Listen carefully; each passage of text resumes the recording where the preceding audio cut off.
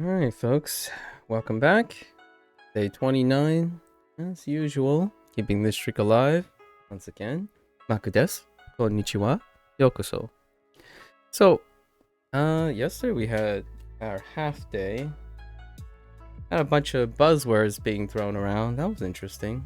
It kind of led me to an evening of exploration of what the current gist of all these buzzwords are. Had some interesting reads. Things like, I was a bit baffled by the terminology of the solar system language learning model, among other things, just to see what the current trends are in using these, let's say, extravagant, sensational titles for specific learning methods. We'll see if we have the opportunity to share what I've dug up here and there on a superficial level, right? Nothing too in depth. Naturally, it was a bit superficial since I wasn't aware that a lot of the techniques that I've introduced to myself, for myself, and have tested myself, ended up being lumped together in some sort of terminological, like categorical, generic, fruity language. So we'll see if I have the opportunity to elaborate on that later. So in terms of yesterday, we did learn a few things, I think. It was a half day. The half day's vocab is kind of slim, so let's not stick to kana this time. Or I could, there is a chance I can evoke kana from English context. So let's see. Let's try to, walk through the room, do our little total recall session in the beginning. So we have, I think we have kais, like kai, like nikai. So we had first floor and second floor. And I said nikai, second floor. I don't have the associated kana yet for underground level. I was introduced yesterday.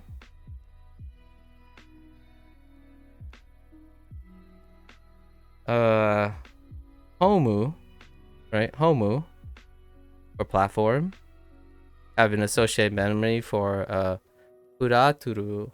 I think it was like puraturu form. Homu, puratura, maybe puratura homu, just to give me that idea of where it came from, which the katakana came from English. Interestingly enough, I thought that was a very invigorating, nice fun fact right there. Oh, there were a lot of fun facts yesterday.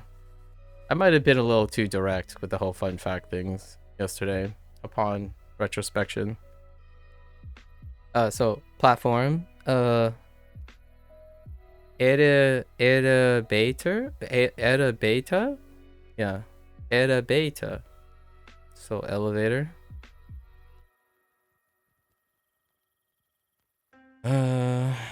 That one I could see the kana first. What other kanas can I see? Right, I remember this one. Atearai? Yeah. Restroom. Atearai.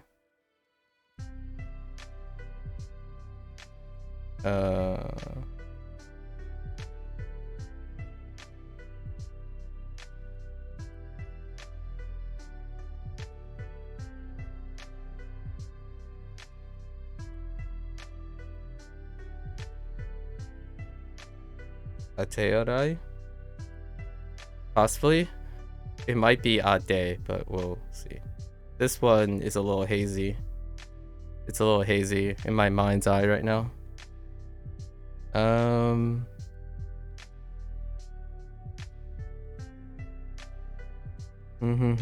Walk through. We used a lot of the arimasen and arimasu, right? Have or have not on a specific room, on a specific floor. Oh, we got some super cognates like ATM or ATM, right? Or actually, did they get ATM? Yeah, they got ATM instead of ATM. ATM.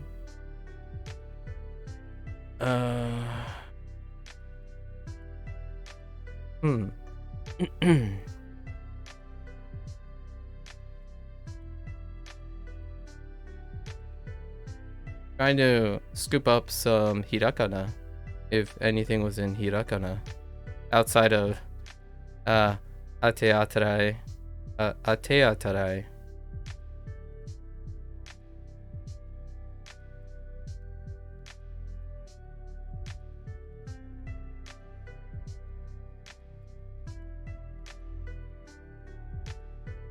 There is another vocab from a different day, and I don't quite remember the.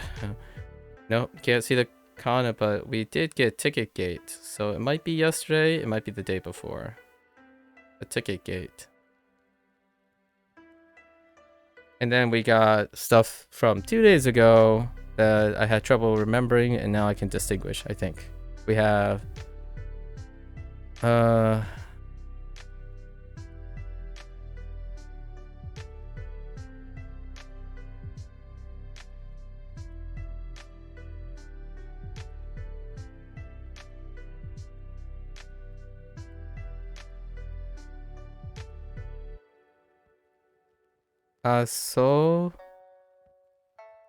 asobimasu.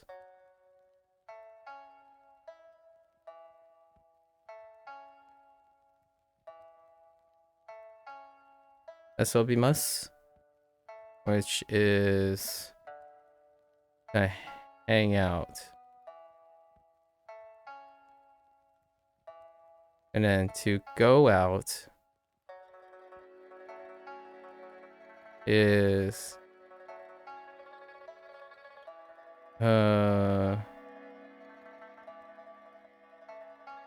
kake, something kake. Okake.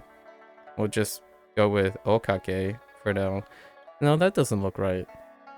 If I imagine... Oh, wait.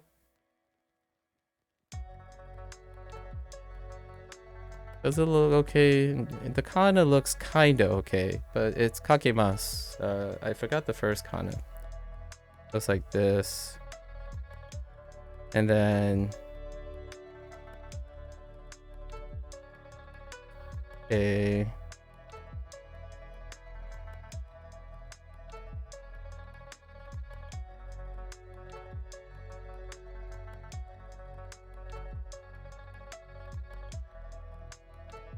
Right. And this is hazy right now. We'll keep to those, and then let's do somewhere on the right here, and let's just remind ourselves of the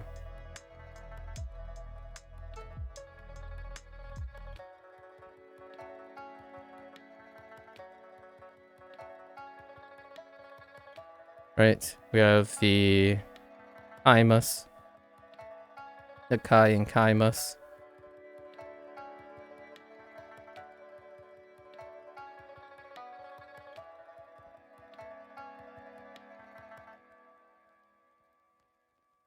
Right, kaimas, and then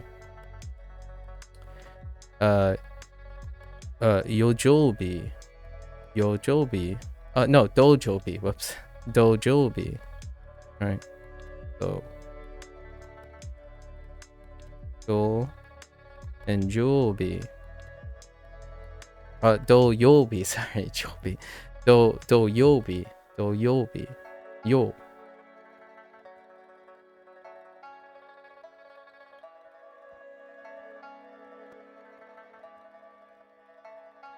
Oops. Stroke order. Messed up stroke order. And then this should be higher. So let's try that again.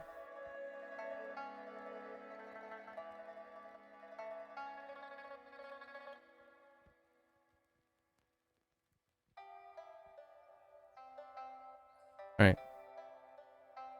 Do-yobi. and then B.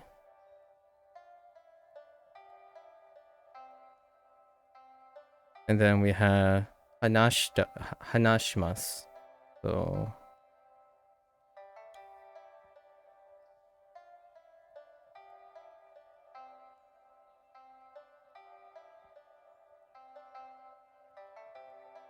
right, hana, and then she.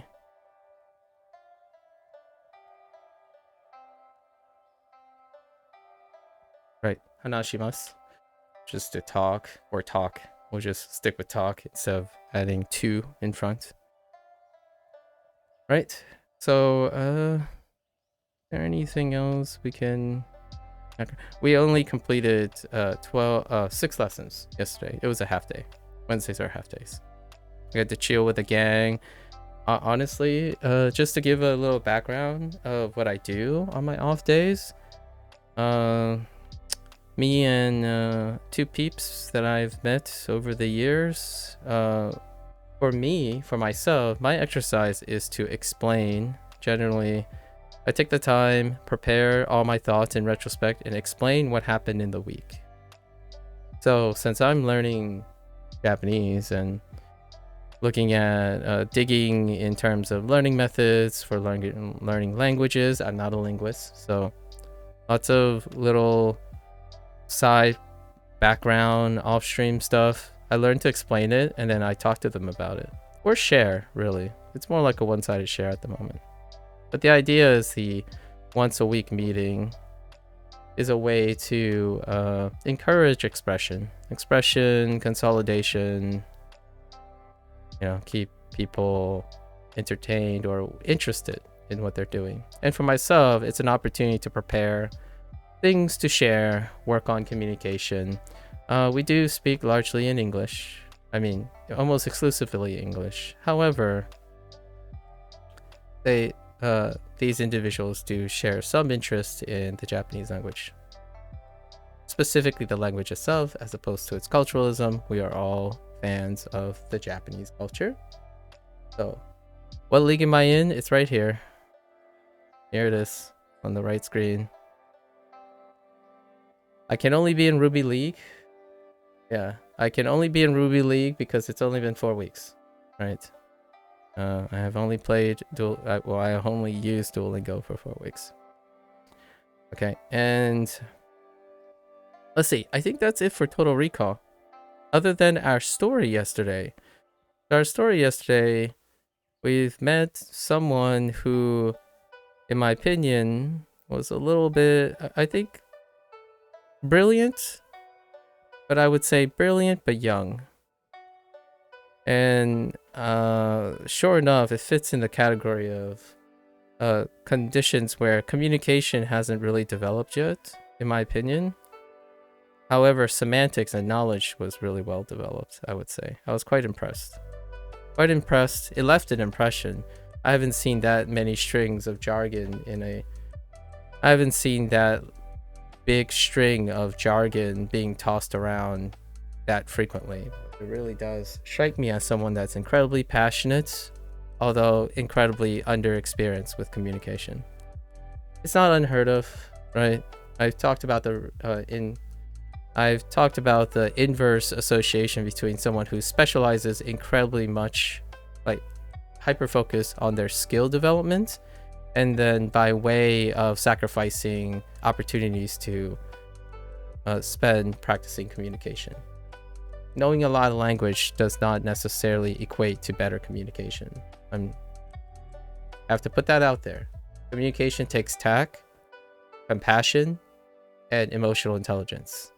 A command of the language does not improve your rate of your essential skills for charisma. Like, for example, establishing rapport before offering someone advice. That's kind of like Decorum 101. I believe that's almost universal in their own culturally specific way. But rapport must be established. So that was not the case. Anyways, how many XP I have? No, Joe? Let's find out. 4,290. No, Joe.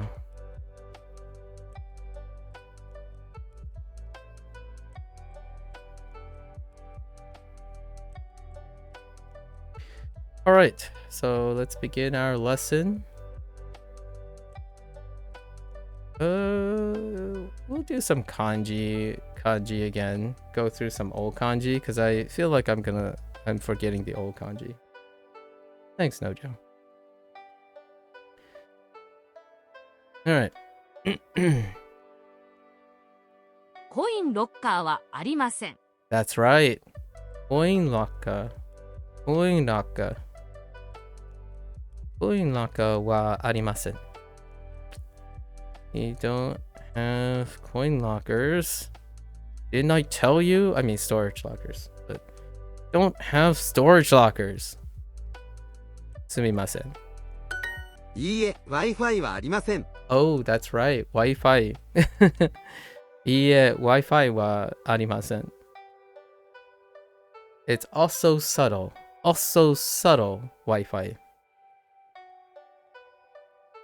Yesterday I had a blast looking at homographs, however you want to pronounce it. So homographs, homophones, and homonyms, and that was interesting. Specifically for the English language, because of my company, my present company, and there were some really excellent ones that it's pretty astounding how often I compensate for their differences. Like, for example, it was sparked by this conversation. Oh, we got to talk about this just a little bit. It was a really fun discussion because it was sparked by the way I pronounce walk. So walk, just long story short, walk. Apparently in my colloquial for these two people, these two are homophones, right? And it's agreed, actually. Dictionary suggest, like all their usual thing, they are all intents and purposes homophones. So walk and walk, walk and walk. So if you're listening to me, I don't think these are homophones, but that's because I'm possibly just compensating or something. But I differentiate walk and walk quite substantially. But I think it's commonly accepted that these are homophones. So you can say walk and walk or walk and walk. However, for myself, they are very different. As in, I don't consciously try to make them different in a sense. When I pull these words up, walk and walk. And when I got the two of them and like when I hear other samples, you can actually discern between these two. Colloquially. So you can find examples of where people say walk and walk. So these are a really fun one, but they're still considered homophones. Meaning sounds the same, right? Sounds the same, but spelled differently and possibly have different meaning, right? So that sparked into so many other things. Like I was genuinely interested in where my depth of English homographs, homophones, and homonyms are, specifically homonyms. And there were some good ones, so I can't wait to break some of those out. There were ones that were really usage interesting too. Like a common one that's right off my tip of my tongue right now is the idea of illusion, illusion, and delusion. I absolutely love language.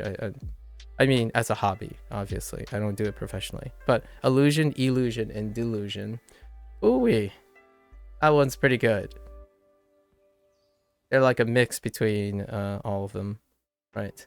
But these would loosely, in the loosest sense, be homonym groups. Illusion, and delusion. Or, oh, there was one where they are homophones. However, just like walk and walk, or I think the reason why this is related to Japanese is I imagine if my like the people that I've been conversing with for a while, it would be like night and day when they hear me say walk and walk. The walk and walk is very different the way I say it. But it wasn't because I knew they were homophones. it's largely because what I see is how I pronounce them. And interestingly enough, I got the two peeps to say this, and inconsistently, they would pronounce these either different or the same. So it's not like a colloquial native English speaker would inherently and consciously think they are pronounced the same. It's actually quite inconsistent. So that's kind of funny. It's a fun little thing that came up serendipitously to talk about homophones. And I start to question how many other homophones that I have as a native English speaker that actually do differentiate. One is, oh, here's one. Just as a little thing. So wave and wave. So wave, wave. Wave, wave. So if you take a Japanese principle of mora, right? Wave is longer and wave is shorter. For all intents and purposes, though, these two are homophones, if not homonyms in general. So if you're using the loosest definition of homonyms, right? Homonyms have been loose to the point that they're inclusive of homophones and homographs. So I'll just use them in that manner. So wave, wave, wave, wave. So I do differentiate between these two. However, English doesn't take into account things like mora and pitch accent as a classification, in my opinion. So weirdly enough, I would be very fascinated in hearing more. Now I'm like perusing through Japanese English language because of my learning of Japanese. Now I'm perusing through American English speakers and seeing if there is a mora and pitch accent difference in our homophones. So like whole and whole. So I actually, for whole and whole, I do the same thing. Whole is shorter. Whole is longer.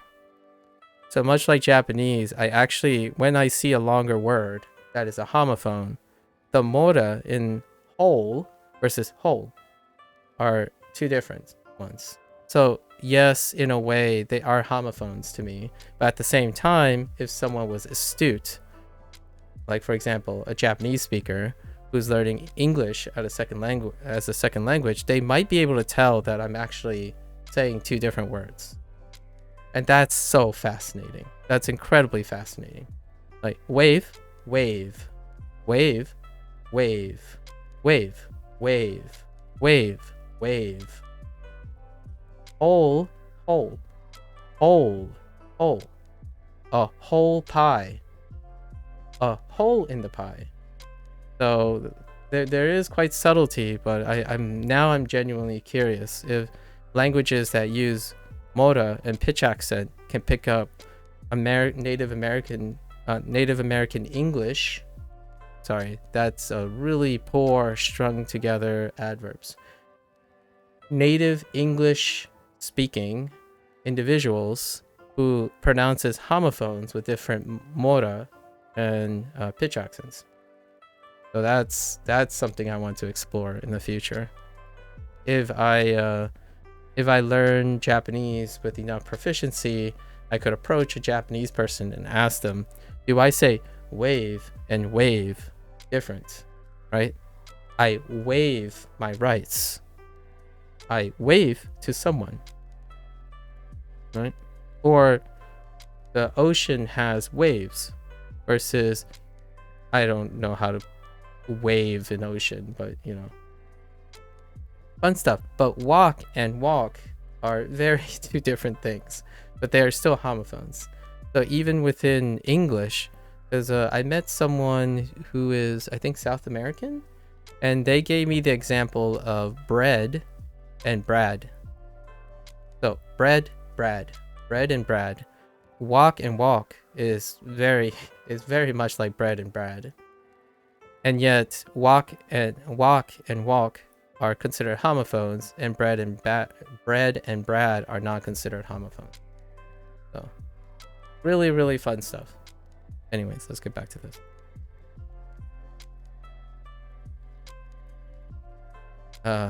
いいえ、Wi-Fi はありません。いいえ、Wi-Fi はありません。No, we don't have Wi-Fi. ホームは1階です。 Homu, yeah, so we covered Homu. Homu wa, oh, it's, oh no, this is Ikai. Is that the Ikai. first? Okay, so it's Ikai and then Nikai. So instead of Ichi, right? So Ikai, and then we had Nikai, which I remembered. That's the association. Fine. So Homu wa Ikai desu. Okay, the Homu, the platforms are verb agreement, helping verb agreement. That's where the previous mistake from yesterday. I use is because I suppose you would use the word conjugate here. I didn't conjugate the helping verb properly. The platforms are on the first floor. Homu wa 1階です。Homu wa 1階です。Oh, right. Transfer. Norikai. Norikai. Norikai. Norikai. 乗り換え Yeah. 地図も1階です。Chizumo 1階です。The map is on the first floor. The map is also on the first floor.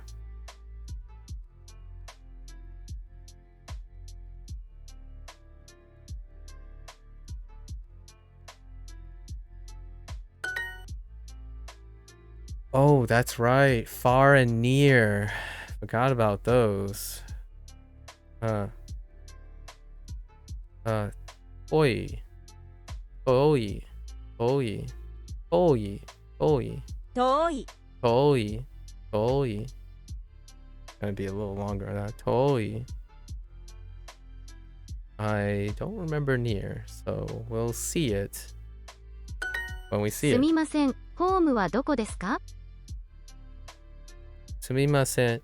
Homu wa doko desu ka? すみません、ホームはどこですか？すみません、ホームはどこですか？ Sumimasen. Homu wa doko desu ka? There's the ticket gate. Kaisatsu. Kaisatsu. 改札 Yeah, kaisatsu. You can see the kana by association and reading and hearing, but it does take me a while to recall, right? Recall through writing. Usually, speaking comes third. So seeing and hearing is a cake, right? That's our foundation. Seeing and hearing, and then speaking and writing can go either way. If it's kanji, it's writing first. Because of the way Duolingo is set up, how I expose myself to writing first as the repetitious encoding, and then generally visibly seeing the kana helps me speak it. So if I've forgotten the word, right? If I've forgotten how it sounds, I can combine how parts of the stuff that it sounded out, and visualize parts of the kana to retrieve the speaking, right? Otherwise, I just default and read the kana at this point. We've pretty much solidified quite a bit. I would say 80 to 90% accuracy, with there's still quite some latency on reading kana and then putting it together, but we can at least read kana, all of the kana. Anyways, kaisatsu.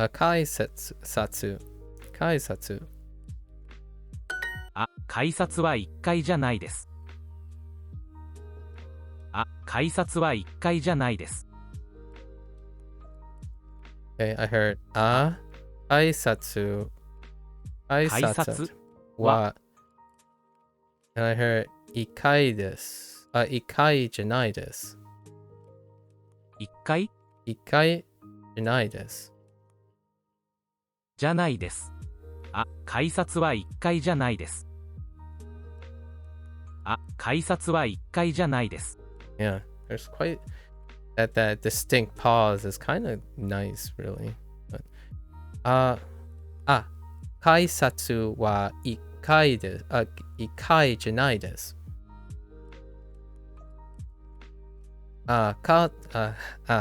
Kaisatsu wa ikai janai desu. Right. Over there. Oh, right. I totally forgot about asoko. あそこ。 Right? So it comes when I see the phrase and then see the kana, it's like very, very, very, very reliable. 改札はあそこですか？kaisatsu wa wait.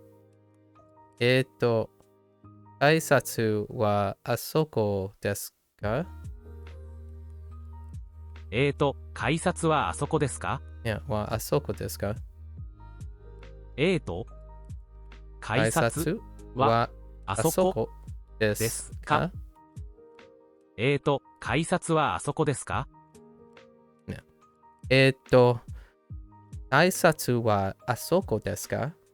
I guess my cadence now is I don't really want to speak that quickly. I kind of like doing a steady beat more, like not pigeonhole myself into pausing. So I think my speed would be somewhere around kaisatsu wa asoko desu ka? Maybe something around that speed at the moment. I could push it, but there are definitely certain phrases and stuff like shichiji that I need to slow down. Right, and then there's a lot of static shutting. Not sure if that's the greatest to do in a microphone. ホームは地下です。 Homu wa chika desu. Chika? What is chika? Chika is... Oh. That underground? Okay, this one might be... Okay, we'll find out soon enough. ホームは地下です。 I think that's underground. Homu ホームは wa 地 chika 下です。 desu. ホームは地下です。 Homu wa chika desu. Yeah, it's underground. Yeah, chika. Okay. Still got it. It's fine. Fine. I feel like there's one more level. There might be one more level or one more like area. Okay. Alright, let's go do some kanji. This time let's go from up to up, down to up, right? Down to up. Nakayama. 中山 Nakayama. Let's review. Let's do a potpourri of all the kanji. 田中田中 田中 So we're doing the naka. 中山 The reason there are two is Nakayama. because it's the same kanji for Nakayama and Tanaka. Right. Okay, we got Nakayama again. But this time it could be Yama.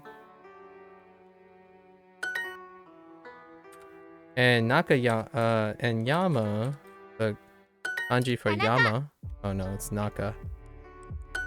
田中 We also have Yamaguchi. 田中 Yamaguchi. 田中中山中山田中 Oh, let's see if we can get Yama. Anaka. 田中 Perhaps we get the first kanji? 田中 Yeah. Which we're used to this stroke order now. More or less. 田中田中田中田中田中田中田中 Alright, we remember Yama and then Ichini-san. So let's go and try Nihon. 日本 Okay. We have Nihon. 日本 What are we getting? The hon, which also means book. 日本 It is also introduced as book 日本 in a later 日本 unit. 日本日本日本日本日本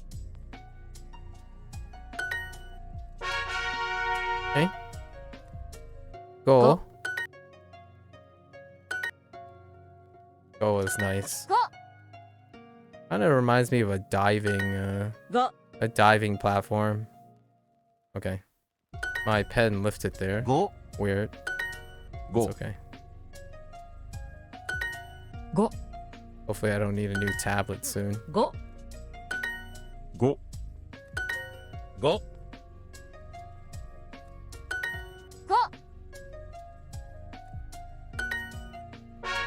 Okay. What else can we get? It's Nihon 日 again. 本 Nihon. Nihon. Okay. 日本 Oh, it's the first kanji.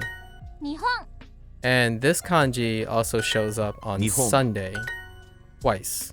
日本 Nichi Nihon. Nichiyobi.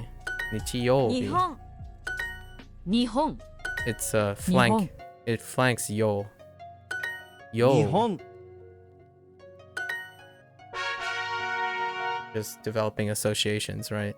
And then nana. 7 So nana has another special relationship with the introduction of ji, and it becomes shiji as opposed to nana-ji, right? 7 So instead of nana-ji, 7 it's shichiji, 7 but it's introduced Nana. here first as Nana. nana, the number for Nana. 7, instead of 7 o'clock, 7 which is shichiji. Then what else we have? Oh, 日本 Nihon again. I was kind of hoping for like aha or chichi. I could talk about them in my memory banks, right? Little stories, little associations that enriches my memory on them. Again, it's the Nihon. hon, which also means book. 日本日本日本日本日本日本 One of the pseudo strategies for increasing the Nihon. rate of immersion when you're learning something is to use associations to constantly defer back to a prior experience within the context of the skill you're learning, right? So Tokyo, Tokyo, 東京 right? So, 東京 and this is so about this kanji is the kanji that is not in common with Tokyo and Kyoto, right? So 東京 this is Tokyo. unique to Tokyo so far. 東京 We haven't seen something too Tokyo. similar to this. 東京東京 So no increased associations yet. This is a unique thing for myself Tokyo. in my current memory banks too. Tokyo. Right. And then we have haha, or sorry, yeah, haha, 母 and which is my mom. right? Specifically, one's mother. 母 Nothing. This one is just unique. So far we have not had anything quite as 母 elaborate as this one. 母 There's several inflection points, several Haha. curves. 母 Makes 母 it look. I mean, it kind of looks like a very stylized window pane, 母 just very aesthetically pleasing to me in some way. Haha again, Haha. sure.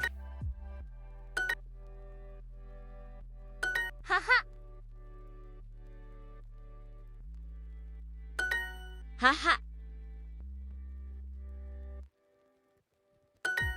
母 母 Hello 母 there, H1. Hello. How are you Haha. today? Genki desu ka? 母 母母母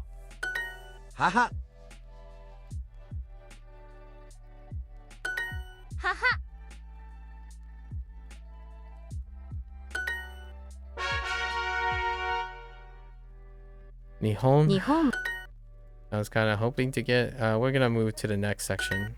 I just took a little gander. I think we remember all Nihon. the other kanji as well. So, and then this is Nihon. the ni once again in Nihon. Nihon.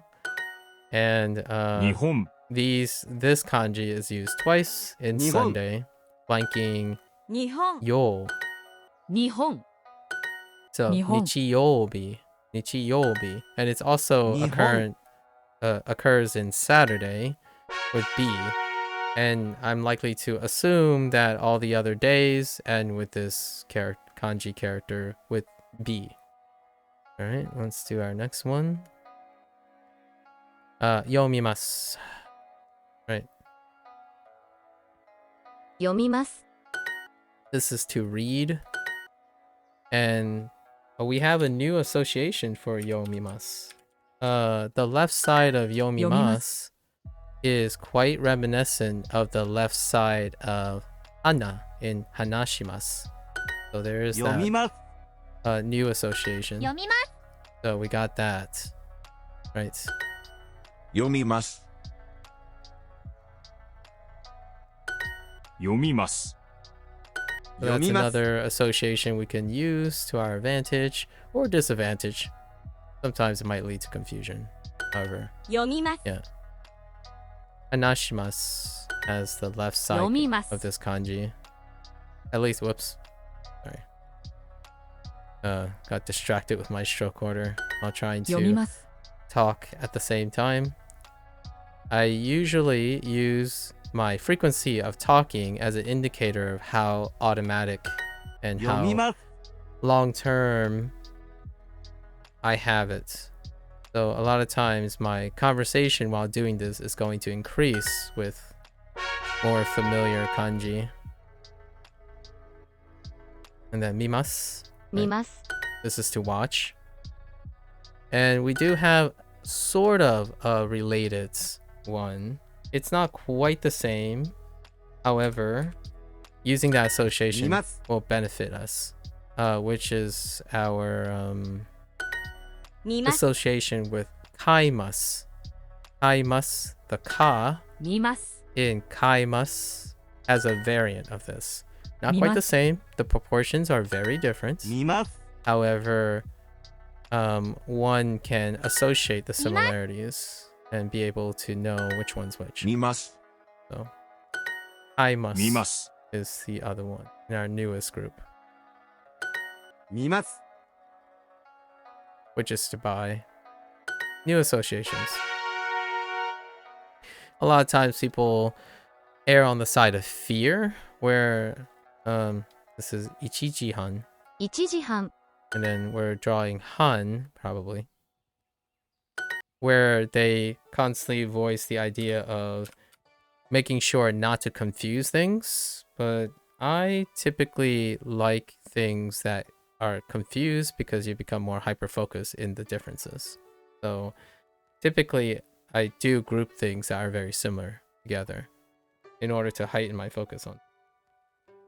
in contrast to what many others would do. They would try to distinguish between them by compartmentalizing them. Like, oh, be careful not to confuse them. I'm like, well, I'm gonna associate them because that works to my advantage. 1時半 It's a technique that I practice all the time, so 1時半 it might seem counterintuitive for 1時半 those who are afraid of confusing nuances. 1時半 I kind of run towards nuances. Okay. Can we get G? No, we do not get G yet. Mimasu. Okay. 見ます 見ます 見ます見ます There is a threshold though. 見ます The similar they are, it's a lot easier to find the subtlety versus if it's just different enough, but also like in the middle, then 見ます we get to a territory we have to decide, do we focus on the differences or the similarities as a way to leap off on the association in our memory. At least I make that decision at some point. So let's move on to the next one. For clothing, we have like this is oki. 大きい Oki. Big. 大きい 大きい Pretty standard, right? 大きい大きい大きい大きい大きい大きい Okay. Still got more time. Keep going. Mizu, 水 water. 水水水水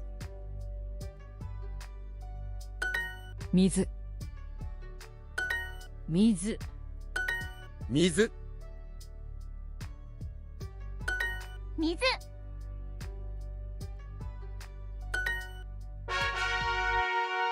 Got some time. What do we got? Atarashi, right? Atarashi, 新しい which is new. Okay. Atarashi. 新しい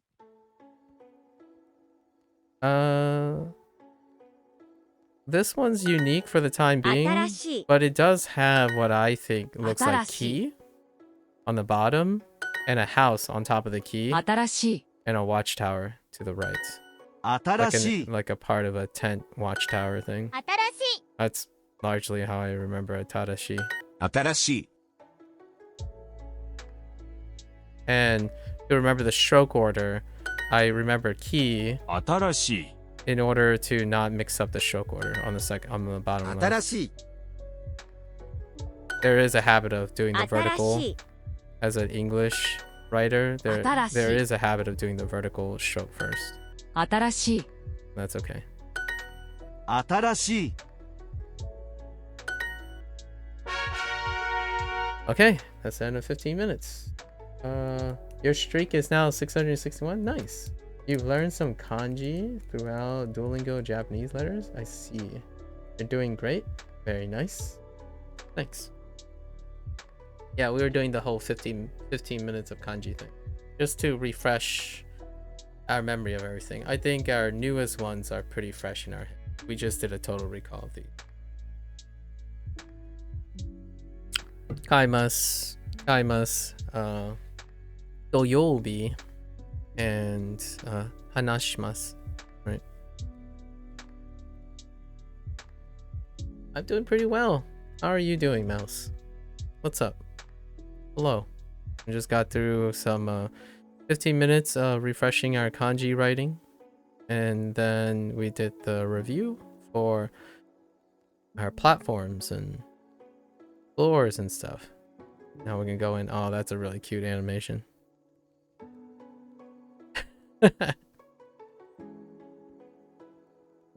Wait. Wow, that's a lot. I mean, I don't know if you guys jump rope before, but that is an incredible hang time. I think if you're locking your knees, I think I could probably get 5 revolutions, but whew, what is that? Like 6, 7? Hold up. Yeah, like 6 or 7. Pretty impressive. Well, for a big guy, you know? If you lock your knees and try to do the jump rope, 6, 7 revolutions is pretty intense. Quite above average. I consider myself more of an average jump roper. Alright. You're thinking about yesterday's chat? I definitely could have used a better choice of words. A little immature on your part. I like to say you're 16, so I actually thought it was pretty impressive. Yeah, aggressive enthusiasm is probably what I would say. I actually find aggressive enthusiasm incredibly endearing. Now, I also was a little too direct, so it's nice to think that I think, to your credit, you were mature enough to not like throw it back at my face. Because taking into account the age, right, your age group, being that direct can lead to an emotional response. Although I do like observing kids who have, like, younger people with aggressive enthusiasm. I just don't really say much most of the time. But in this very specific case, like yesterday's, it was kind of thrilling. It was a bit thrilling. Yeah.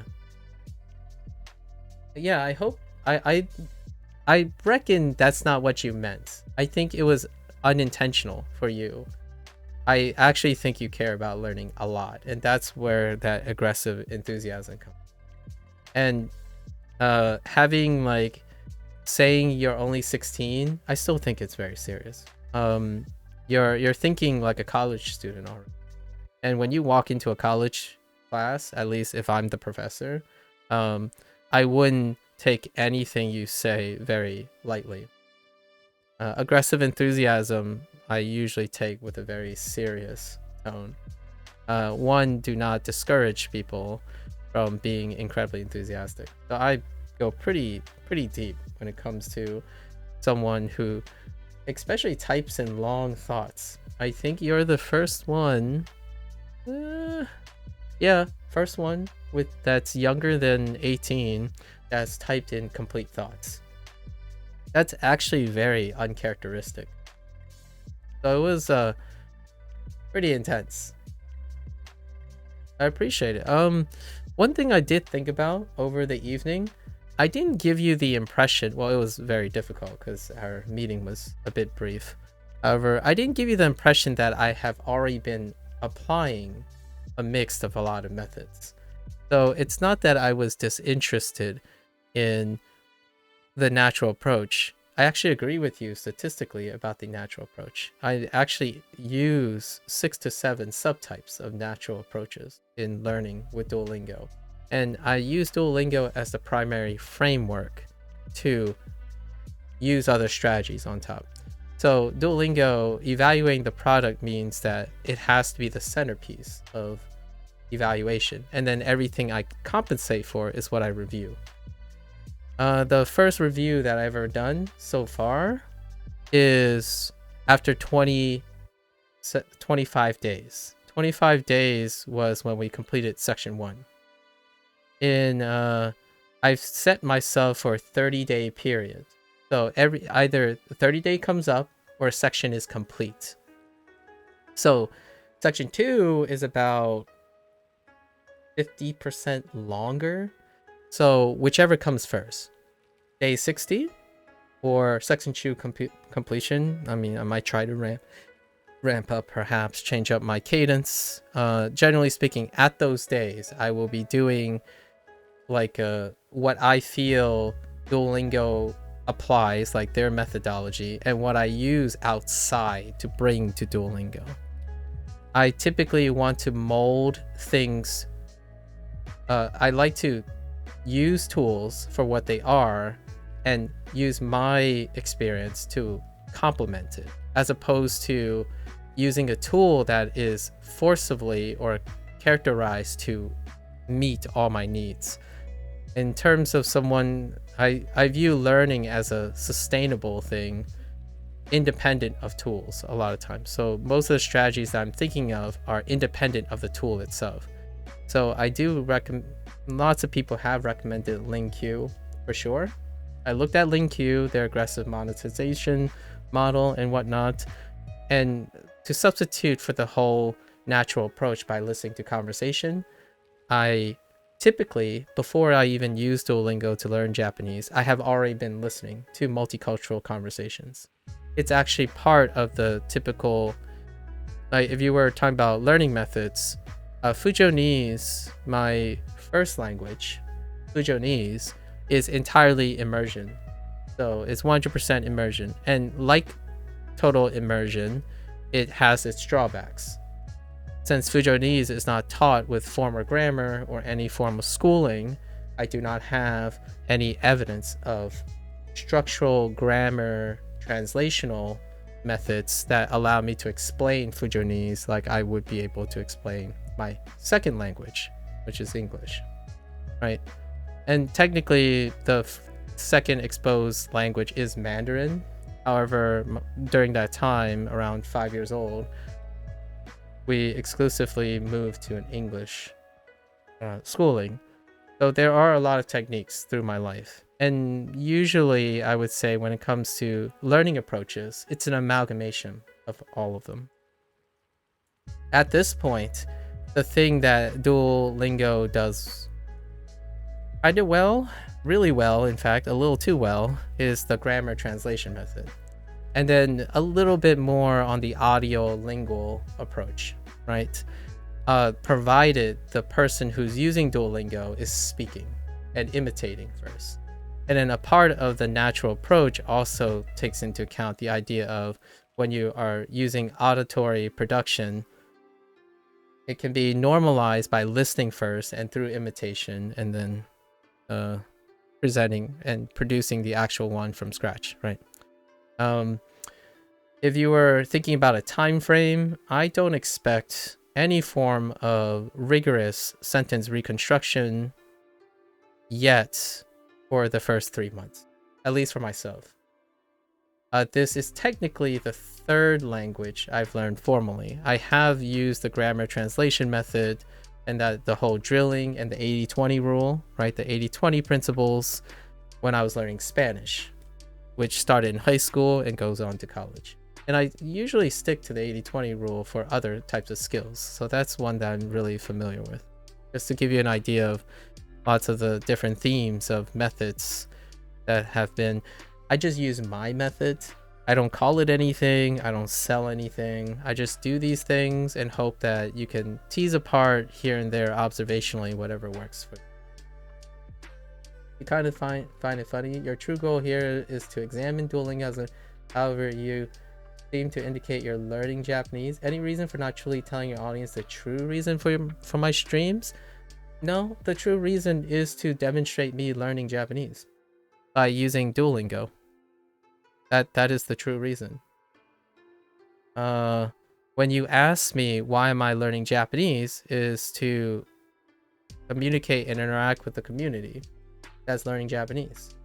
When you say Fujonese, I don't know if I spelled that right. That's fine. Yeah, that is correct. It's my first language through immersion. Yeah. Do you mean that just as a general first language, as an infant exposed and is immersed to which generally considered? Yes, that is it. So to this day, I still speak to my parents in Fujonese. Its comprehension level is to the point where I do not, you have your Freudian slips, right? If I start speaking Fujonese, I will start using interjections and stuff in Fujonese until I decide if I can. So English and Fujonese are interchangeable to my parents. You get to that habit of interchanging all the time out of convenience. So like, for example, 我先驚我個 comment got giant. That's giant is an English word, but giant happens to be the name of our local grocery store. So 你明年有冇 call hospital? Ireng. Ireng is the hospital, but from time to time, they know what the word hospital is. So me and my parents communicate just through immersion. So my parents have picked up English because my sister and I almost exclusively speak English to one another. However, we generally compensate by speaking Fujonese.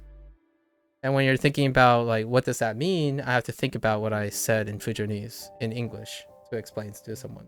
So constructively, when you're in a total immersion, it comes as a feeling and a naturalness, as opposed to being able to explain it explicitly. Do I have any specific term for this? Kind of like how I speak Spanglish with my mom. Would you call this? Yes, I would call it the glish. Yes, I would call it the glish. I tell people all the time, as a multicultural person, I actually promote that idea. It's not to the consternation. I don't want to throw disrespect to people that are monocultural, right? And I'm not talking about monolingual versus multilingual, but monocultural perspectives on language versus multicultural. I inherently believe it's incredibly endearing when people are fluent in multiple languages and they blend back and forth because it's a part of their like rigor. They don't necessarily think of it too often. Like honestly, I say Dios míos sometimes. Like out of nowhere, I just say Dios míos. So from time to time, it just comes and goes, and there's some richness to that.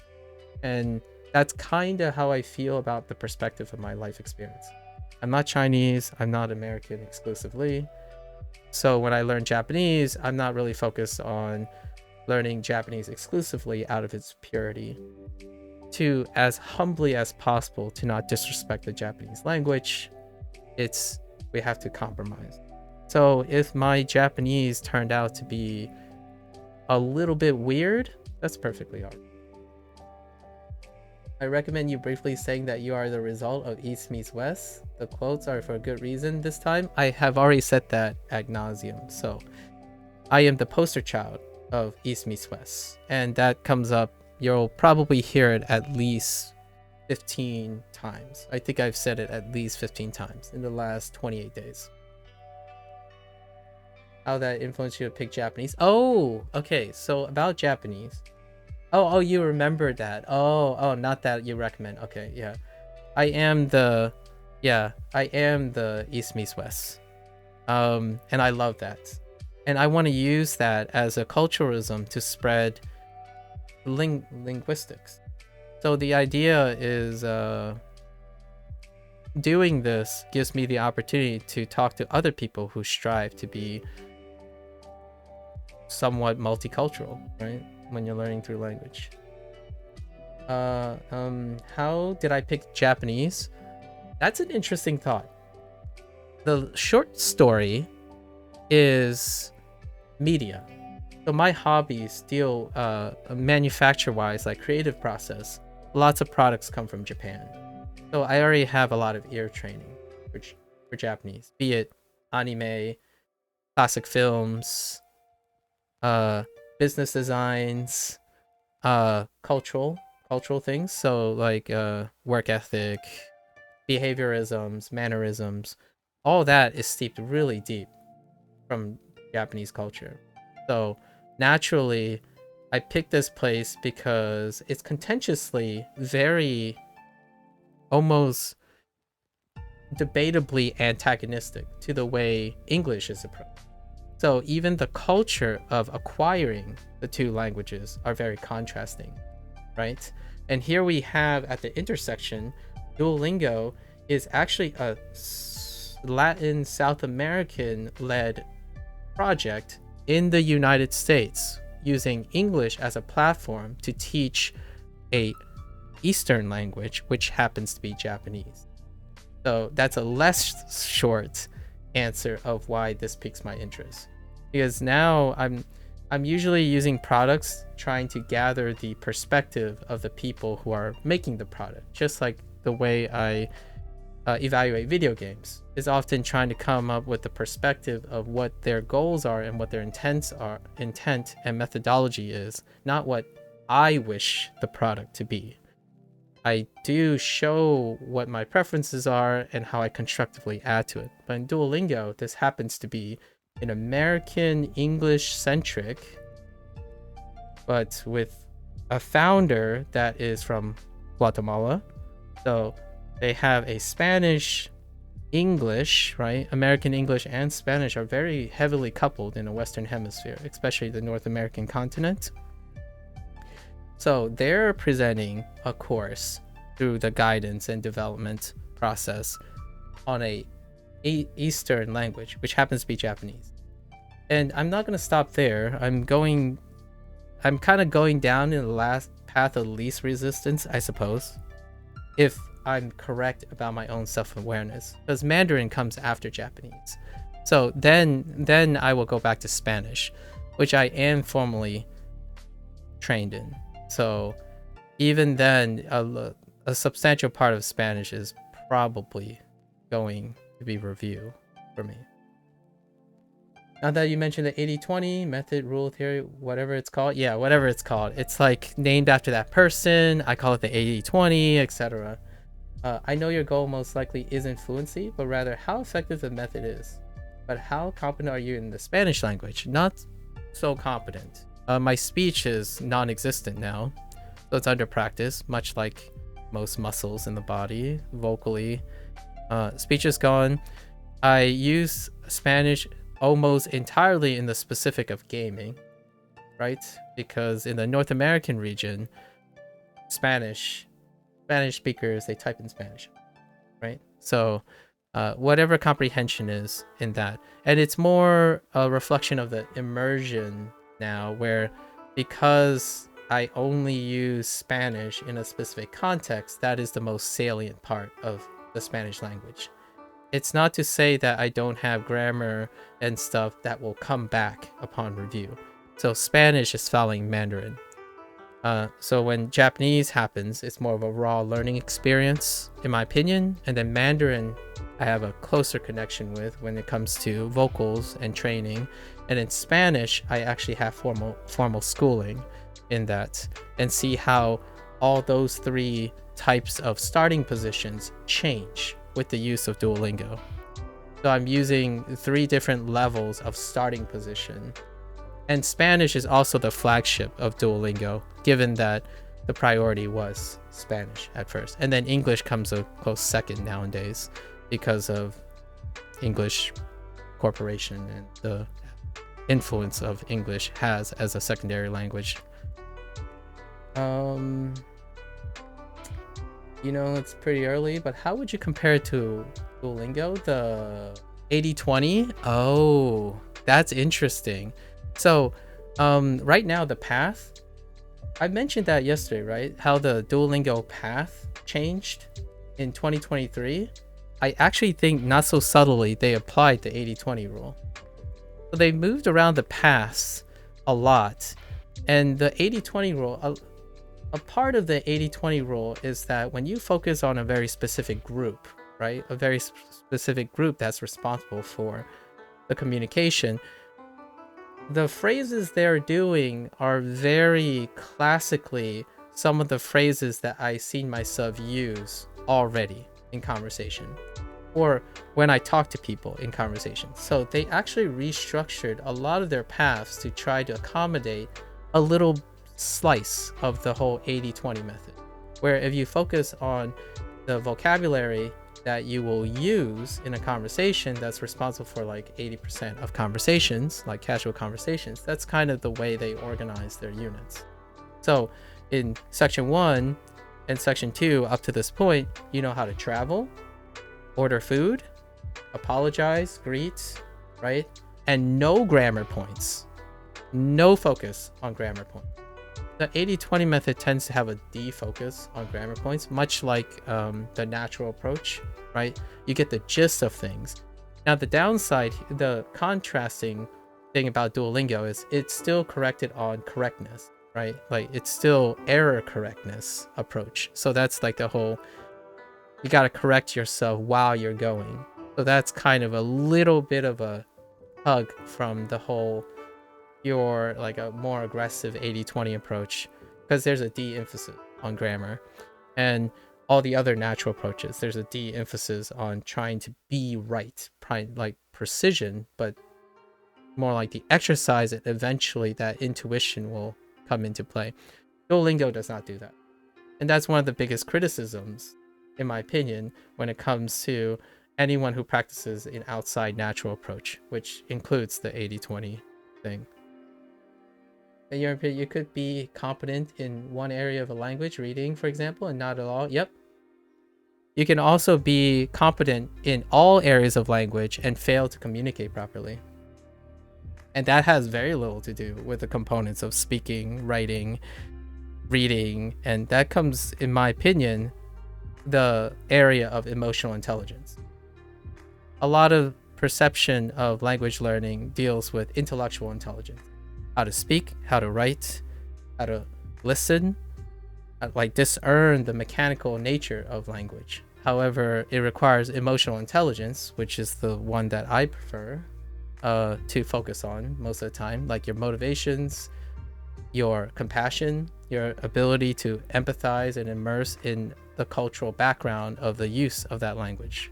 That's usually where I like to focus on, because yeah, I would say a lot of people have their own take on listening, reading, hearing, and speaking.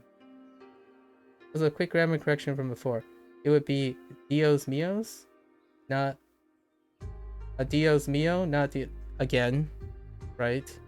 And Dios is singular, not plural, although just so you know, that is not a natural approach. But all right, I'll take it. But actually, that is intentional. I did add the S intentionally, but you are not reading deep enough for why I say Dios mío. So a little bit about that later, but yes, Dios mío, sure.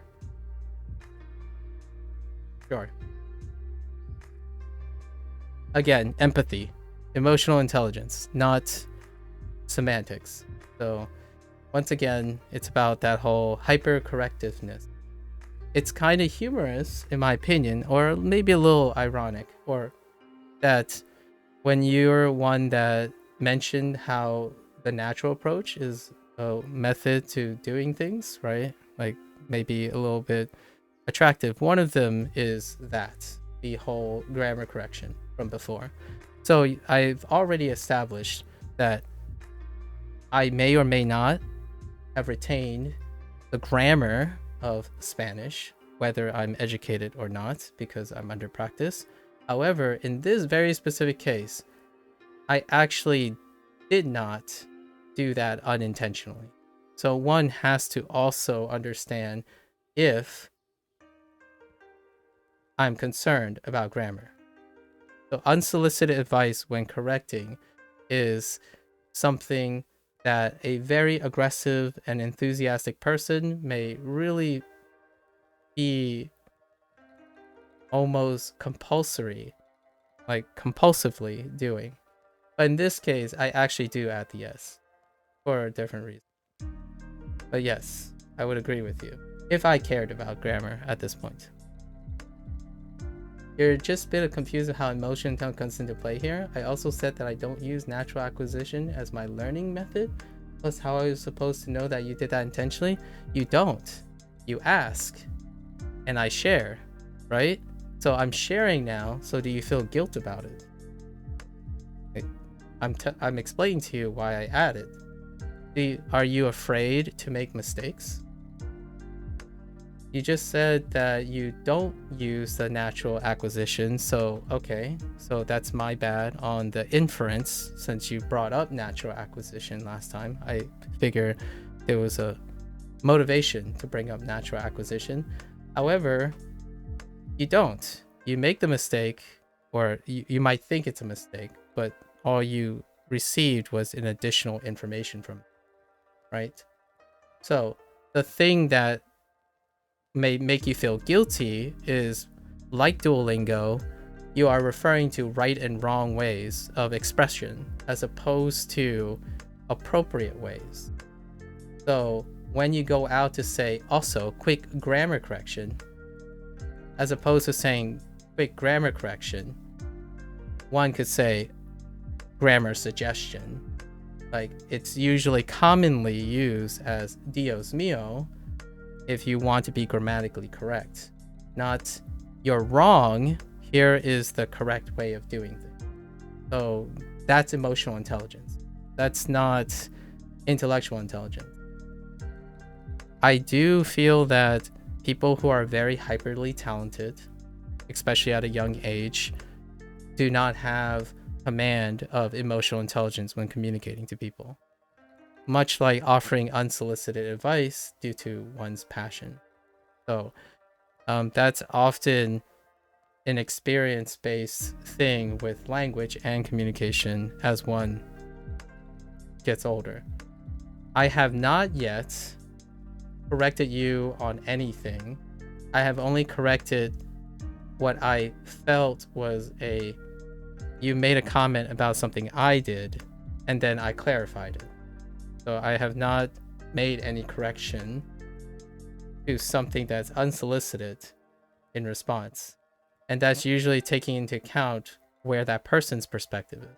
So like yesterday's conversation, my first inquiry is I wanted to ask you, what was your experience with Duolingo? And how do you use it or not use it right now? That's establishing emotional intelligence before offering advice. It's not necessarily bad or good. It's one of the normalized behaviors that I encounter as a streamer. So generally speaking, the older someone gets, the more experience they have, they tend to have enough experiences to intuit emotional intelligence. One, as in, instead of being afraid of making mistakes or thinking about things being wrong and right and how I'm supposed to know all these things, you don't know all these things. And that's kind of the natural ability to form communication to not make one feel guilty. At least I'm not trying to make you feel guilty of anything. This is just the natural part of communication. You're not afraid to make mistakes. I talk to people all the time in the languages. I'm learning and make mistakes all the time. You are only learning to, in my opinion, humbly so, you are only accepting those mistakes of which you aren't feeling guilty about. So when you ask the question, how am I supposed to know that you did that intentionally? You don't. But why are you asking that question if you're not worried about making mistakes? You don't. You don't worry about whether you know if I intentionally did it or not. The idea is you wait for my response. However, you made it so that it's about being right, as opposed to being sharing.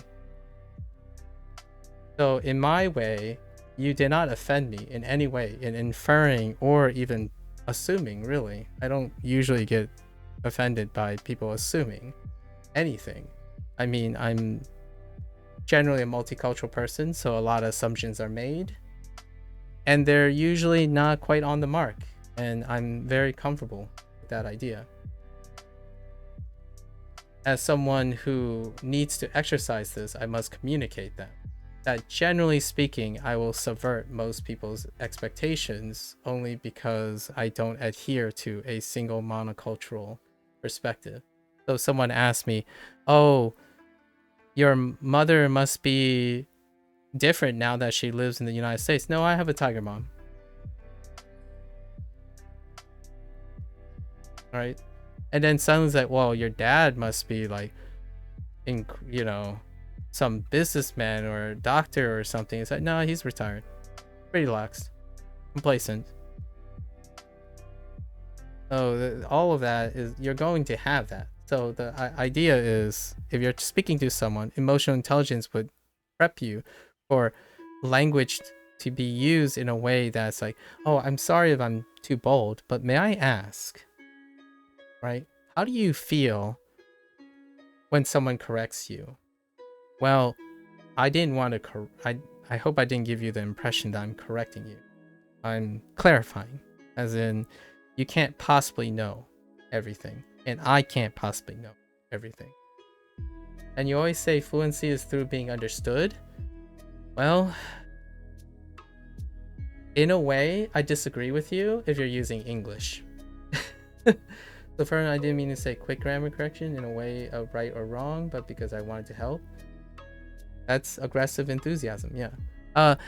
I used a different phrasing that was a little bit direct. I call it toxic compassionism, and I wanted to normalize that because directness can be viewed a bit as toxic, but toxic comes from an endearing need for compassion, and that compassion is to help, but the compassion can be lacking of emotional intelligence. So what I mean by that is you can be very emotionally intelligent of yourself. Like, your need to want to help in your way is an act of compassion. How you help someone by not understanding what if they want help or need help or their perspective is empathy, right? And that's another branch of emotional intelligence. So when you go out and say, I only want to help, I would say, depending, there's a big dependence. I would give you a coin flip if that person felt like you either intervened unsolicited, or they would be very grateful.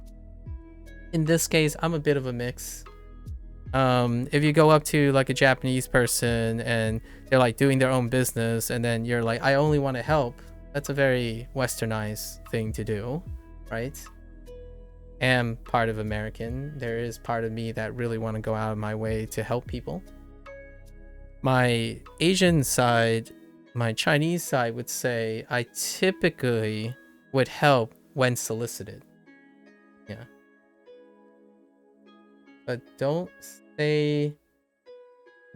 please don't say that I lack general emotional intelligence and that I was trying to say you were wrong and I was right, because I am a major anti-language prescriptivist. I don't believe there's any right way to speak a language. Dialects emerge every day. It's just in the case of learning language, most people want to, for a lack of a better term, professional linguistic registers.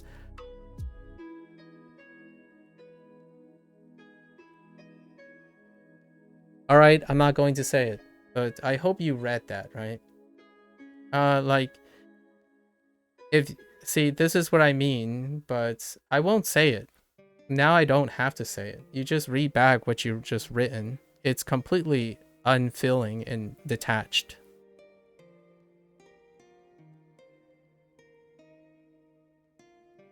I don't prescribe to people who take one side or the other. So being an anti-language prescriptist, I don't mind people who like to be monolingual. If I'm anti anything, I wouldn't be able to exercise emotional intelligence to meet them halfway. So in my opinion, I'm not going to go any further with this. You just marked yourself in black and white, in my opinion. And I do believe dialects emerge every day. Your behavior and your way you're speaking would suggest something you are not, is my confusion here. You speak and claim to be something, yet you talk to me and explain things in a different manner. So if fluency is your goal in the way in understanding, let's go back to that point earlier about fluency is about always being able to convey something. I'm going to say a yes and a no if you're choosing English. We both speak English, probably pretty proficiently, and yet we spend a large majority of time talking about what we're trying to express, right? There are specific languages like English that will naturally lead to misunderstanding. If you look at the statistics for English, you're going to encounter the idea that those who are considered native English speakers are highly and way in the minority. So as an English speaker, I would say fluency is characterized by the ability to resolve misunderstandings, as opposed to always being consistently able to express what they're trying to say. For me right now, if I tossed away language, just toss away the concept of language, you are constantly saying something that I don't believe I'm getting that impression from. Perspectivism is generally something that is frowned upon. Prescriptionism, okay, similar to racism. So painting myself black and white and saying that I am an anti-racist would be saying something that I am not. When you agree that sometimes you do have to do that, sorry for continuing, but I just wanted to understand what you meant by that. So, the answer, in my opinion, is all of the above. So yes, I agree with you, but you don't do that. You legitimately contradict yourself all the time. So what I mean is, first, you talk that you need to do this, right? And I agree with you, you do. And then suddenly, when you say you don't need to do this, you're doing it. And I can't really exercise any particular example. But if you're an anti-racist, for example, I guess you would have to encounter and appreciate racism in order to be anti.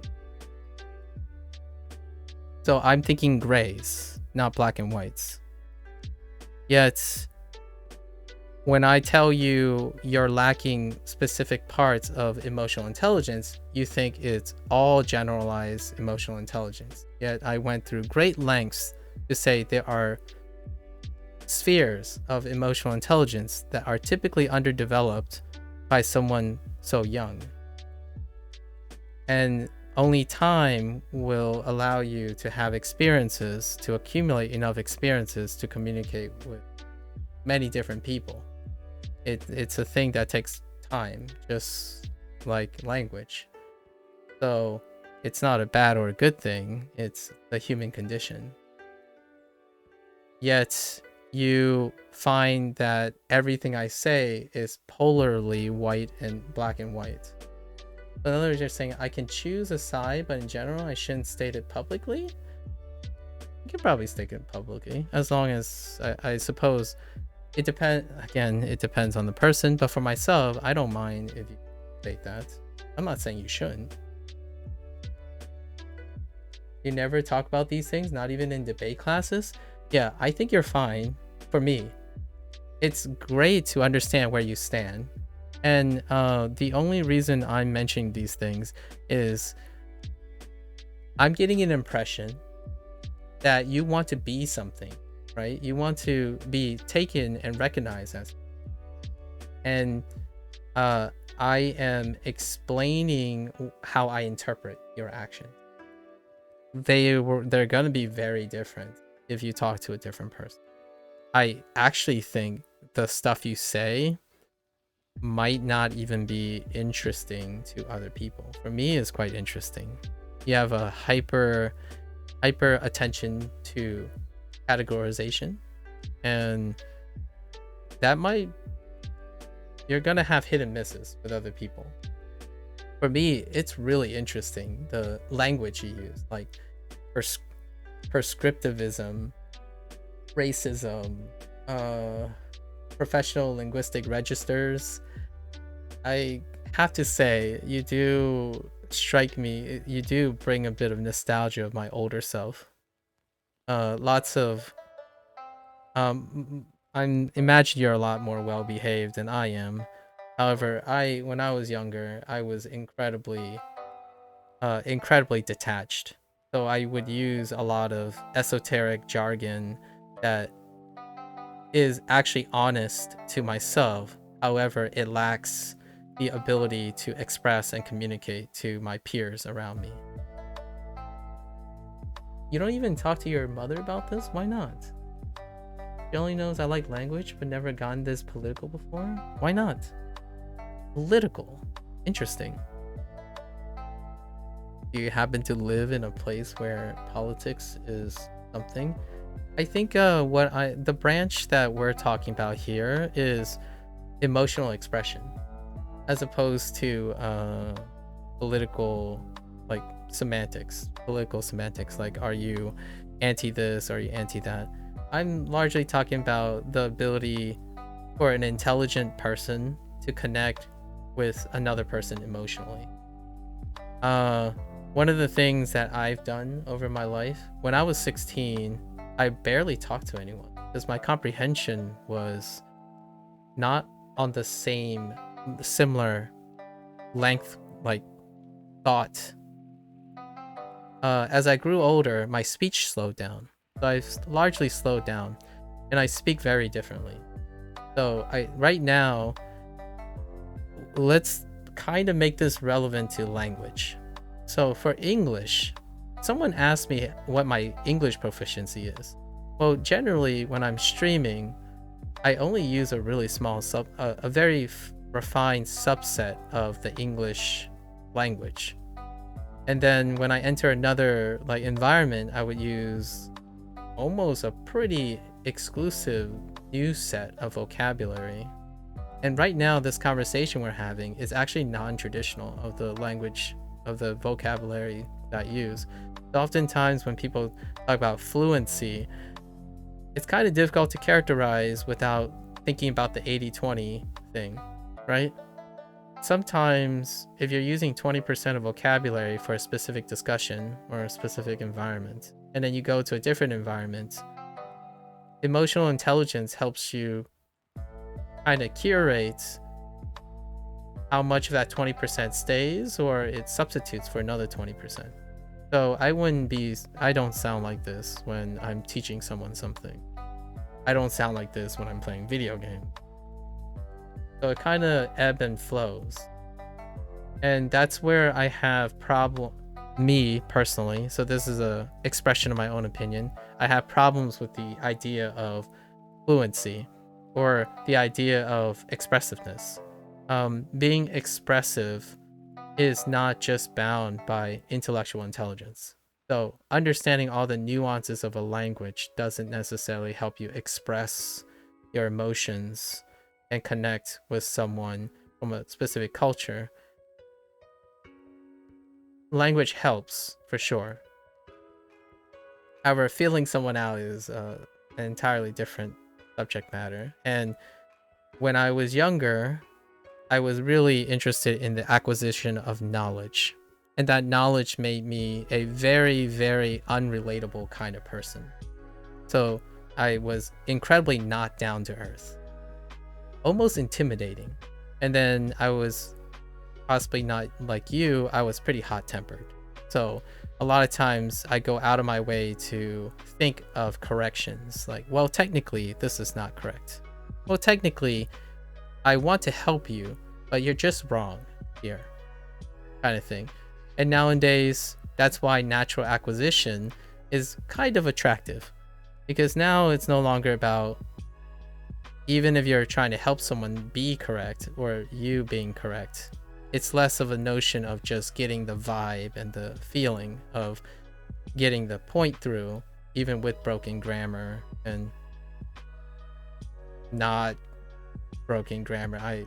It's really irrelevant in terms of the motivation. Well, one could argue it's a mix of both, especially with what we argued about gray areas and such. And here's the thing. I wouldn't use the word argue. I would use the word discuss. To have an argument, my take on arguments would be a lot more aggressive than this. I am not convincing you to change your mind. That's an argument. I do not agree with the use of argument if no one has an agenda to convince each other something. Arguments tend to deal with a lot of gaslighting and persuasive content or persuasive language, and I am not in the habit of convincing you or changing your worldview. This is a discussion where two people share possibly contrasting or similar points of view, but I have no goal of changing the way you think, which is usually what arguments are about. You're trying to rectify or alter someone's perspective. There's no goal of that. Honestly, I completely agree with you. Isn't black and white? Even if you stand on one side of the line, it's inevitable to dip. Yes. Very well said. Dip into the other side because you need to understand both sides in order to dance. Yes. My stance changes as well, right? So in case of language learning, I don't like to get a goal of fluency. I can resonate with that. I can empathize with not desiring to set a goal of fluency. And I'm always comparing myself to the CEFR scale. Call me ignorant. I have no idea what that will ever be. And probably not interested unless someone really has some emotional problems with CEFR.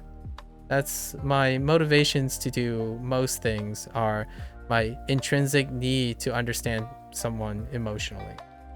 So this definitely changes your way of thinking. I see. Yeah, no intentions of doing like a JPLT for Japanese.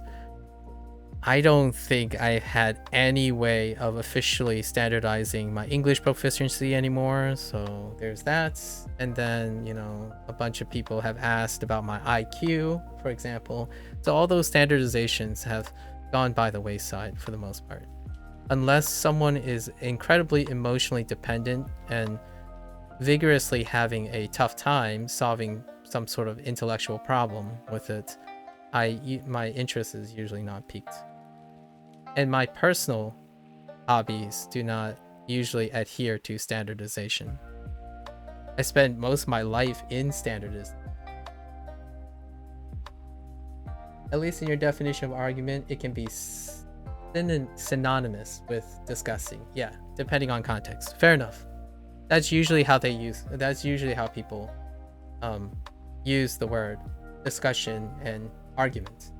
So I will keep that in mind, and then I'd like to share with you that I do distinguish between the two. An argument in my context involves an active need to convince someone else to take your perspective, as opposed to the intellectual mutual sharing of agreeable or disagreeable discussions with no like input of pride or loss of pride or something, right? By the way, I'm almost 100% certain you've heard of that scale just in other terms. That's fine. Natural acquisition, I suppose. I probably heard of it. I agree with you, probably. At the moment, much like when you talked about the solar system things and natural acquisition, when you're throwing jargon around, I don't know, right? It's the difference of how you say something in a word versus expressing it. So at this point, I have no idea what DFR is. Perhaps with details, I might, but I don't think it's germane to our discussion here. I'm a much older and more emotionally inclined kind of person nowadays. When I was younger, I was detached and very intellectually recluse. So, usually that makes you unapproachable, right? People will ask you for help and you will typically offer the help. However, if you look at your expression and foundations, if you're not already expressing your opinions and your stuff to your own parents and maybe your siblings, if you have any siblings, or even close friends in the way that I do with friends online, that's usually how practiced you are. It's an excellent exercise in determining if you actually practice emotional intelligence as much as you think. Last time you didn't want to explain, but how about this time? I'm still a little confused at the idea of emotionalness, but I think I'm learning. I'm not really being so here's one. I'm not really being too emotionally intelligent in our discussion here, right? I'm not I think you resonate a lot more with the being explicit. If I were talking to someone else, I would ask them, how do you feel about Duolingo? And they would say something which is very common that I encounter. Here's an example, an anecdote of this. I would ask them, well, how do you feel about Duolingo? And they would say, well, Duolingo sucks. I wasted 6 months of my time, and now I found out that Anki with a combination of LingQ is very useful. Like, okay. Can you explain to me how you feel that Duolingo failed you, and what did you pick up when using Anki and LingQ that differentiates with Duolingo? And you start with that, then you offer your opinion or advice, right? Because the framework is to be able to understand what the background of that person is before offering help. That's one of the bigger indicators that someone prioritizes. It's a different facet of approach that is very common distinguisher. It's not the only distinguisher, but usually first impressions are very defined by whether someone is interested in the person before offering something versus if they're offering something out of their own need to help someone.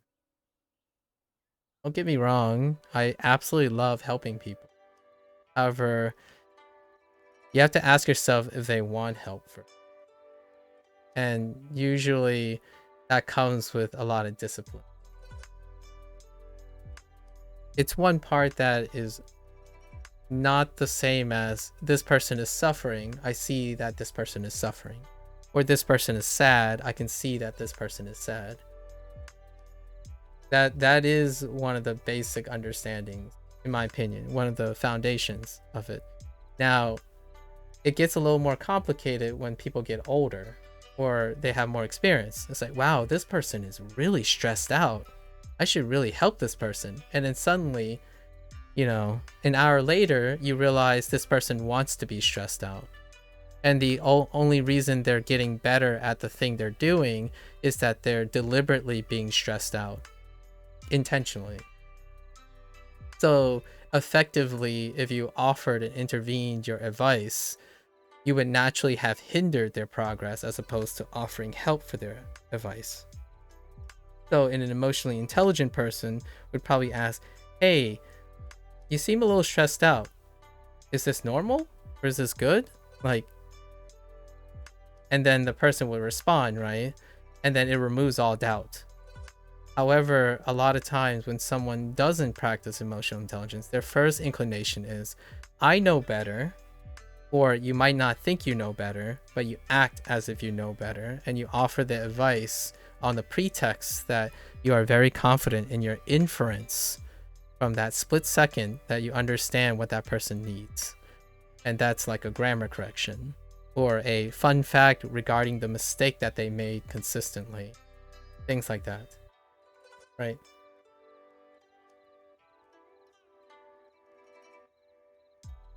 It could be a cultural difference. It could be a cultural difference. And that is responsible for establishing emotional intelligence, for sure.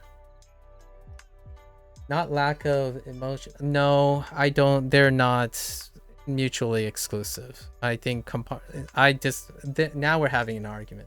I disagree that cultural differences and emotional intelligence are mutually exclusive from each other.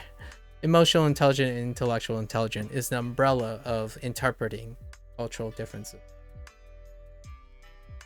Without emotional intelligence, you can't actually, in my opinion, tell there's a cultural difference.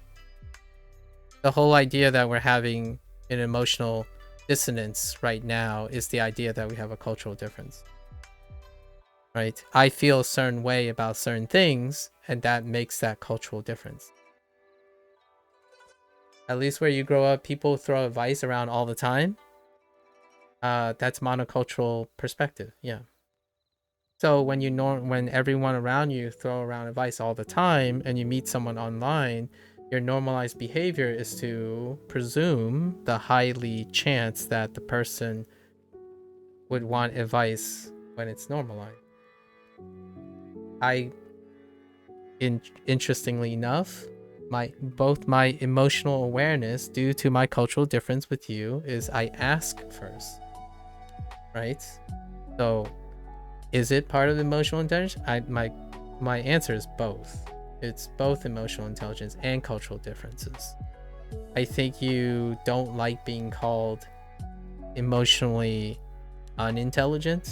I don't know if that's a thing, but your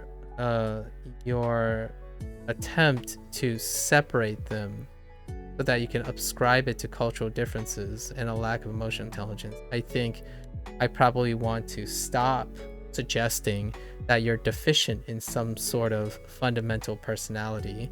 So instead, I would probably agree with you in order to make you feel more comfortable, right? It is a cultural difference, for sure. I agree with your assessment in that part. Okay, how about saying, I notice you are stressed. Are you okay? Do you need help? Yeah, and that's not specifically for me. I think you're okay. You're definitely okay with just blurring out advice.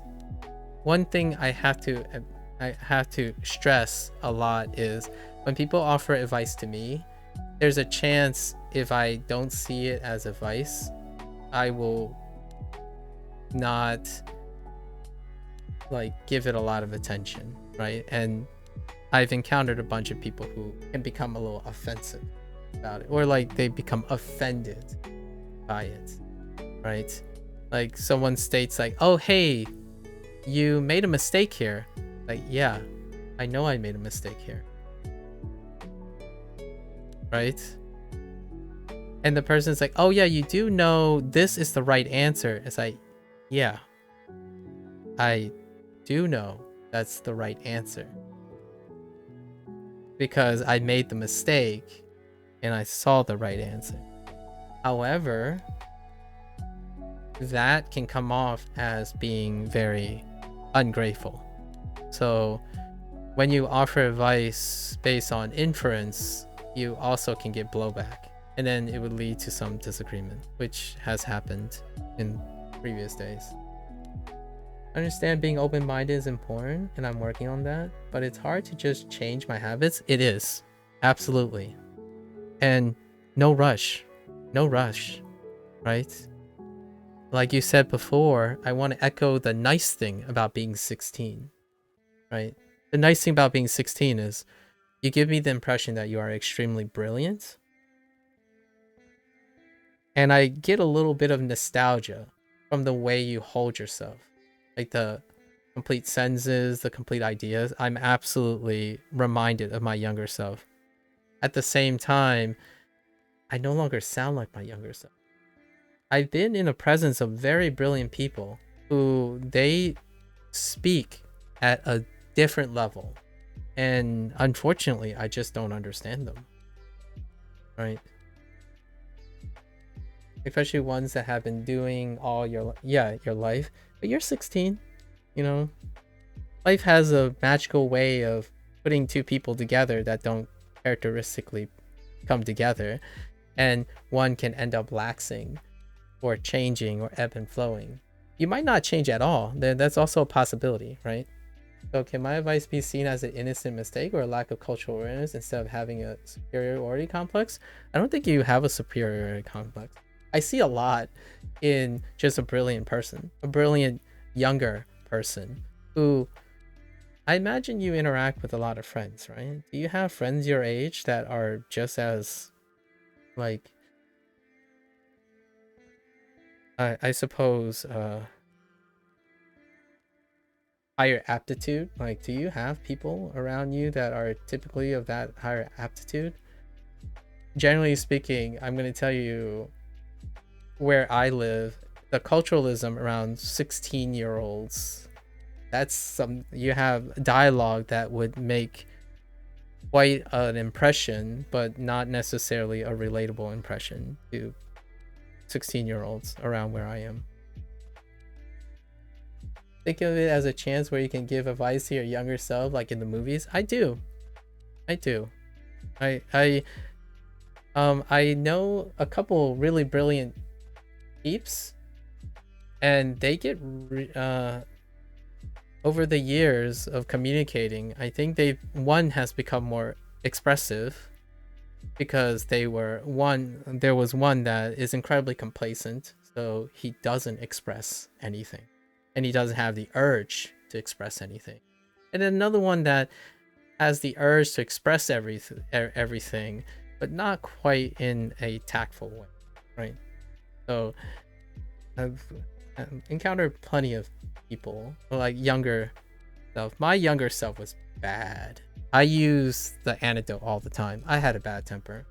My temper was coming from the frustration of a combination of multiculturalism, being discriminated against. So, I had a lot of evidence of outside discrimination against myself, like against me.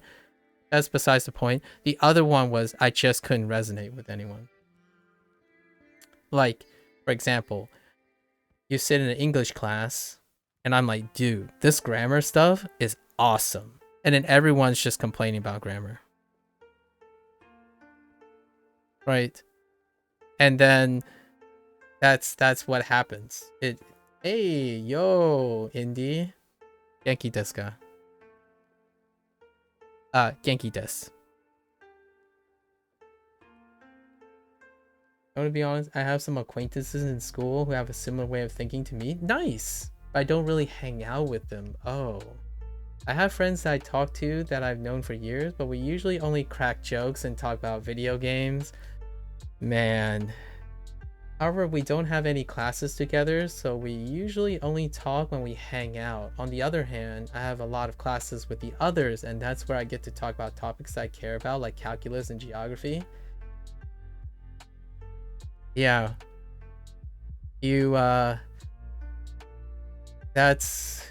So do you yeah, the whole cracking jokes and talk about video games. Yeah, so I'm not sure if you have, it doesn't sound to me that you might have a friend where you can really let loose on the way you present yourself.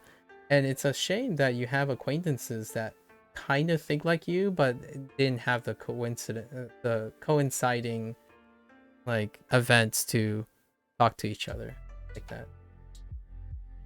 So it is weird that you feel more like yourself when I talk with people other than your friends. Yeah,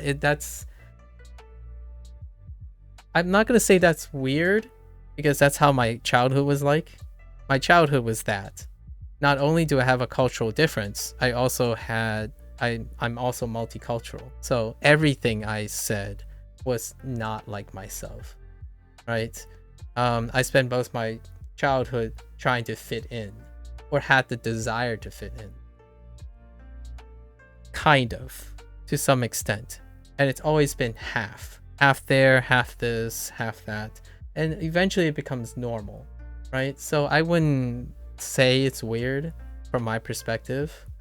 However, when you grow older, as you grow older, you have to often ask yourself, can you keep doing that? As in, is it okay that you always just never really feel like yourself? And that's kind of a tough question, especially for someone who hasn't been able to find a colleague that thinks just like them. Not saying it won't happen. In college, because of, when you go to college, you kind of refine your interest.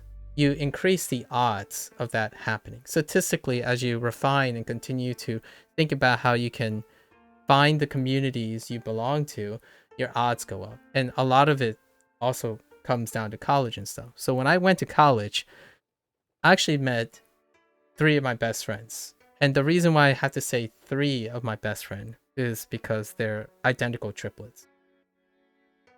right? And these guys are like brothers from another mother. Like, I cannot explain how intrinsically inexplicable how similar we are. So that can happen when you set the opportunities to do that. So oftentimes, when people would say, how do you attract people that allows you to express yourself properly? And that's where I'm talking about emotional intelligence, where you can have all the skills on how to help people. Now, use those skills perhaps over time to express it, project it in a way that will attract people like you. And then one day, in my opinion, when you're 30 or 40, you'll have 2 or 3 people who you would bend over backwards to help, and they would bend over backwards to help you. And there's no word or communication to explain that resonance. And that's kind of the whole emotional intelligence thing. And I was very blessed. I would say I'm very privileged to have bumped into not just one person. They just happened to be brothers. And we did everything. Pretty much everything. We had all the same classes, all the same. Like, it was a remarkable time. Now we don't hang out, right? Because we all grown up, we're adults, we have our separate lives. However, it only takes 10 minutes to catch up with like 6 to 7 months of void time. It's one of those things. At least that's... Alright, what did you do, Indy? What did you say? You said... Okay. Genki desu. Nice. Oh, what is this? Nihon something, no. Something. Oh, wait. Is that like speak? Nihongo no. How's learning Japanese going or something like that? Oh my god. Like, I can't. Man, I need to increase the font size of Twitch chat because it is very hard to see the more complex kanji. I don't recognize what's after no. Is it like, how is learning Japanese going? How's the Japanese going? Is probably what you said. How's learning Japanese going? Nice. Nice.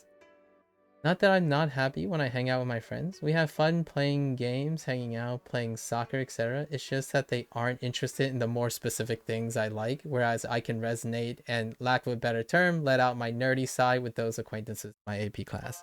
Absolutely. So yeah, I think that's nice. That's pretty much what I don't want to put you in a box, but statistically, if I were to hear that a high school student behaves that, being very brilliant and applied, that's usually the behaviorism that would scream as a healthy person, right? So I wouldn't be concerned about your emotional intelligence at all. After high school, I spent most of my time thinking about being more emotionally intelligent instead of intellectually intelligent. It was nice to have, like, knowing, what to say, when to say, how to say it correctly. When I went to college, you had to do something else, which is, like, how to sound relatable is one of the big ones. Like in interviews and getting hired or working in a team, a lot of times you don't necessarily get the choice. You could end up getting the choice if you get lucky, like someone selects you, you're really brilliant, and you get the choice of that. My life took me in a place where I didn't have control over it, and oftentimes it led me to developing skills that allow me to blend without needing to sound smart. Or what I mean by that is without sounding correct. In fact,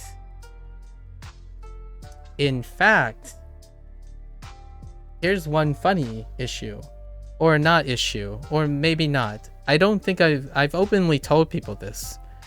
I like making mistakes in the sense that mistakes are opportunities to feel relatable. So oftentimes if you ever hang out long enough, I'm always doing something that I'm incompetent in. Like very incompetent. Like I'm not going to tell you I'm learning Japanese the right, like a good way.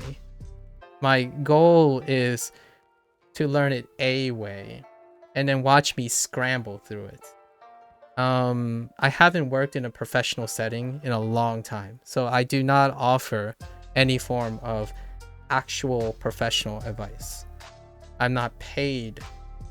I haven't been paid to take up a position where what I do has some sort of reputational consequence.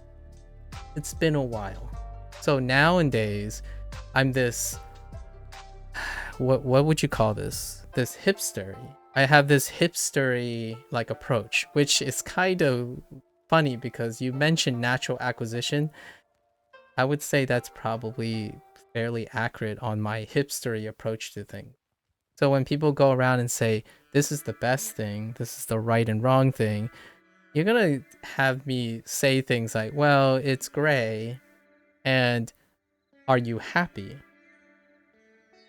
If you're constantly having this urge to correct someone when they're wrong, that sounds like someone who gets triggered, even also slightly, every single time. And the reason why I get ahead of that is I'm a person that makes a lot of mistakes. I don't usually stream things that I'm competent in. I only share experience. I vigorously share experiences in which I am incompetent in. And generally that's why learning is the method of focus. My learning methods are things that I accumulate over time. All the semantics and the context, like language, Japanese, like specifically Japanese and cultural stuff, I'm gonna get all that like wrong all the time. Like wrong, right, what have you. It offers an opportunity for someone else to come in and share. So I become less intimidating. Yeah, I become less intimidating. To me, I prefer someone who thinks I'm less educated and less scary or less smart as a way to build trust.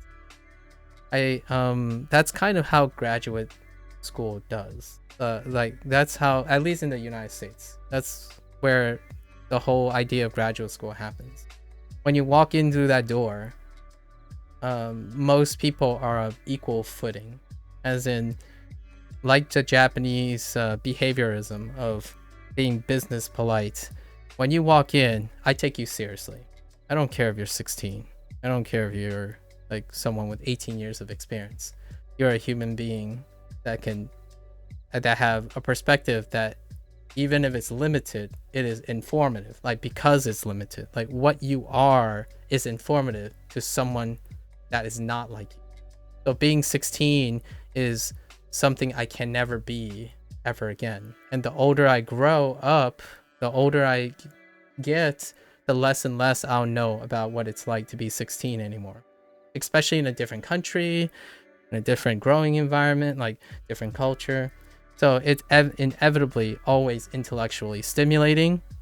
And no matter what, I am generally semantically inaccurate. Much like my approach to language. And Japanese people are probably going to dislike me. That's okay. As long as they know I'm a foreigner. Because their system allows it that foreigners get leeway. And I'm certainly not offended because I am a foreigner. You know? That's kind of the idea. You can continue to be this way. Like, go for it. I think just like learning languages, by the way, just collect all of it, in my opinion. What's another tool in your belt, you know? Just like, you have to go do some video editing? Oh, no worries. What time do I stream to? This is a full day, so I am going to be on for another 5 hours. 5 to 6 hours. We have yet to learn anything. So feel free to stop by. I would love to know what you're editing and what you're working on. That would be awesome. Yeah. Enjoy video editing. 16. Indie, listen. Is that what kids do these days? Indie? Do all kids edit videos at such a young age? Man. Think about it, Indie. When you wait, Indie. Tell me. When you were 16, did you have video editing things? I didn't even have a video editing thing. Wait. Oh no, there weren't even smartphones when I was 16. Now that I think about it. I guess the internet has been around for quite some time. Alright. Japanese is going alright. Alright, Indie. I think we've gotten into more incredible fun discussions that resulted from Duolingo more than learning. Where are you in Japanese? Stop ignoring me, Indie. I need your attention now. I deserve it. No, I'm just kidding. Hopefully you heard some of it. Alright, let's continue with our 毎 lesson. 朝泳ぎますか？ My asa. Oh no, it's swim. Oyogimasu. Yeah, oyogimasu ka? My asa oyogimasu ka? To do you swim every morning? My asa oyobi. My asa oyobi masu ka? B. Oyobi mas. My asa oyobi masu ka? You officially know 15 hiragana now? Yo. I can say watermelon and some other random stuff. Ah, nice. Oh, T, you're the one that shelved or haven't. You're just taking up Jap. You're just like, screw it, right? You were the one that's like, nah, I'm just gonna start now, right? And you were the one that shared. You're gonna start with hiragana, do the katakana, and then start the lessons, right? Yeah. Okay. Cool. Watermelon. How do you say watermelon? Melon?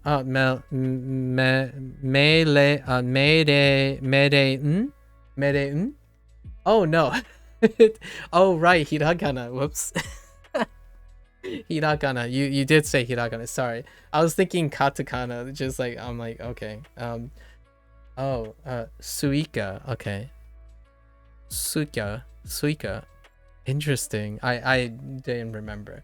Also, you're gonna learn so many random words in the hiragana and the katakana section that doesn't occur in the in the section, and it's so hard for me to remember them because they only come up like every 1 out of 8 or 9 different like blips, and I'm pretty sure I've seen watermelon once, but there's no way. Like I could not remember those.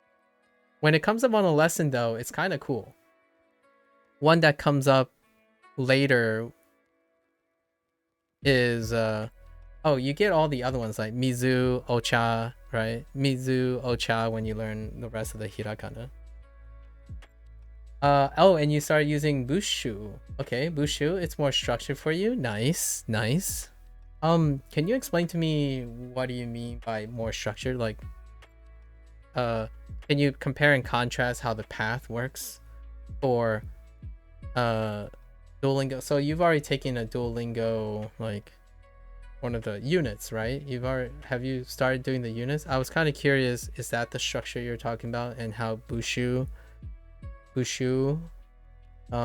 structure, like the structure learning? I've done one before. Okay, you're not a fan of Duolingo. All right. So It'll tell you about. Oh, I'll tell you about Bushu. Though I have to check. Okay, fair enough. Just feel free. Feel free to like fill it in. I haven't touched Bushu yet. It's gonna be 2 or 3 months before I consider something adding to it. What are we saying here? Oyobimasu ka? Oyobimasu ka? 泳ぎか泳ぎます Oh, gi. Whoops. It's not B. Whoops. Oyogimasu. Oyogimasu ka? 毎日一人出番ご飯を食べます。 Okay. Alright. I heard. 毎日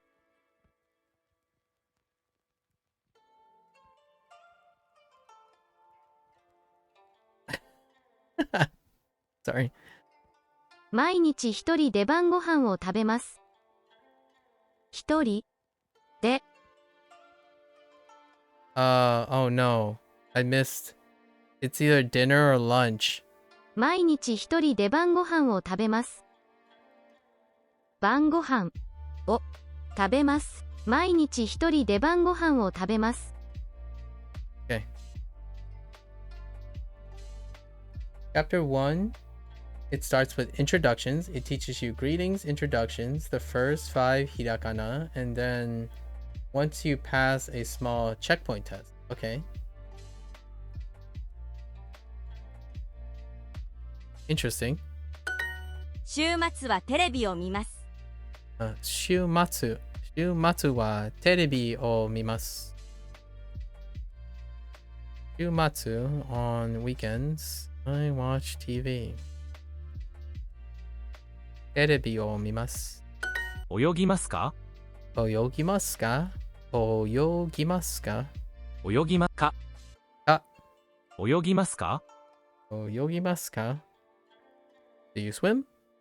Does she swim? Does he swim?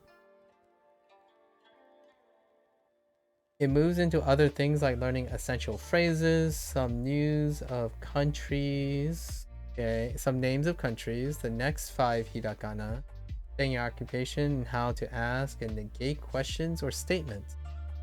Okay, so far, the deviation here is Duolingo does start with introductions and greetings. They also introduce you to hiragana, and then they stop reminding you to do hiragana. So you have to do hiragana on your own, which is what I did.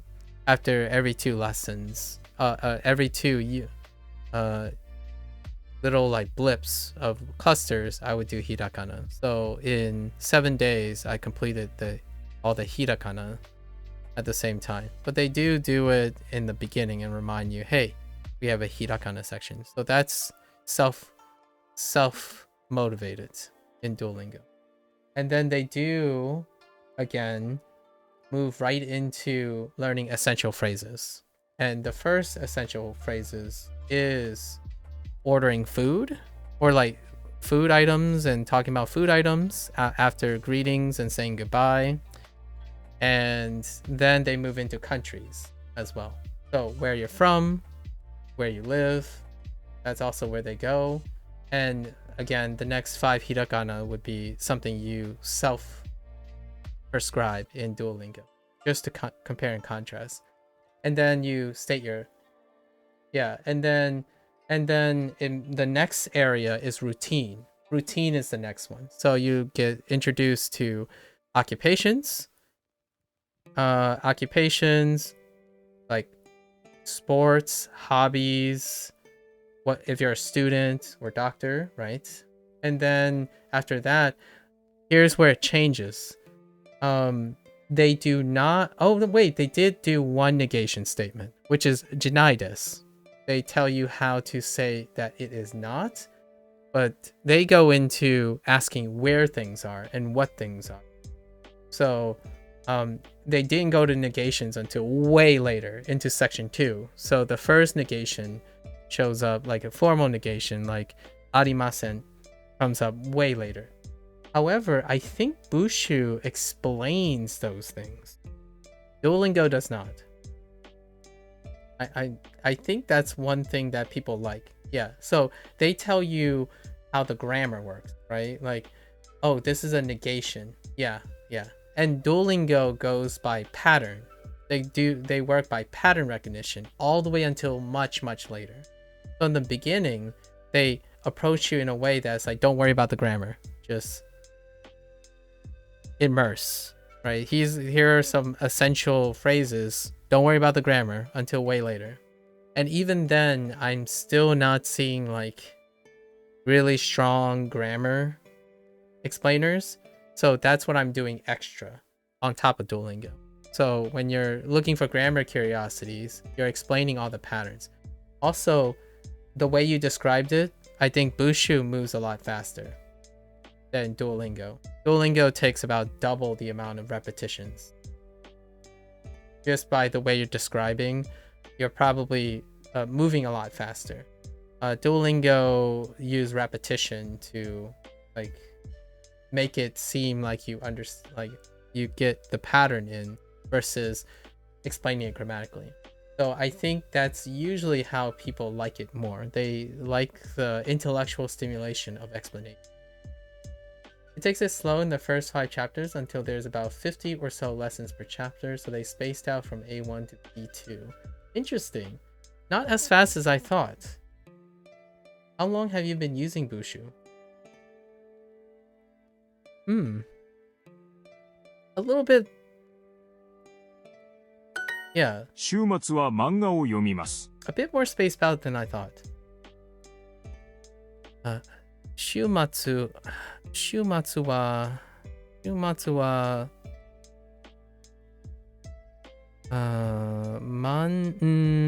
oh yeah, manga.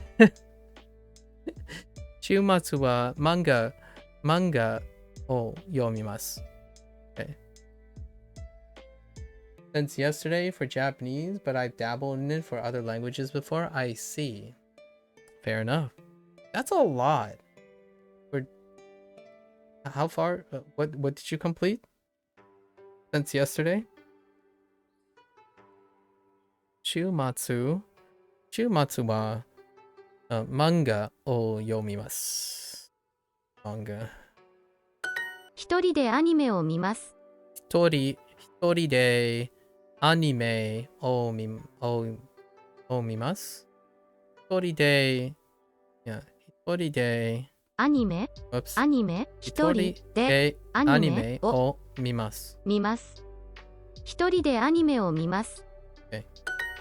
I watch anime, but wait, 50 was an exaggeration a bit. I know at least for Spanish, what I've done before, it had around at B1, B2. I see.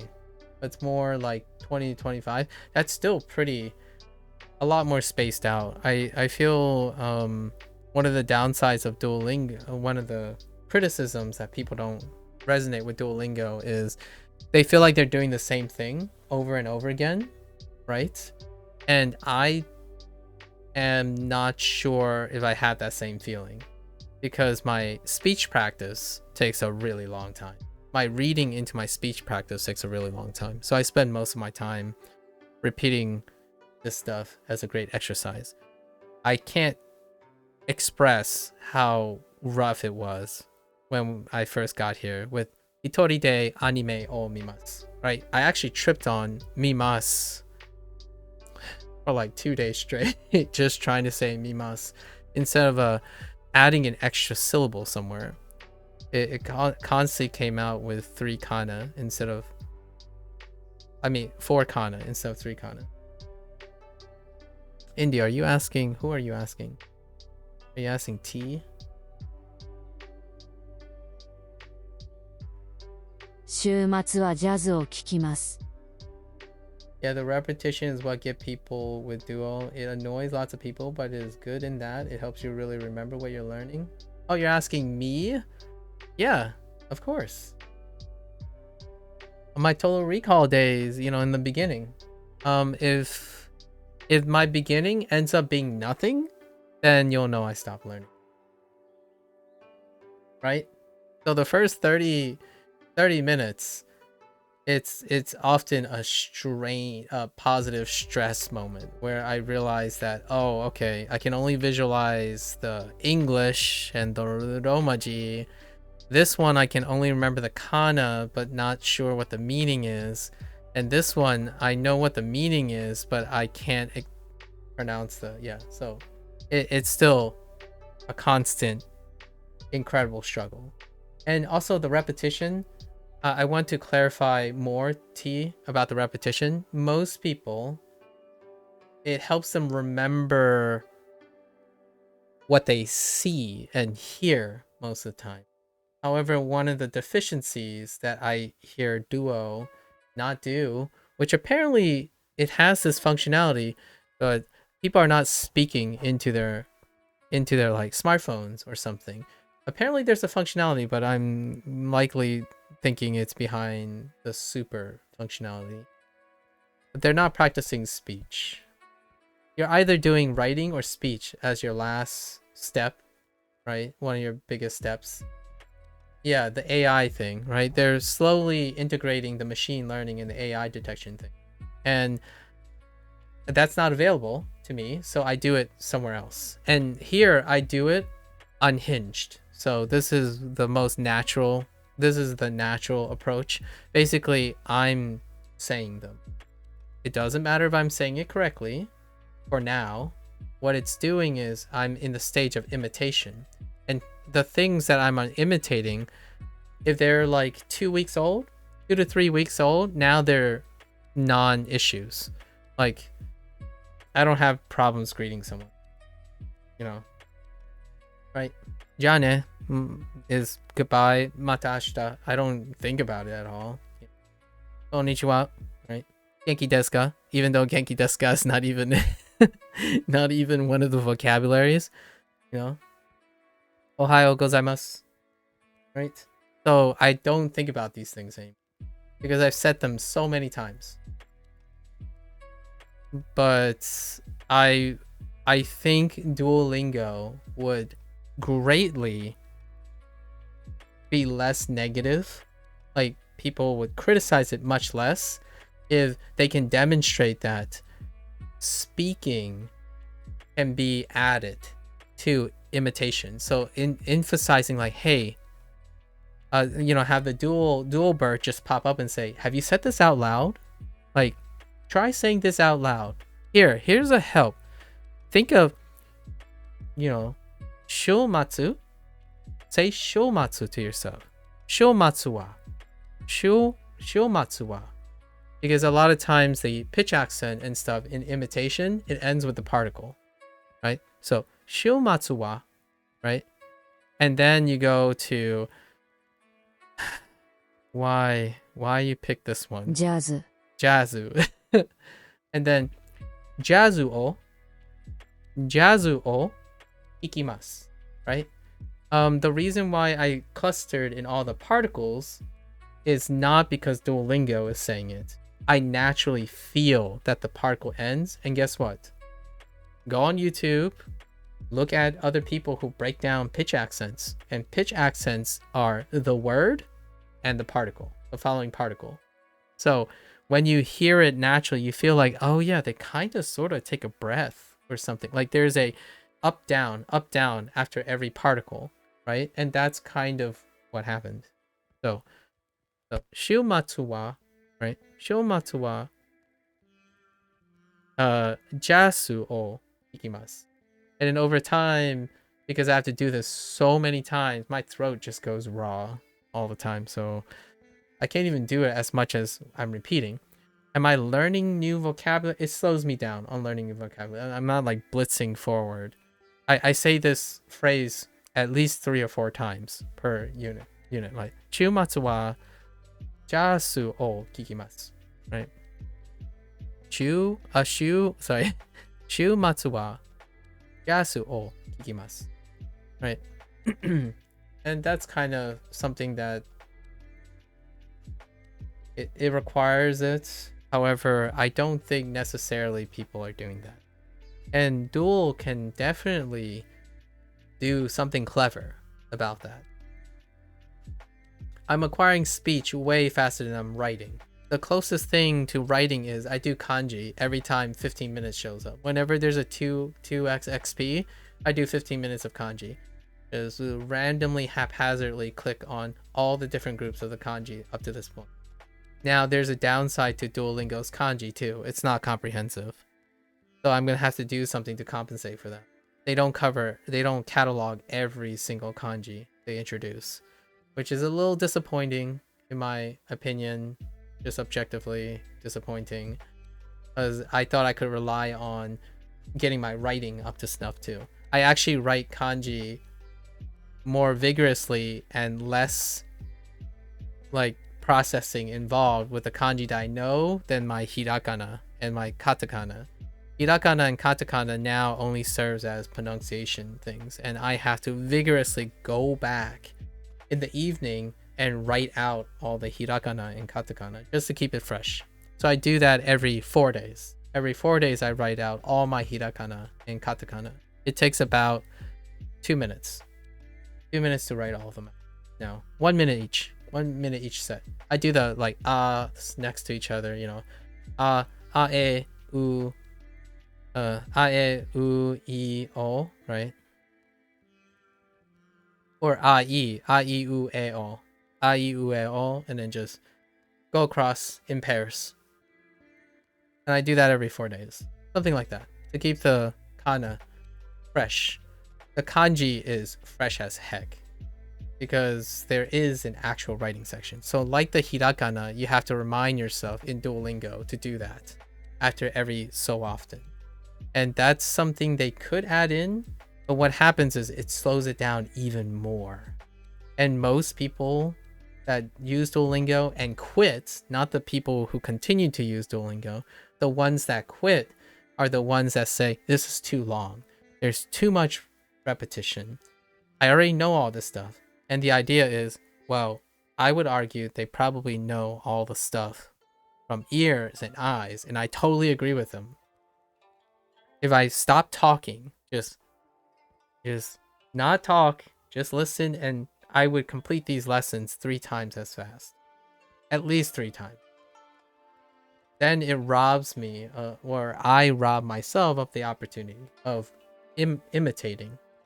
I think for the most part, most of my life's experience come from imitation first. Iterate on my imitations. I learned from somewhere, be it a textbook or another person, and then I iterate on that person. Iterate on those things. Like a true blue Asian, I suppose. Anyways, yeah.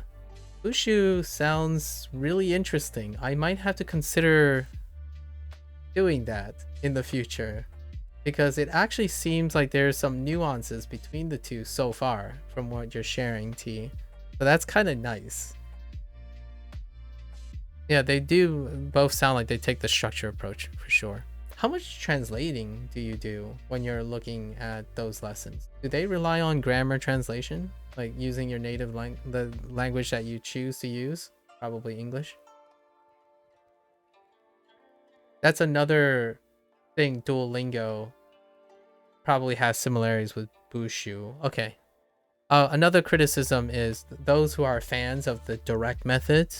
The direct method, which is you just hop in and learn, scramble without the aid of your native language. That's another big opponent, I suppose. Opponent of the Duolingo thing. The whole total immersion / direct method stuff, where like, oh, you just throw it in and you'll learn and scramble. Like, it's the closest thing I can describe is play a video game and just turn it to Japanese and then just scramble your way through it.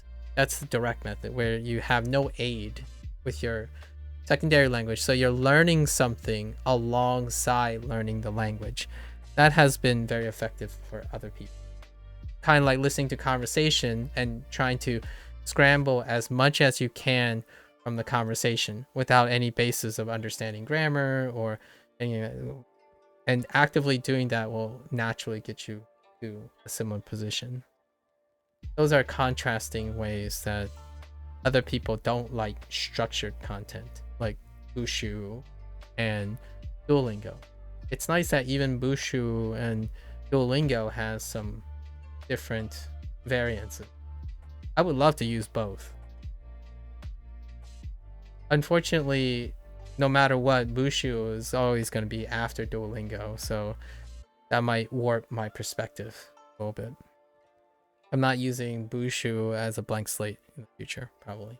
I'll look at it for sure. Thanks for sharing. Thanks for sharing, T. Okay. On weekends, you're gonna have to keep me up to date on your progress. And then use that progress to tell me about Japanese while I'm using Duolingo. Because that would be sweet. So then you can like tell me what you've learned and then have a reason to share what you're learning, right? Right? The idea, it's kind of like a classroom thing, right? If all of us are learning Japanese, we can bounce each other's out and we have motivation to share what we've learned. So that only reinforces the idea. You don't necessarily have to speak to a native person in order to be reminded and be motivated for using the Japanese. Indy is doing that already, although he keeps breaking out his hecking kanji that I don't understand and then forcing me hard to figuring out the kanji. I'm just kidding. I'm just kidding. That's exactly what we're doing. Right. Learning together, but in different way. I actually would love for everyone that I know to be learning in a different manner. That would be pretty sweet too. Right? Then it would be context independent. It would be tool independent if everyone is covering different avenues of learning. Sharing is caring, I suppose. On weekends, I listen to jazz. Ah, you would put swim. Mainichi,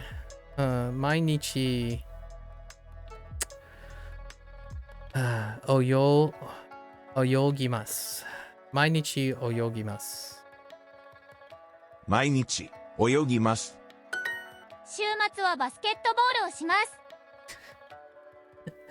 週末はバスケットボールをします。週末はバスケットボールをします。バスケットボールをします。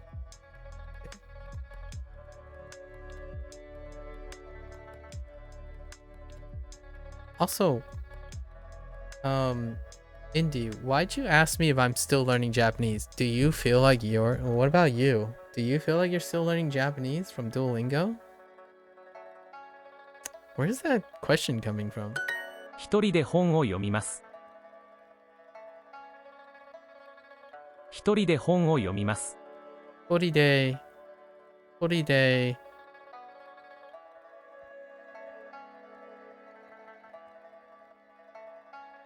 本を読みます。一人で本を読みます。一人で本を読みます。本を読みます。よく一人で泳ぎます。よく一人で泳ぎます man. I'm gonna throw out swim, guys. I don't swim. I'm not sure if I'm ever gonna ask someone if they swim. Okay. 泳ぎます。よく一人で泳ぎます。よく一人で泳ぎます。I'm not even coming from it, but I feel like I've stopped learning grammar where I'm at. 一人で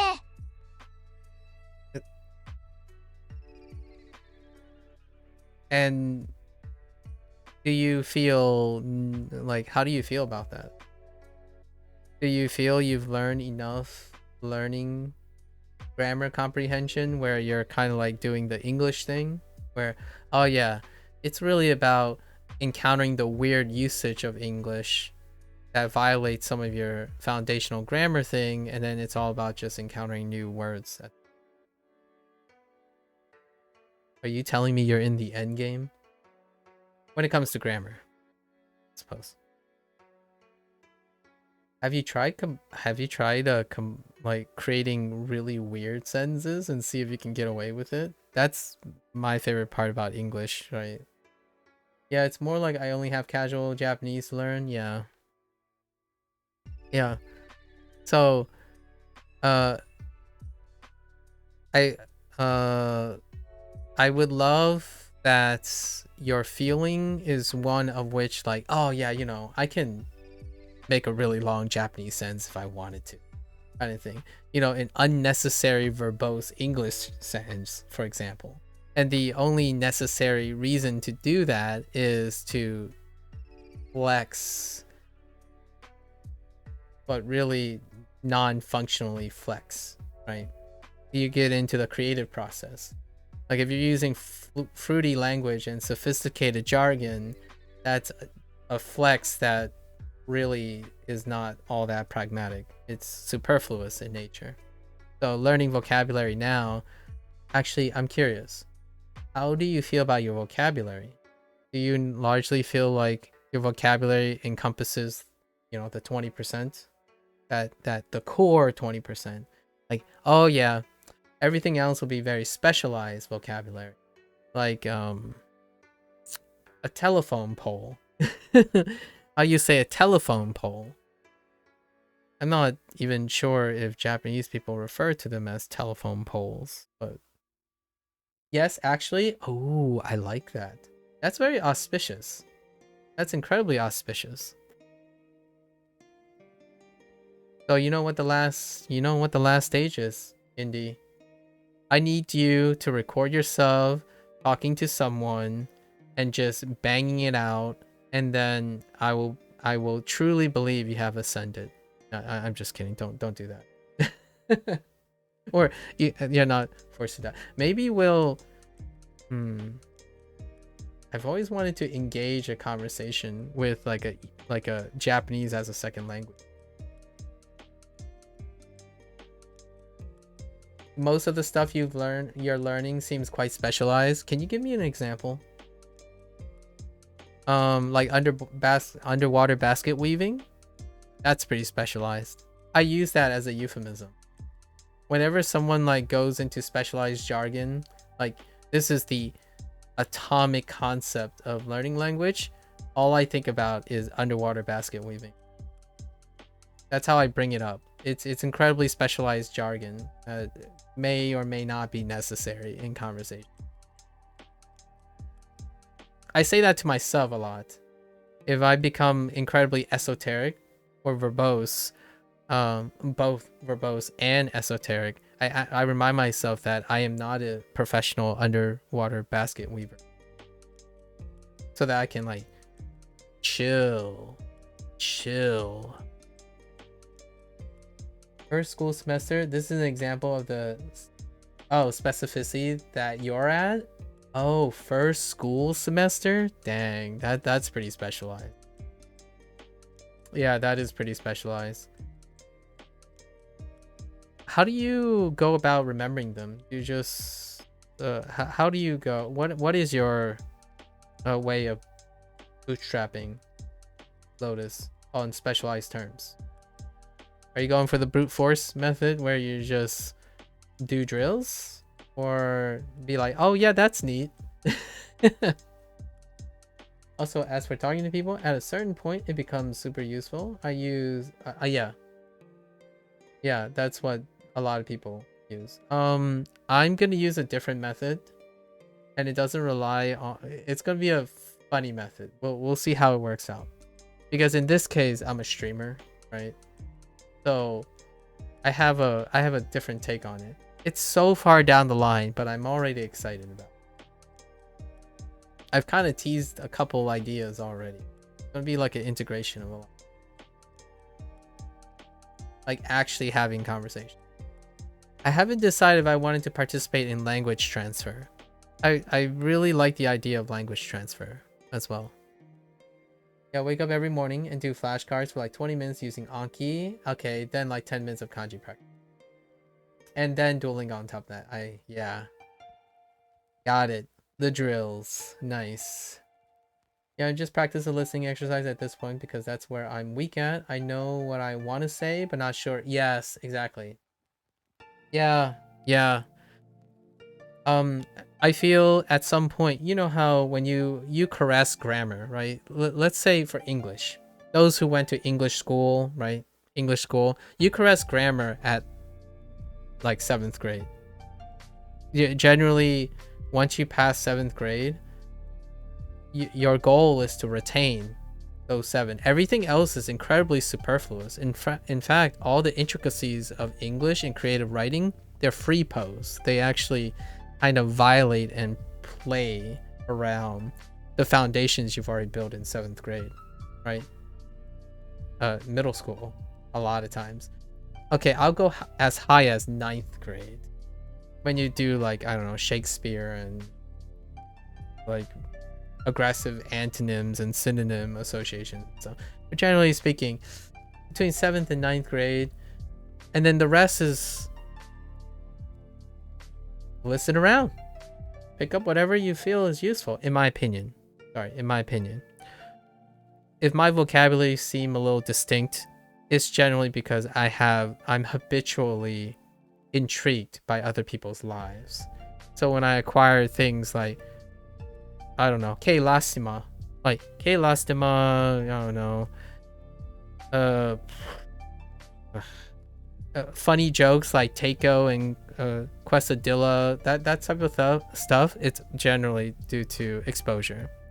And I know those are not the greatest examples, but the idea is using English flexibly to unintentionally be colloquial, right? Like milk versus milk. One of the guys I talk to really gets triggered by milk. Have you guys heard milk before? Oh, we were doing homophones yesterday. I was livid.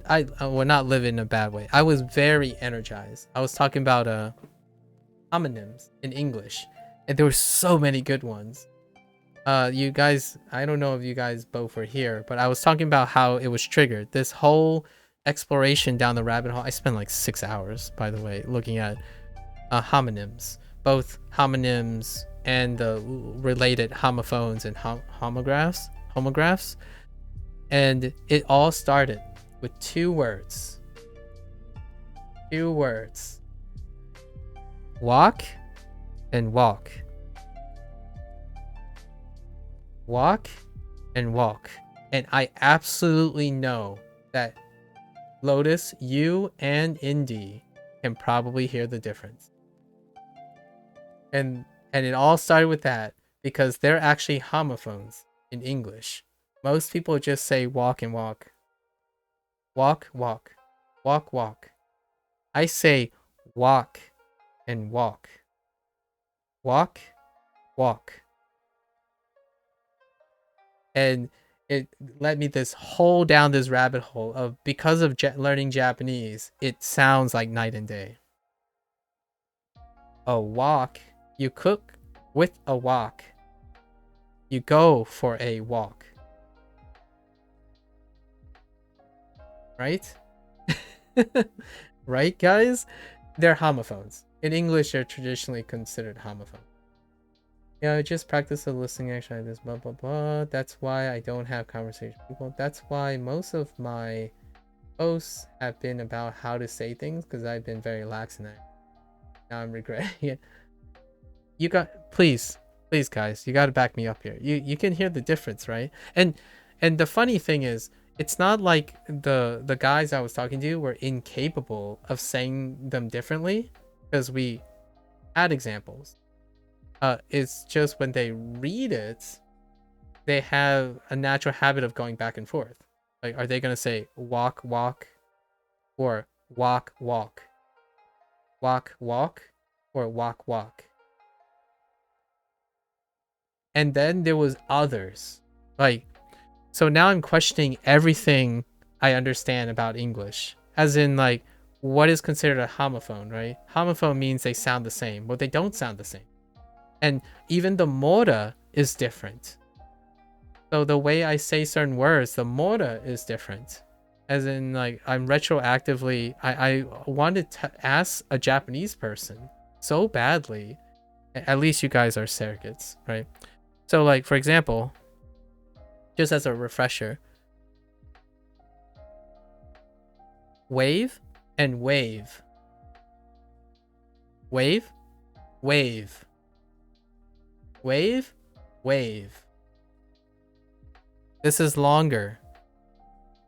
I actually legitimately naturally say longer words longer. But these are homophones. These are homophones.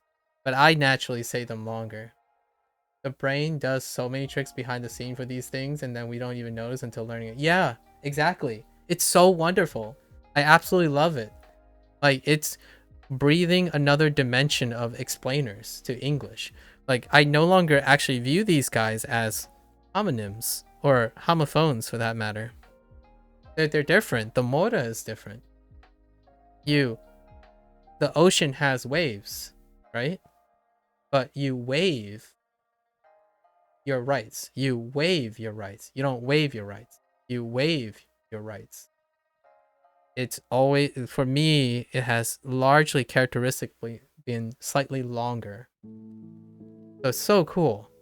I actually think that's super sweet. So I spent like 4 hours basically talking their ears off about it. If they're interested or not, that's just kind of how I refresh all my memory. So when stream goes off, if someone talks to me, we spend most of our time sharing what happened in the week, and it only reinforces what I learned in Japanese, and I relate it back to all the other languages that I understand. So pretty sweet. Now I think most homophones aren't even homophones in English. It's largely because English... Oh, you and you? Yeah. You and you. You could even exaggerate it. There are so many. What's another one? Undo and undo. Undo and undo. So if I elicited undo, like undo stress on you, I'm not undoing my error. I undo my error, but I don't want to place undue stress on people. So whenever I have undo, my pitch accent is high low. When I undo something, it's low high. So I undo a mistake, and I don't want to create undue damage to someone, like undue emotional damage. Yeah. There are those in Japanese. Yeah, they are. And in English, they aren't. What I mean is, in English, it's traditionally just, they're the same. So most people are conditioned to just say undo. Undo, undo. In fact, that's so stereotypically cliche of summarizing Japanese, where just say it flat. And in this case, because of the hyper focus on pitch accent, I noticed that I almost classically do not interchange them. Undo versus undo. Undo versus undo. And they're no longer homophones to me. It's not like any English speakers are going to be concentrated in hearing the difference, right? So that was kind of the big revelation with walk and walk. Walk and walk, it just blew my mind. They're like, what is that? And then when I try to emphasize it, they think I'm saying walk instead of walk and walk. Like it became so exaggerated when they were trying to tell me what I'm trying to say. I'm like, that's not what I said. Yeah, walk and walk. Walk, walk. Walk rhymes with talk, and walk rhymes with bok. I know what you guys are thinking. No, not the C word. Bok. Okay? Or talk. Talk, not the C word. Okay, walk rhymes with talk, and walk rhymes with talk or walk, right? So, are they homophones? Absolutely not. Address and address. Oh yeah, yeah. Well, so that's not. Yeah, those are homographs. Yeah, homographs. Address and address, the noun and verb stuff.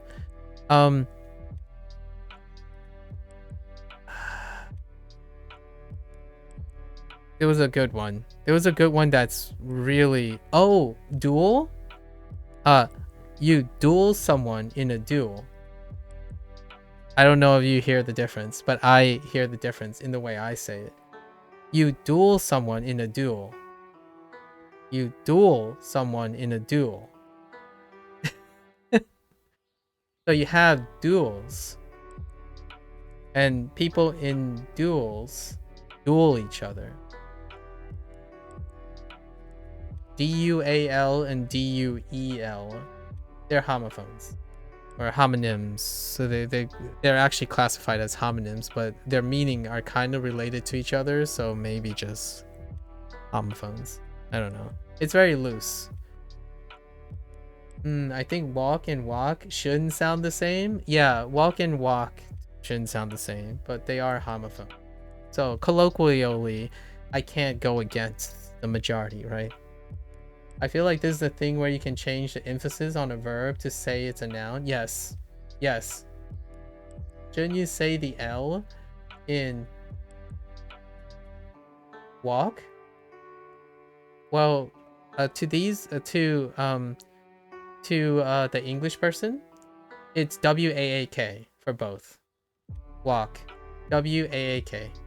Oh, and also it's because American English started dropping those consonants. If you know what I mean. One of the Americanisms is dropping consonants like LKs into just W-A-K. So it's W-A-A-K for both. So the way it started was walk. Yeah. Oh, I say it like wall. Oh, wall. Interesting. Yeah, interesting. I can't quite put my finger on why my walk and walk sounds different. It's slightly different, and I can just hear it every time I say it now. Does it sound different to you guys when I say, like, which one am I referring to? Walk. Which one am I saying? Walk? Or I'll say both of them next to each other. Oh, you're saying, yeah, I'm saying walk. Yeah. And then walk. Walk. Right? I understand why it's really close. So really neat. And that's why I learned from Japanese. Yeah, you were right. It's walk. I was saying walk. Neat. Very neat. I love this. Sorry. I got really nerdy there. All right. I often swim by myself. Lonely. Very lonely. 週末は泳ぎます。週末は泳ぎます。泳ぎ。I swim, man. 泳ぎます。週末は泳ぎます。週末は泳ぎます。泳ぎます。週末は泳ぎます。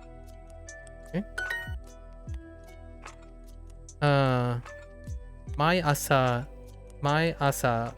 泳ぎます。Right? 毎朝。Why does it sound like you're saying yasa? 毎朝 Don't look at me like that. 毎朝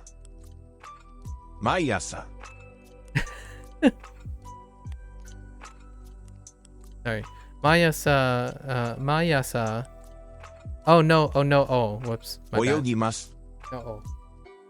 I was thinking that was a southern thing, not calling your way of speaking wrong. I understand it regardless of how you say it from the context.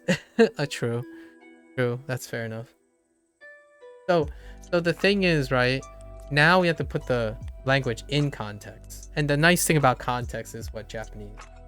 I took a walk. I took a walk. True. I took a walk. And I don't think when you say I took a walk, context isn't enough. You know what I mean? Like, even a simple sentence, I think English requires more than just a simple sentence. So in these cases, the reason why homophones are, or homonyms are kind of tricky in English is not even precise enough, even with sentences sometimes. So I took a walk. So you picked up a walk somewhere? Did you steal a walk? What are you doing? Right? Do Japanese people know that you take walks?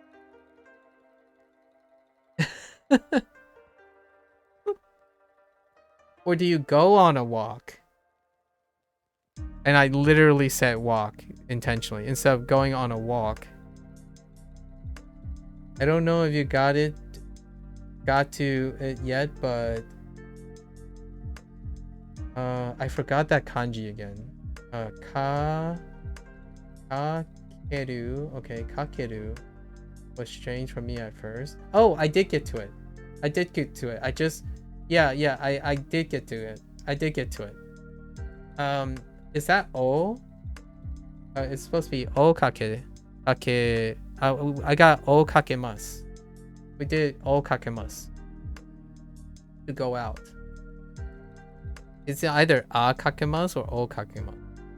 Or de kake. Yeah, de kake. De kake. Stop typing in all caps, you buttheads. I don't remember it yet. Hello? I keep getting it mixed up with asobimasu. Asobimasu. So asobimasu, and I keep forgetting the first syllable in kake. I only remember kake because kake is really uncomfortable for me to say. So I always forget the first syllable. So I didn't know if it's o, a, de, I don't know. So de kake, yeah, de kakemasu, which was introduced with asobimasu. Asobimasu. Oh, don't freaking all caps me, okay, Indy? That's offensive. I'm gonna show you some caps. I don't know how to show you some caps.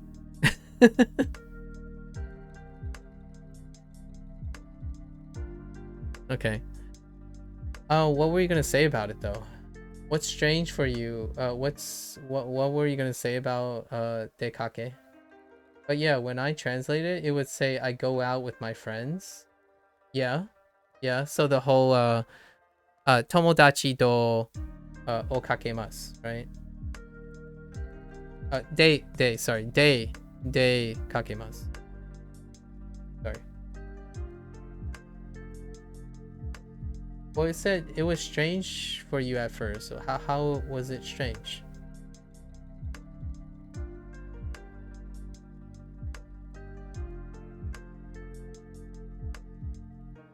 You didn't say that? I am so confused now. Oh, you mean you literally never say that. Oh, you go out? Yeah, oh my gosh. This is why English is so weird. You're literally saying you never say, as in you don't say that, like literally. I thought you meant figuratively. You never say that. Like, what do you mean by that? Like, you didn't say the maybe that's not I go out with my friends. That does sound like a colloquial.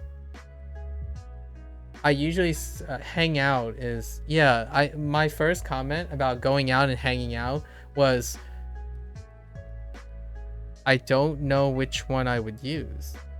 Like, for example, hanging out with your friends is implying you're going out with your friends. I don't ever say the present tense I go out with.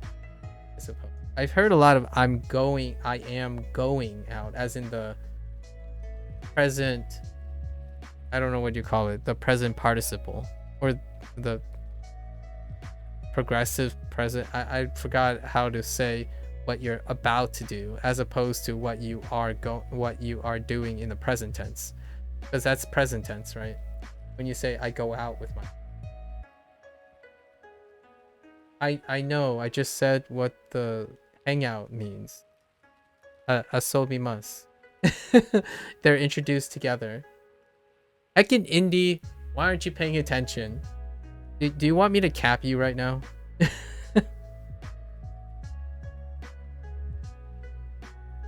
Asobimasu is hang out. Which, by the way, did you learn them both together? Yeah, asobimasu is the other phrase, and they were back to back. They introduced asobimasu first. No, actually, they introduced, what is it? Dekakemasu first, then asobimasu. Because they're describing who you can go out and hang out with the particle to. So, I don't know. Alright, anyways. Mayasa, oyogimasu. You didn't learn that asobi meant hang out. Duolingo said asobi meant to play with. Really? Instead of shimasu? Interesting. Yeah, they introduced to play with as shimasu, and then to do things as shimasu. Yeah, that's so interesting how it's different. You go out with friends. Yeah, it's the present. And I'm going out. Yeah, present perfect. Oh, present perfect. That's it. The present perfect. Lotus. Thanks. I forgot what they called, like, what you're about to do. The present perfect. Yeah. I am going out with friends. That's typically the colloquial for an English speaker. Yeah, that would be Tay for himself. I can see that. Yeah.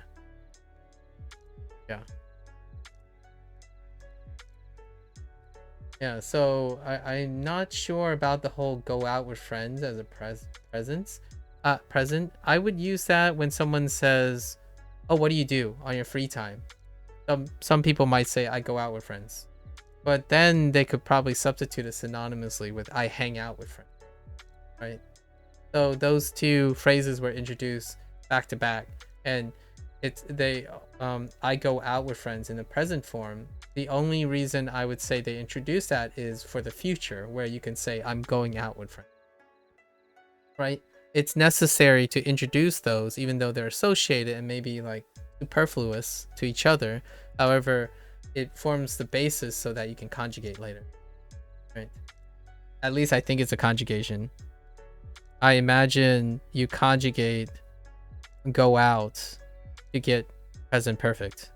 Or is it an entirely different word? If it's an entirely different word, then my thought is in the poop chute, just out of ignorance. It's a conjugation? Okay, fair enough. I still have Spanish brain more than Japanese brain right now. When I think of verbs, I just think it's probably a conjugation, regardless. Like, all the tenses are always a conjugation. No fanciness, just conjugation. I'll show you a conjugation. The table is actually hard, but you're probably gonna memorize it as is. Fair enough. Yeah. We should learn Spanish together, Indy. Then we can memorize conjugation tables together. I actually, arguably, Spanish and related language to Spanish, I would say probably memorizing it instead of finding mnemonic devices is my go-to strat for Spanish conjugation. You spend so much of your time just on conjugation. It's I like particles as much as I like conjugation in Spanish. You live in a Hispanic neighborhood and know very little Spanish. Ooh, we could learn Spanish together. That's gonna be a really long time, so you guys have plenty of time. I could get a better deal on tacos if I decide to study. Oh, dude. No joke. No joke. You guys watch Food Theory?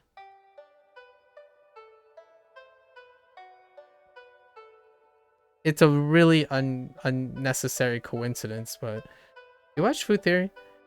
It doesn't work for standardized franchises, but man, if you go to a local mom and pop shop and you start speaking colloquially with them, yeah, that I kid you not, I back that statement about getting deals when you can colloquially exchange conversation with them.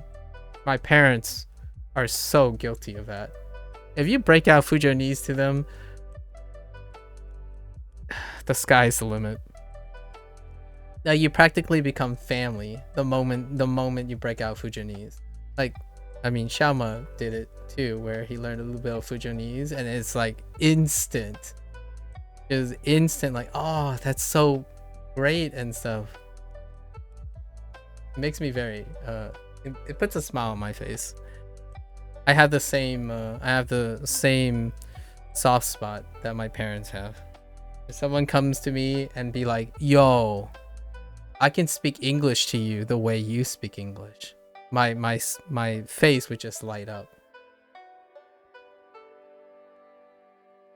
It's been a long time since someone has spoken to me. Sorry guys, sorry Indian Lotus. It's been a long time since someone has spoken to me with the English that I keep tucked away.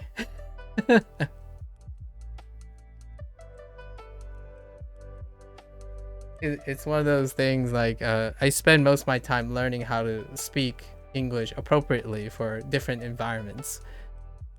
It's not very common that I get a chance to speak English unhinged. Sometimes I do. Sometimes there's a rare opportunities where I'm unhinged with my English. No, it's not some like southern drawl, okay? I'm not from South America. I'm Southern United States, okay? I'm not gonna just randomly break out like y'all and whippersnapper and spring chicken, okay? Not that. But my English can be a little bit unhinged. Yo, whippersnappers. What have you? What have you? I had a very impressionable teacher in my life, a professor in my life, who says what have you all the time. What have you? And that I used to acquire that quite a bit. When I'm in that circle, I'm like, you know, what have you and such. What have you and such. For a while I'm like, what?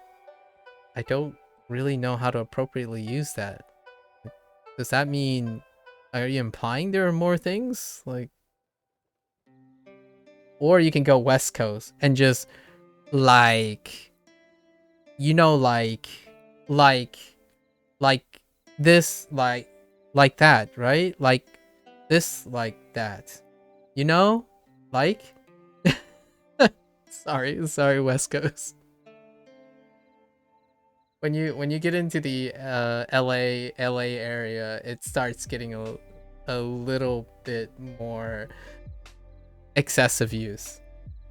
There are little wonderful quirks about English, especially around the United States, at least, even in the United States. I don't find it annoying, although it does make certain people, it does trigger some people, for sure. A significant number of people. I just think it's brilliant. Also brilliant. Brilliant is a resurging, by the way, it's an uptrending word that is used in the context of British English that Americans have adopted recently. It's a trending word, by the way, guys. Start using brilliant in that context. Brilliant. Simply brilliant. Or proper. Haven't used that word in a while. That's proper. that's just proper, I guess. Anyways. I wonder what part of the United States use anyways versus so. Yeah, I never said the city proper.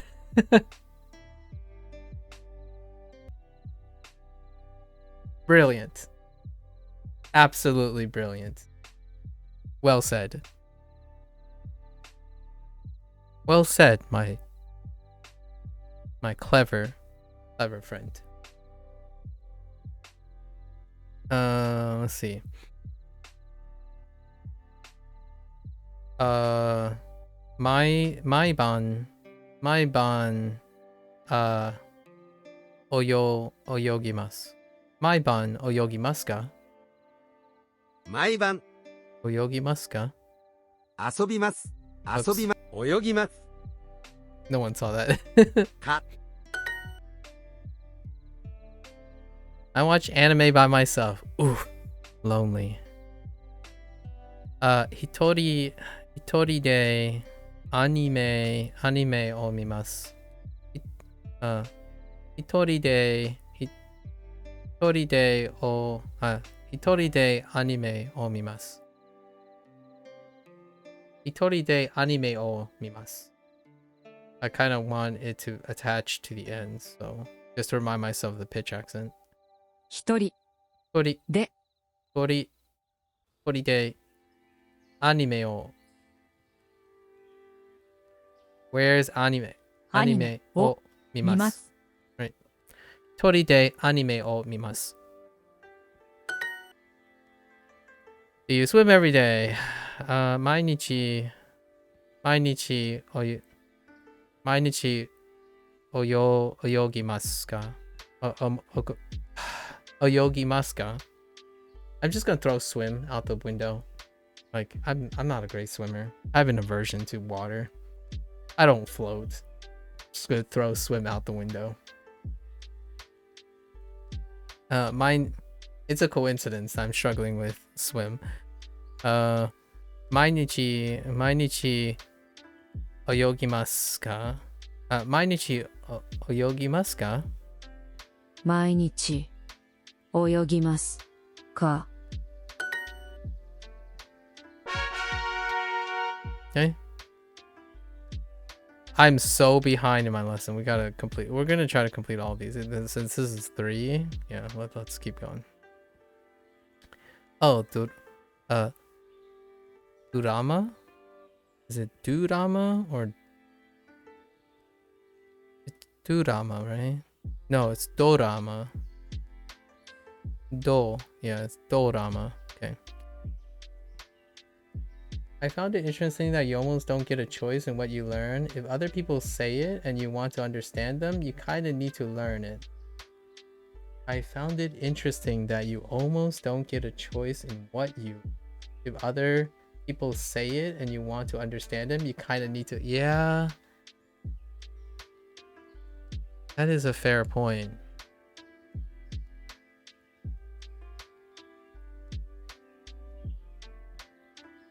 What are your feelings with that statement? Is that like a bittersweet thing? I'm hearing a bunch of more people on game say howdy and y'all. Yeah, y'all is uptrend. It's, in fact, y'all is so uptrending, it has ousted the other use, the competition use, almost oust all of the UK use too, in Great Britain. In the UK, y'all is in competition with the other greetings. Y'all, man. Y'all. Howdy. I still say hi. That is not trending, by the way. I say hi. Not hi. I say hi. It's like saying Wi-Fi instead of Wi-Fi. I actually literally add an extra A. Like, not to be confused with hi. I say hi.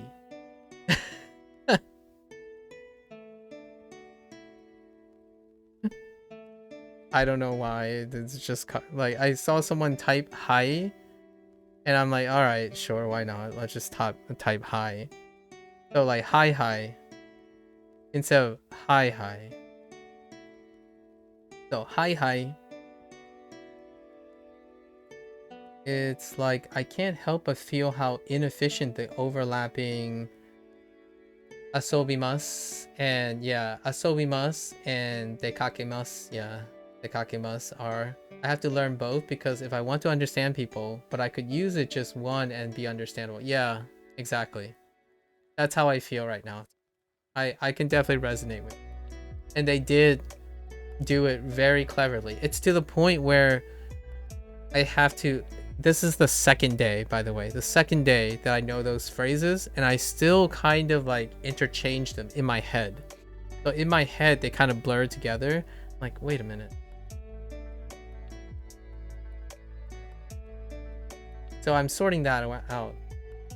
Well, I think you would use dekakemasu for going out to the train. You wouldn't hang out with the train.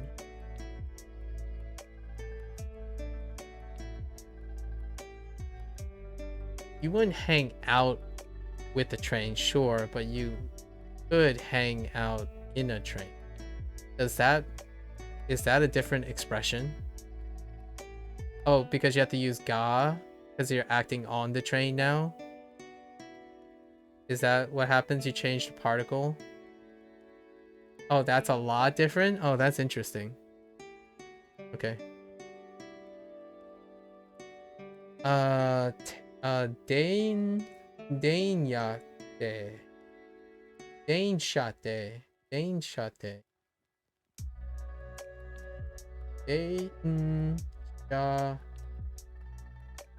Wait, sorry. Wait. Danjate. Wait, is that ja or sha? No, it's sha, right? I'm messing this up now. Danjate. On a train. Oh, okay. Oh, okay. Just calling the earlier example. Oh, okay. Fair enough. Calling back. Yeah. So here's the thing, though.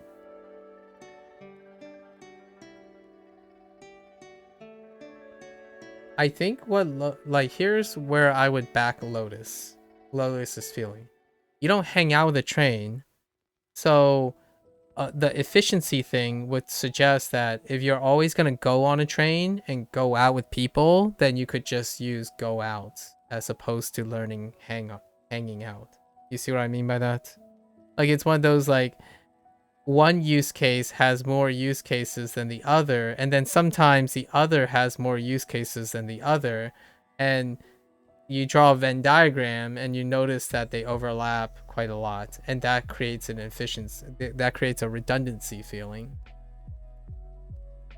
Maybe one is a planned outing. Yeah, probably a planned outing. Again, 80-20 rule, Indy. The conversations we're having now, I know it might sound like we're deploying a lot of specific words. Honestly, I still feel like I only use 20% of the English I know. Here's a wicked statistic, by the way. I don't know how accurate this is. I've been looking at statistics quite a lot because I love numbers. Okay, that's just an emotional response. Sorry. One number that stuck out crazily is a vast majority of people who speak in 80% of their conversations use 670 words in English. Or less. Like, for 80% of their conversations with people. Like, 670 words. Where are we at right now in Japanese? Well, apparently Duolingo told me I've recently crossed 350 words. 350 words? Man. I'm just saying. I would say that the conversations we have here, if I was intuitively pushing, I typically like to throw in a lot of specific types of words. like specific, intuitively, emotional intelligence, that kind of thing. I would say I'm using 1,000 words, possibly 1,000 words, since all of us met. 1,000 words at most. Yep, you aren't gonna say anything more than oh, okay. Gohan. Okay, Gohan o tabemasu. Yeah, true. Gohan o tabemasu. And then ocha o nomimasu. Sure, right? Or no mu? Just, you can just say no mu? Oh, interesting. Ocha o nomu? Or is that a kanji that looks suspiciously like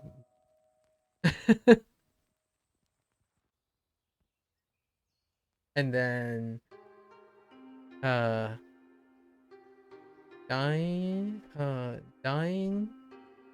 sha ni noru. Dain shine. Oh, okay, Dain shine noru. He's using casual form. Oh, okay. I didn't realize you can just lop off that much. Just straight up moo. Okay, fair enough. Learning more. I know the essence of what you're trying to say, though. That's kind of nice. It feels great to read the stuff. I'm like, I kind of know the essence of what you're saying. And that, to me, feels fantastic. That's kind of how English feels a lot of times. You feel me? the phrase, you feel me? Yeah, you're learning infinite form. Guys, you feel me? Bruh, you feel me? That's the kind of like the gist things. Like, no, I don't actually literally feel you because you didn't really say anything, but I feel you. I feel you.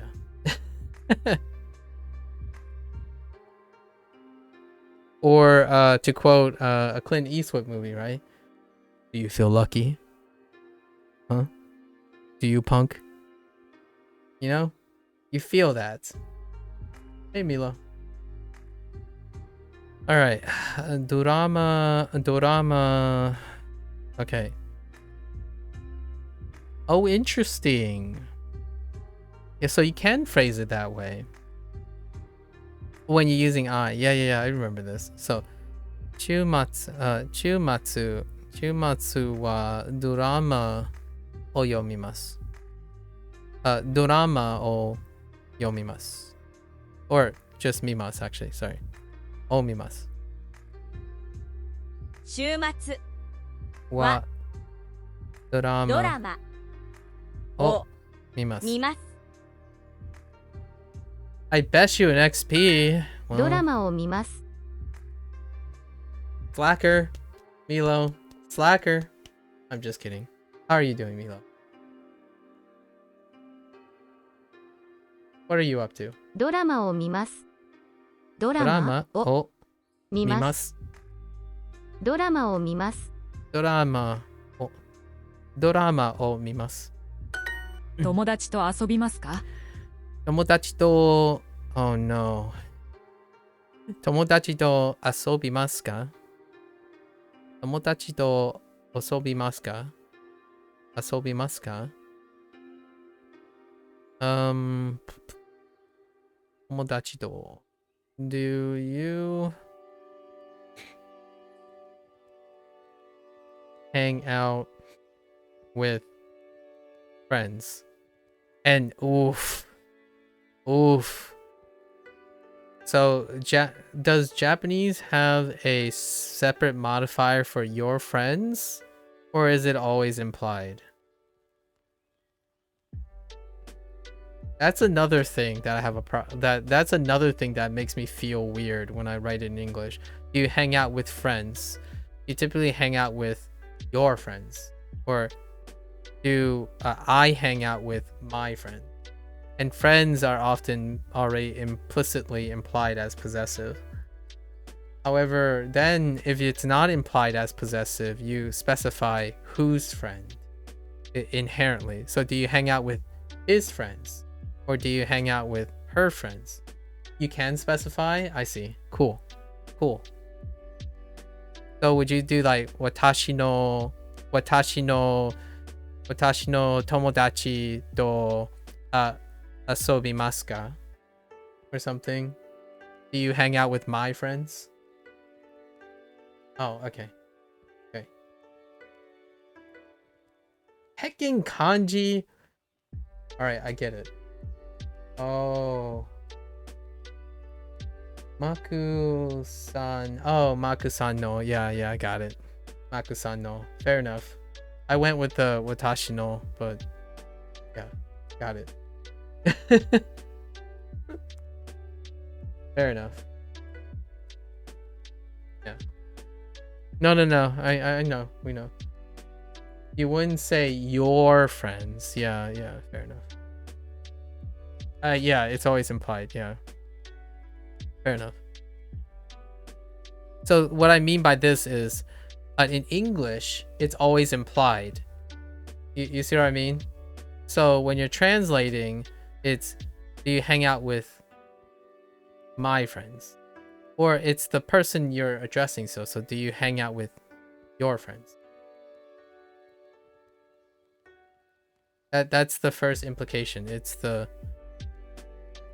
topic to object agreement.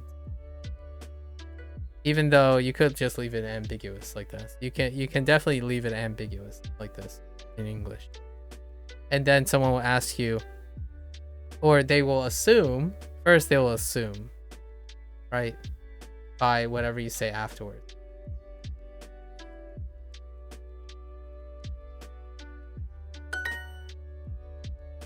I watch dramas. Dorama o mimasu. Dorama o mimasu. 見ます。 Whoops. お。ドラマ。 You know what I'm gonna do in the future? I'm gonna deliberately do the sentences backwards. Just to see if just to practice it doing it the other way.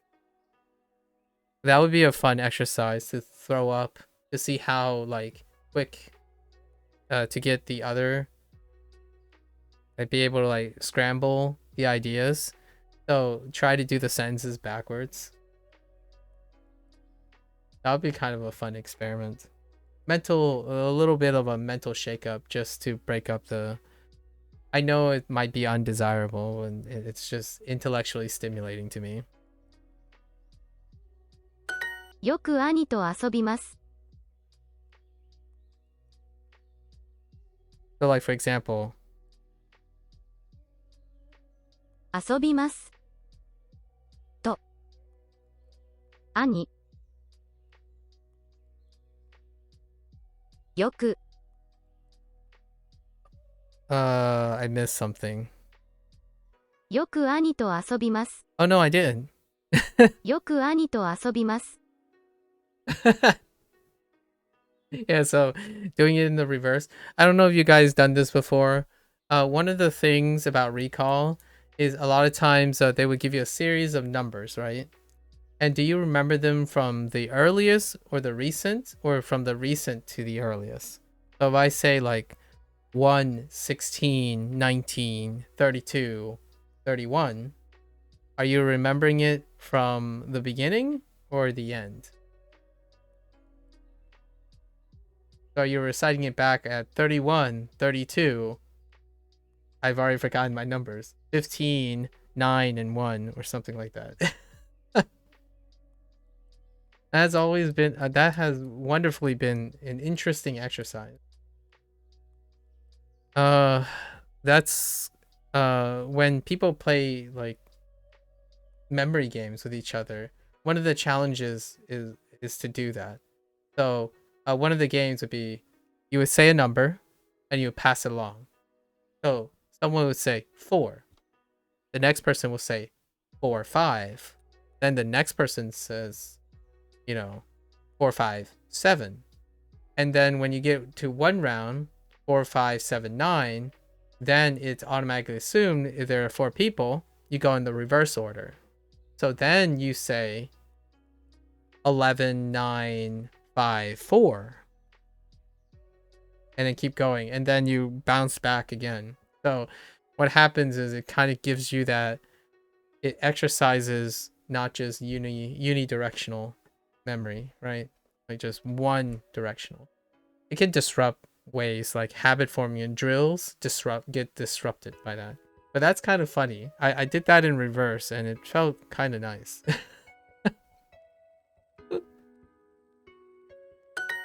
友達とバスケットボールをします。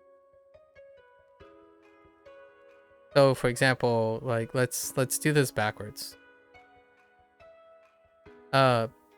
Play basketball with tomodachi, friends, and putting an I.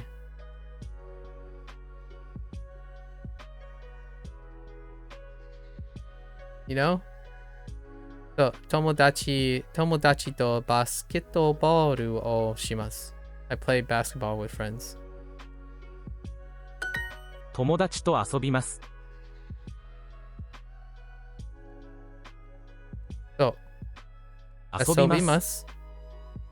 と友達。友達。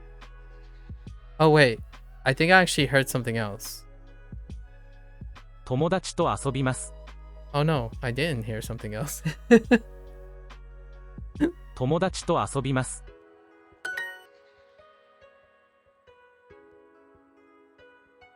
So instead of doing the prescribed wording, right? Like let me, I guess I can disclose the different patterns. For this one, when I read this, I'm actually going from the right. Like I'm always going from the time to the predicate into the object. So it bounces around in this case because of frequency. Although I haven't really always tried to go from one direction to the other purely. So it's had been a mix here. So I would just probably continue to do that. It's fun. It's fun to mix it up. So like my asa, right? 毎朝 Right? My asa, drama, ドラマ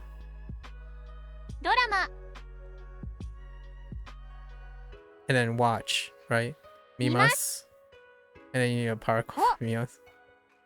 But that doesn't work out. Then you have to resort, right? It's fun to see how well you can compartmentalize the things and then rearrange them.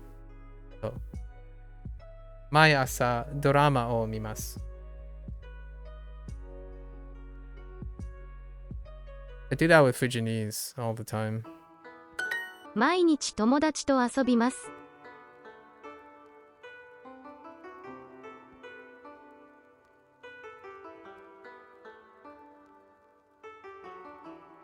So I heard 遊びます。友達 I heard 毎 mainichi. 日毎日友達と遊びます。 There you go. 毎日友達と遊びますか？ So just read from right to left, just for fun, right? So it's a question, right? And then you have asobimasu. The implicit you. And asobimasu. So hang out. So tomodachi. And mainichi, every day. Do you hang out with friends every day? ナオミさんと遊びますか？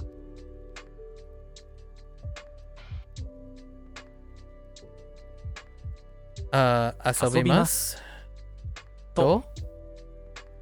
San? さん、 Naomi? ナオミ、ナオミさんと遊びますか？ Oh. か、 I missed the ka still. I missed the ka still even when going backwards. That's nuts. 時々姉と遊びます。 Okay. So I'm just gonna do this for fun for now. So no question. So back to ka, and don't you ka me, okay?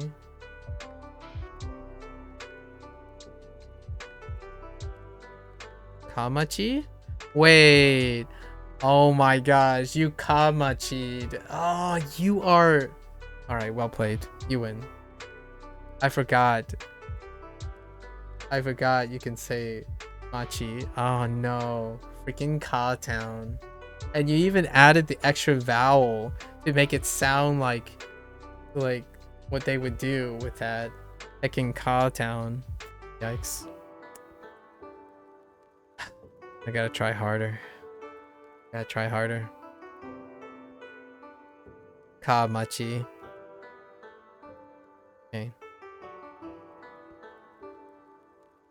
What would you say if I did like you know, the kanji for o in ooki and combined it with machi?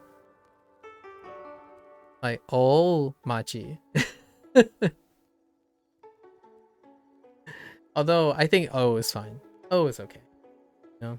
It's technically wo, but still. Eh. I gotta think of a clever way of Motown just not good enough. Mo City? You go Motoshi? My Tushy? I know it doesn't work in that case. It's supposed to be Japanglish. We're working on Japanglish. Lotus, come on. But I did just discover a trick to make a ton of words. Oh, interesting. That got me. I was just doing Japanglish. Like that's Japanglish. Like Motoshi, my Tushy, Mo Tushy. Sorry, Lute. I'm sorry. Sorry, kids. Not appropriate content. This is family friendly. I'm sorry about that. Mo Toshi.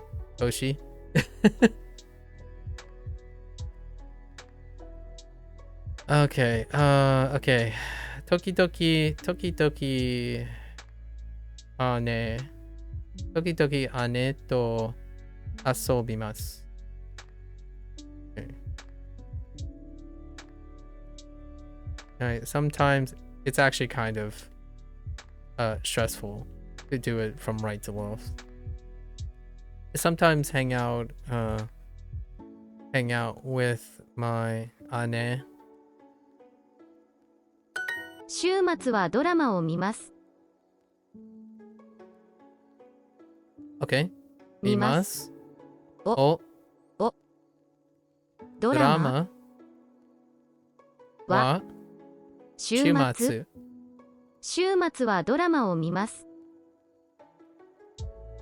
I like listening backwards though, but that only works when you know where the predicate happens. So if you pick up all the predicates, you can probably do like a staggered reverse. By staggered reverse, I mean something like this. You can process this way, like doing it this way, where you stagger reverse, as long as you find the predicate. Right? That seems a little monka. You watch drama during the apocalypse? Wait. What apocalypse? Hideyoshi. Explain. Oh, you like dramas that takes place in apocalypse? Okay, I'm not following. I hang out with friends every day. Okay. 毎日友達と遊びます。毎日。そう。毎日友達と遊びます。遊びます。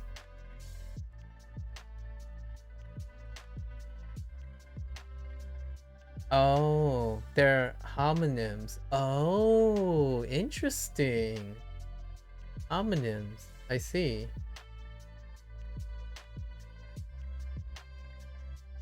Watch drama during. I see. So during the apocalypse. Oh, I get it. I get it. Yeah, they're homonyms. Fair enough. We're just talking about homonyms in English. 毎日花さんと遊びますか？毎日花さんと遊びますか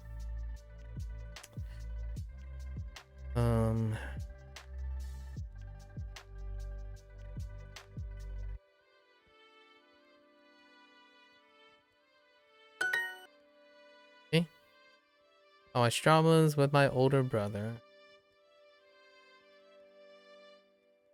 兄とドラマを見ます。兄とドラマを見ます。ドラマ。Gotta stop trying to, gotta resist saying dra instead of da, do. Okay, what is it? 兄とドラマを見ます。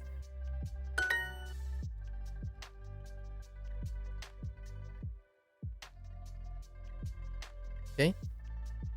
毎日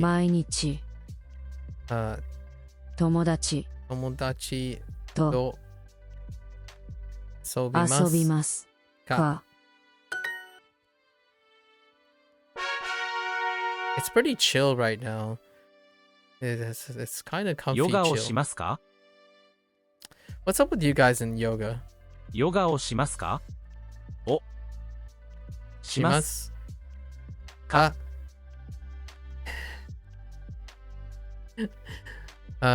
ヨガをしますか？ I like doing the ヨガをしますか？友達とヨガをしますか？友達とヨガをしますか？ Do you do? Do you do? I do this. Do you do yoga with friends? よくヨガをしますか？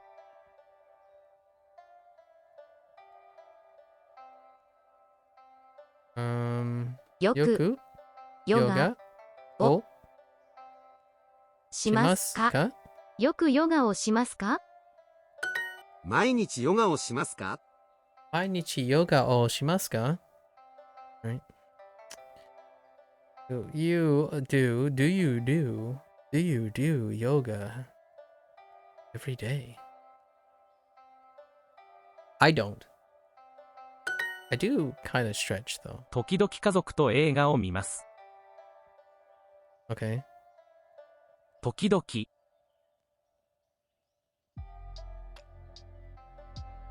家族と映画を見ます。家族と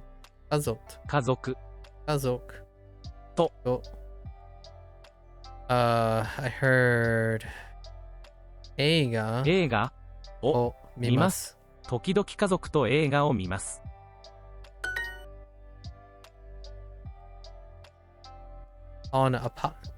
During the apocalypse. Actually, now that I'm curious. Yeah, probably where checks out during the apocalypse. During the apocalypse, I play sports. Yes, indeed. Casually play sports during the apocalypse. 週末はスポーツをします。よく田中さんとヨガをします。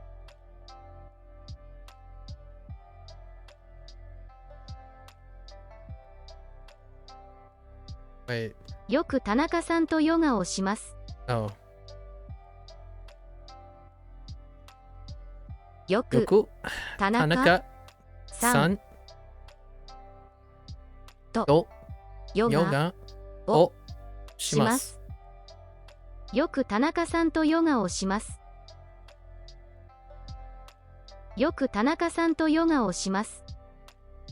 よく田中さんとヨガをします。OK? 毎朝ヨガをします。ヨガをします。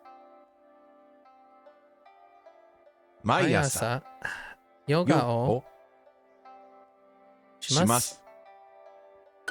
時々父とスポーツをします。Let's do it backwards. We had します。します。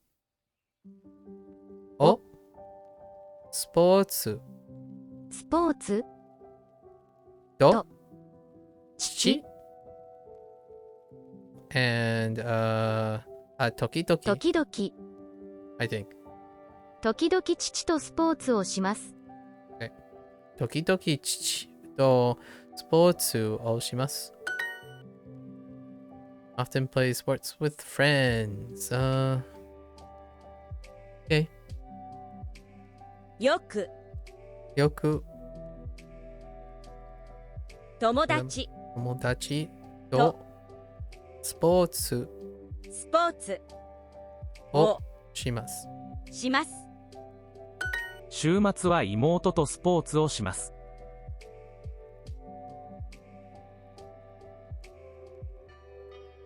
します。おスポーツと妹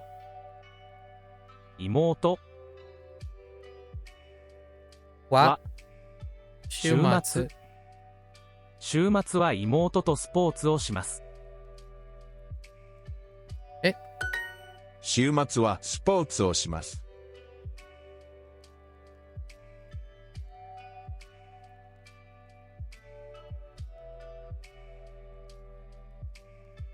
Oh, it's just 週末はスポーツをします。Okay. Okay. 家族そう。家族とヨガをします。家族ととヨガををします。と家族とヨガをします。毎朝家族とヨガをします。Okay.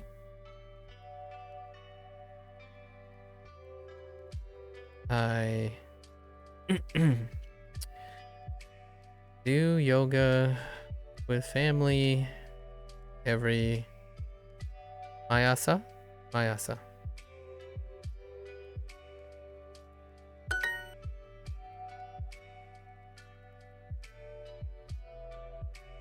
There was another solution. I must have missed something. I eat dinner with my family every day. Okay. 毎日家族と晩ご飯を食べます。そう。毎日家族と晩ご飯を食べます。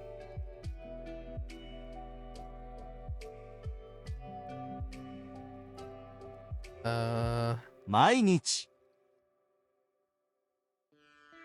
家族家族とと晩ご飯を食べます。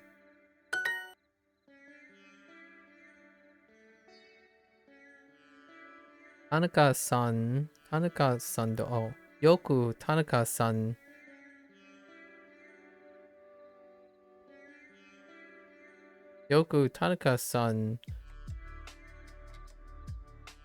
はヨガをします。Okay. よく田中さんと、と whoops, I said はと、よく田中さんとヨガをします。ヨガをします。Do you do yoga? Well, do you do yoga? I do yoga. I do yoga. ヨガをしますか？ヨガをしますか？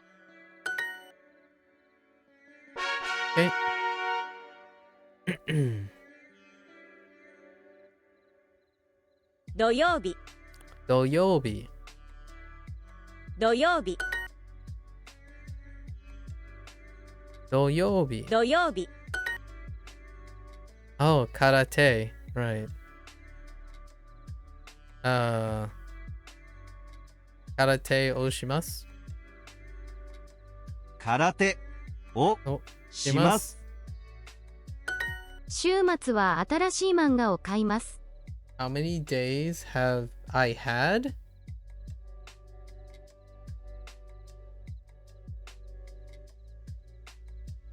You mean this day? The number? Today's 29. Oh. Oh, how many days? 2 days. Only 2 days. 土曜日 and 日曜日. Just Sunday, just weekends. Saturday and Sunday. I did see the other days though, like on those flashcards. But we're not going to tackle them anytime yet. So 土曜日 and 日曜日. 週末は新しい漫画を買います。週末は What? Wait. 週末は新しい漫画を買います。Okay. 新しい新しい漫画漫画を週末は新しい漫画を買います。買います。買います。週末は本を買います。週末は本を買います。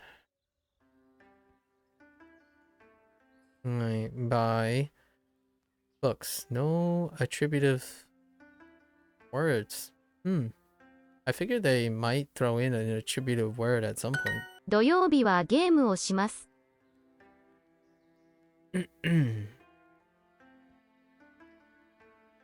土曜日はゲームをします。土曜日はゲームをします。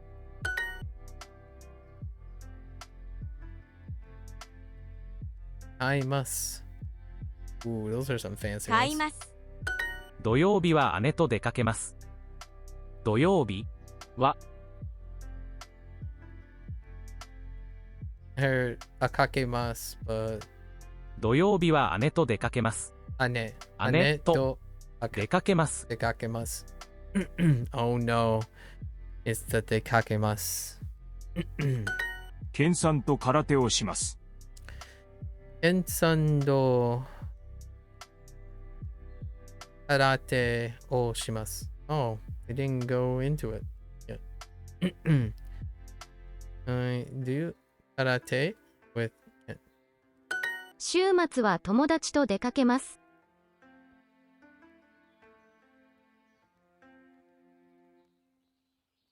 柔道週末は友達と出かけます。出かけます。週末は友達と出かけます。Okay.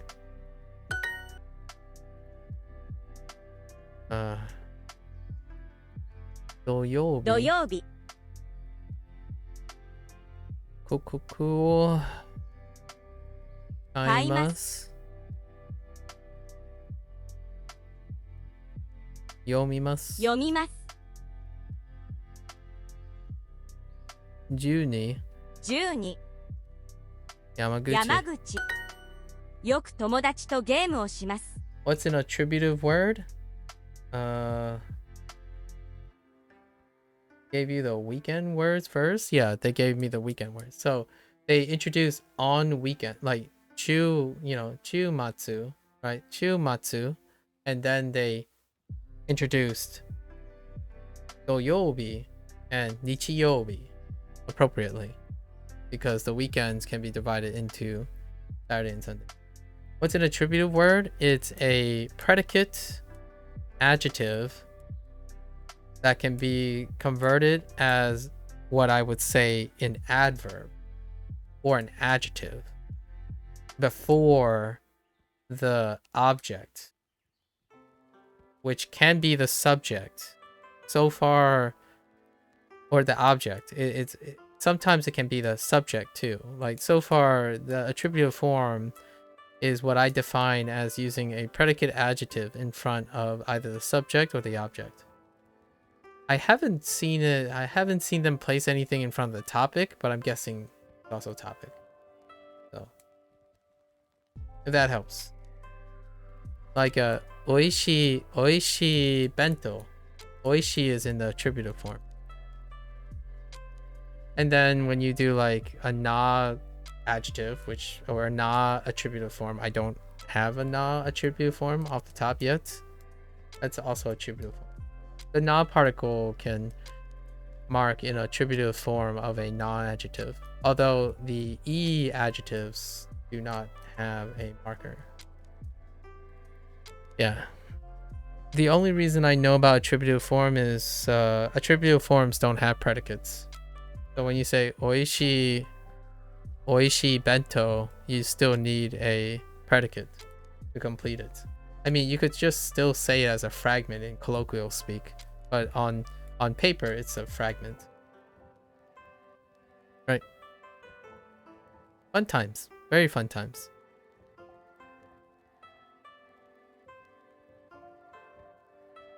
That's how I'm using it. I might be using it inappropriately.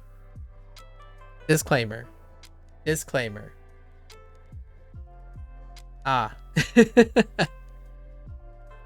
Ah. Yeah, I might be using it incorrectly, so don't give me don't quote me on it. It's how I'm using it at the moment. I'm describing how I'm using it. It might be an inappropriate word.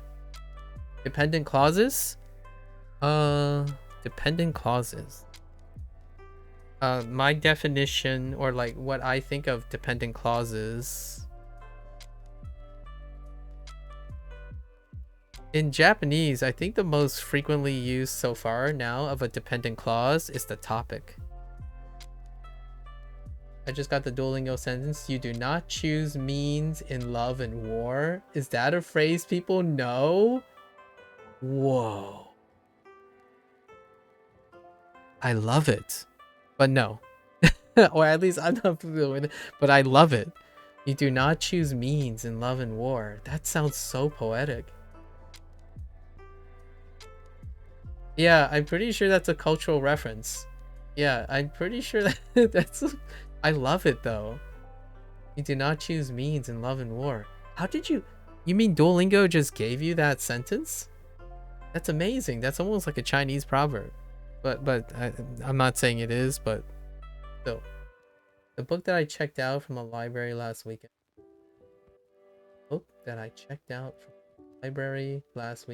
Yeah. So, yeah, that's a dependent clause. Nailed it. Yeah, the dependent clause.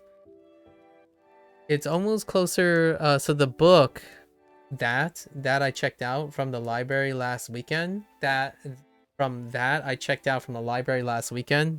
is the topic, is how I'm associating it most of the time. So the book is the object, and that's a fragment, right? So in English, that I checked out from the library last weekend can be used as a topic to modify the book, and then it still needs a predicate, and that's kind of all that independent clause is also, I would still attribute it, quote unquote, attribute it, like it's an attributed thing. So anything that falls in an independent clause is kind of an attributive form of the clause. And yeah, I know it can be used as an object. I'm just using it as an example. It can be many things, but the attributive form is a modifier of an existing object or a subject or a topic, like the actual noun is how I'm using the attributive form. So it's modifying something. So not the book that I checked out from the library. It's more the book that I checked out from the library. That I checked out from the library last weekend is an attributive phrase. Instead of saying an attributive form, I guess it's more accurate to say attributive phrase. It's attributing its details to the description of that book. Or I would call it a, what would you call it in English? A participle? No, that's not what it's called, right? A predicate adjective phrase? A predicate adjective phrase? Something like that. Yeah, like an adjective phrase as opposed to like an adjective as in singular one word. But yeah. Or prepositional phrases. Prepositional phrases are adjective phrases too. Like above the book, above the shelf. So above the shelf is a prepositional phrase that modifies the book. I love these things. I just don't remember the terminology.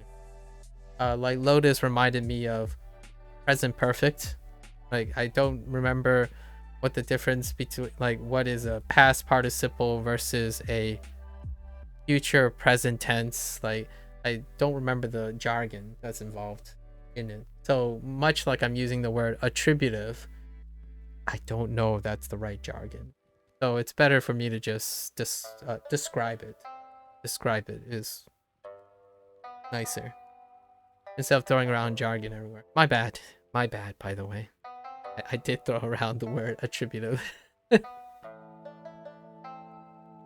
Sorry, Indy. Yoku tomodachi to gameをします。I often play video games with friends. 5 12 12 1 1買い買います。土曜日土曜週末は一人でゲームをします。週末は広い。You know what, Indy? You are so far ahead of me. Like what I mean is the discussion when you say you don't feel like you're in that state. Man, I don't feel like I'm even remotely close to that state. So much more fun to look forward to. I would say I feel like I'm at 10%. That might be an underestimation, but I feel like I'm at 10 to 15% right now, where I'm shifting my balance to, I'm more getting into the idea of word discovery in order to feel a little bit more competent than my pattern recognition. And I'm specifically saying pattern recognition largely to suggest that I'm not learning any grammar comprehension, and that's not my intent. I'm not looking deliberately for grammar comprehension. I'm largely focusing on speaking for the most part. I think in the long run, just prefer to listen and speak. Fine. Fragments, abode. Weird word orders, abode. It will come to me at some point.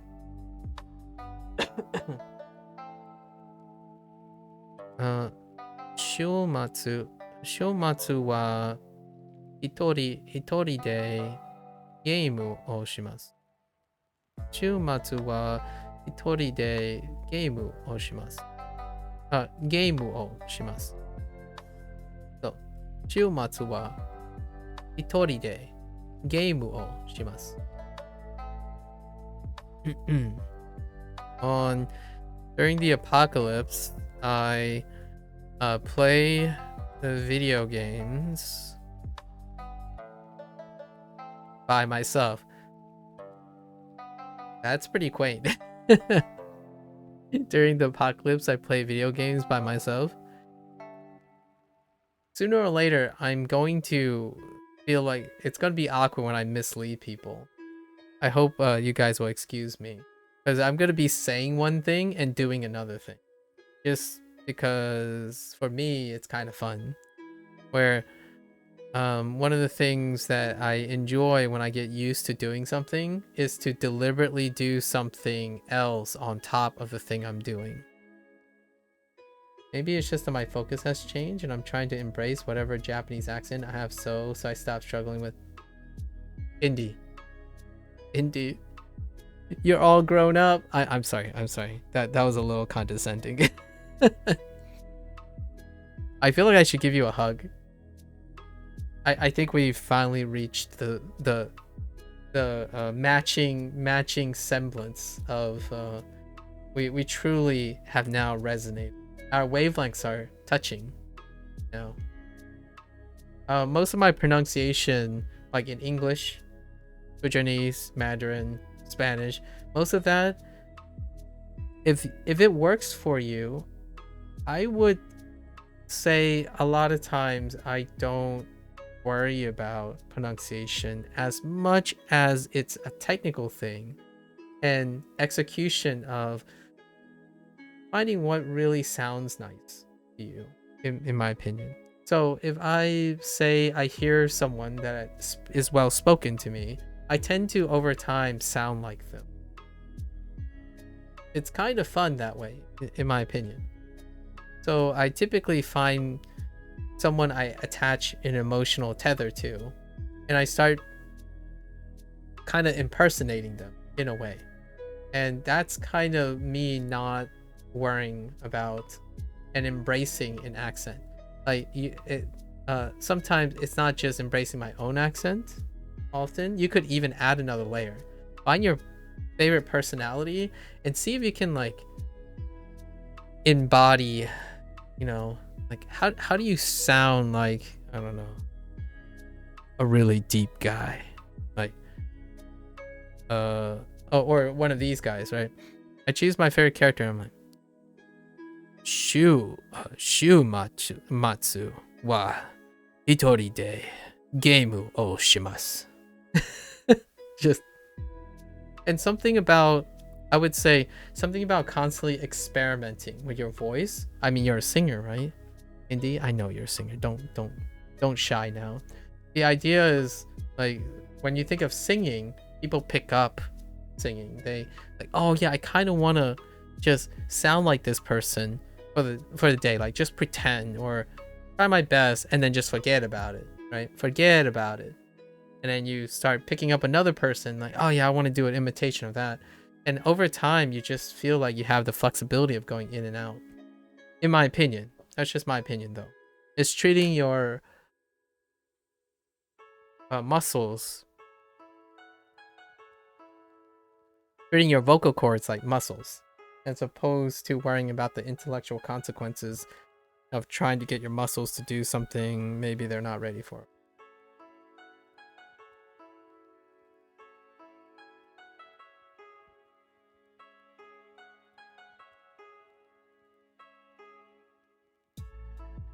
You could end up like me and people hear me sing and they're like, are you tone deaf?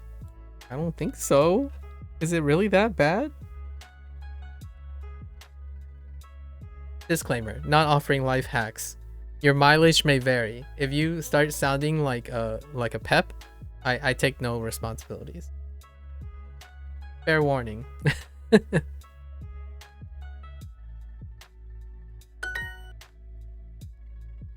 On weekends, I buy new manga. So, oh, sounding like her is hard. Like, Shiumachi. Oh no, yeah, that's not happening. 週末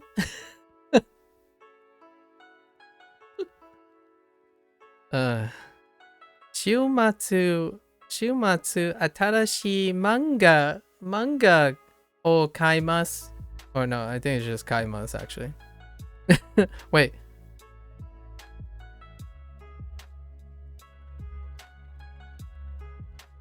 I think it's okaimasu. But that's too hard. That's so straining on my voice. So わ週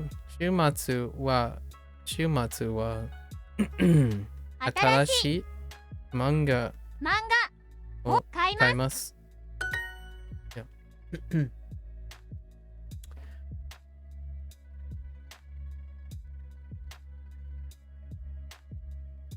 Okay. On Saturdays, I play video game with Ken. So, 土曜日土曜日。ケンさんとゲー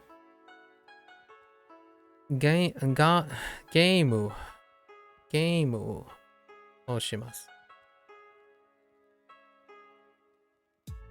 ケン3 3 3 Can you go in the right place? と then?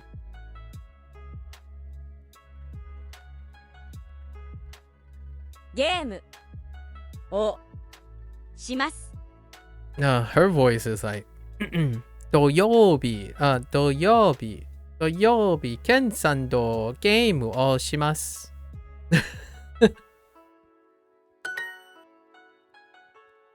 Oh, there was another correct solution. I must have dropped a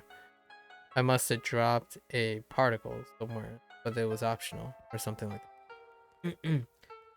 Japanese are allow for some weird distinctions by the fact that say atarashi manga. Oh yeah. What is weird about saying atarashi manga?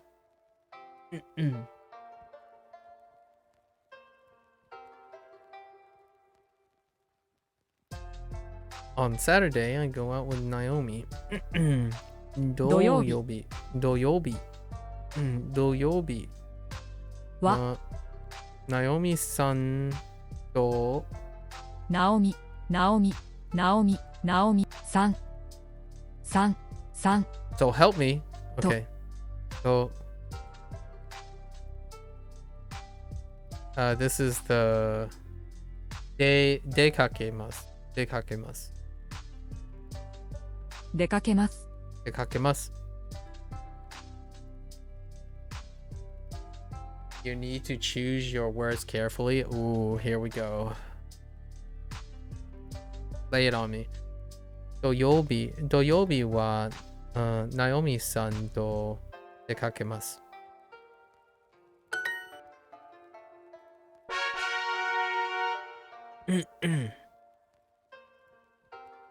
日曜日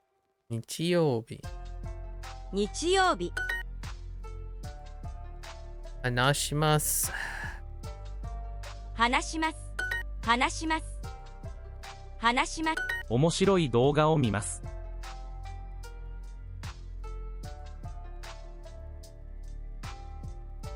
I had a random thought. Never mind. 面白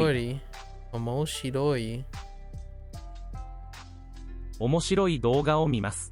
動画を見ます。面白い動画を見ます。面白い動画を見ます。面白い動画を見ます。テニスをします。テニスをします。I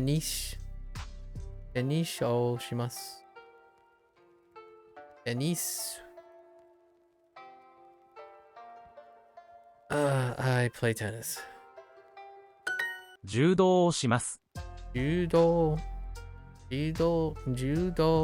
をします。柔道をします。いや、柔道をします。Okay. Sorry, that's kind of like emototo. Like emototo. Or I mean, no, sorry. Odototo. Odototo. And emototo. Where were we? Oh. 柔道をします。柔道をします。This feels like it keeps going. Toll. Just keep going. 柔道をします。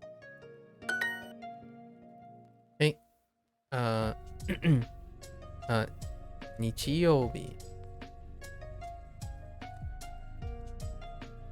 日曜日。一人で可愛い動画を見ます。 Okay.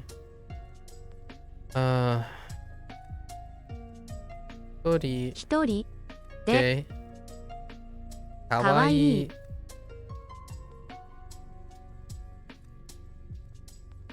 動画を見ます。一人で可愛い動画を見ます。一人でかわいい動画を見ます。日曜日。日曜日。日曜日。話します。話します。買います。買います。東京。東京。土曜日。土曜日。週末は友達と話します。週末は友達と話します。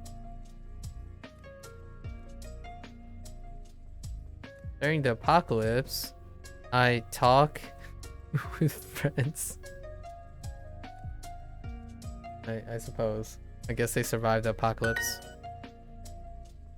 買います。買います。日曜日。日曜日。7。7。話します。話します。土曜日。土曜日。On weekends, I talk with friends. 週末。週末は友達と話します。Oh wait, just 話します。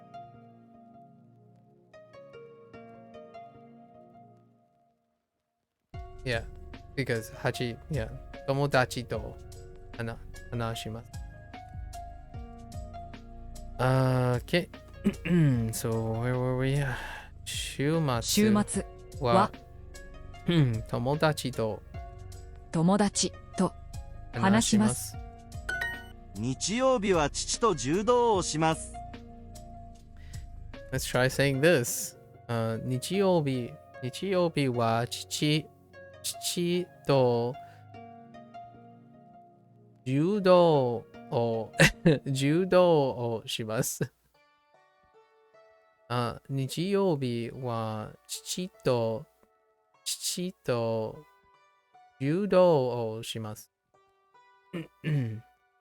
That's a lot of swinging. Lots of swinging. On Sundays, I do judo with my paps.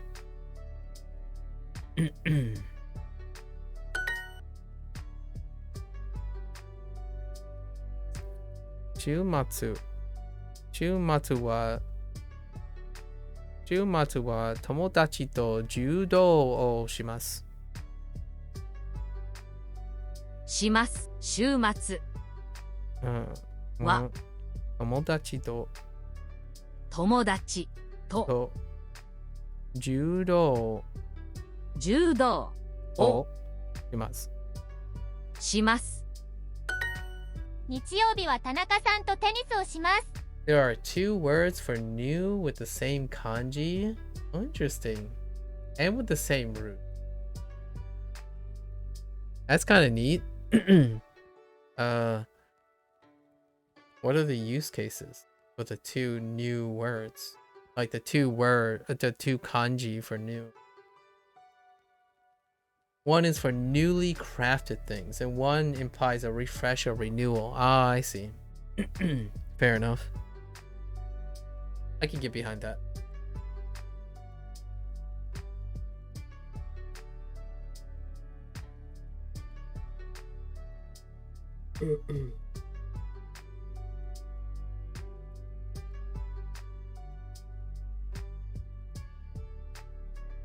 That's pretty neat.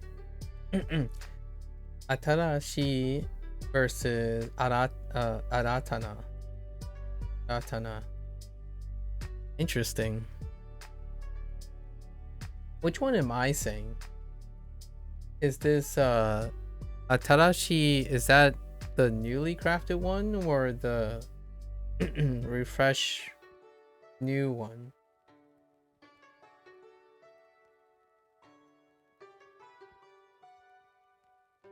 Lotus, I know what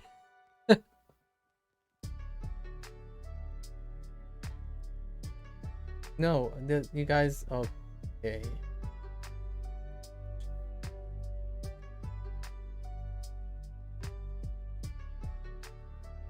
Ataratana is way more in literature? Oh, so is this the one meaning the newly crafted one or the refresh or renewal one? Wait. Which one am I saying? Oh, I'm saying like newly crafted, right? Or spanking new, like it's unused new, right? That's what atarashi means. Like young, newly crafted. Okay. Okay. I thought it might be weird, you know, like maybe Duolingo is using a weird use case. So, I mean, it's not unheard of before. So, gotta make sure. Okay. And is it only it's only used for crafted objects, right? Aratana would be like getting a new job. Okay, so figurative. Aratana has a figurative use. I was curious, so atarashi is literal most of the time with an object. Can you say like atarashi haiku? Or do you say aratana haiku?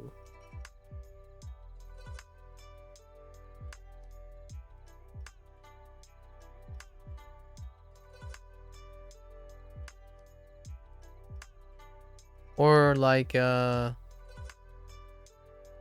yuta, right? Like atarashi uta. Sorry.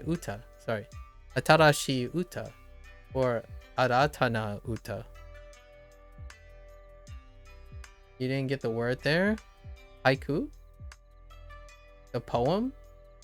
The poem form? Oh, is that not a noun? Is haiku not a noun?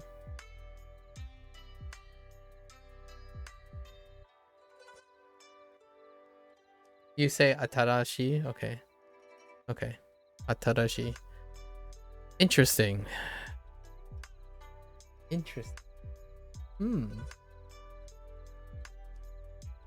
Okay. 日曜日は田中さんとテニテニス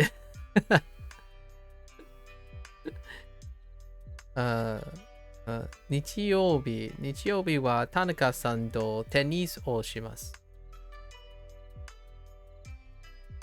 Oh, it's pretty much atarashi in all cases. Fair enough. Well, that's good. Thanks for sharing that. Nice. I don't have to like worry about it too much. It is kind of fun to know though. Yeah. Is there like a use case of English where you just typically find it in literature but not in spoken language? Interesting. Trying to think of words that you will almost mutually exclusively find in literature that shares something with something in colloquial speak. I'll probably come up with something tomorrow.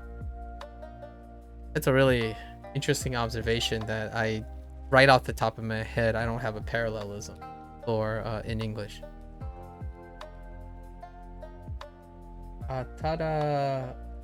No.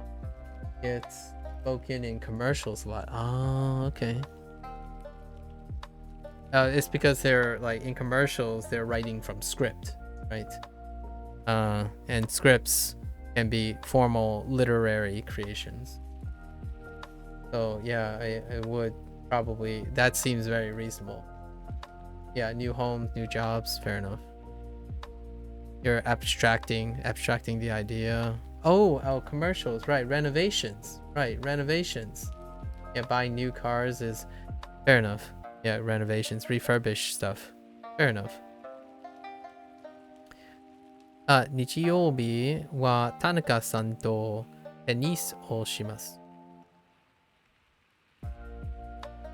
So on Sundays, I play tennis with Tanaka.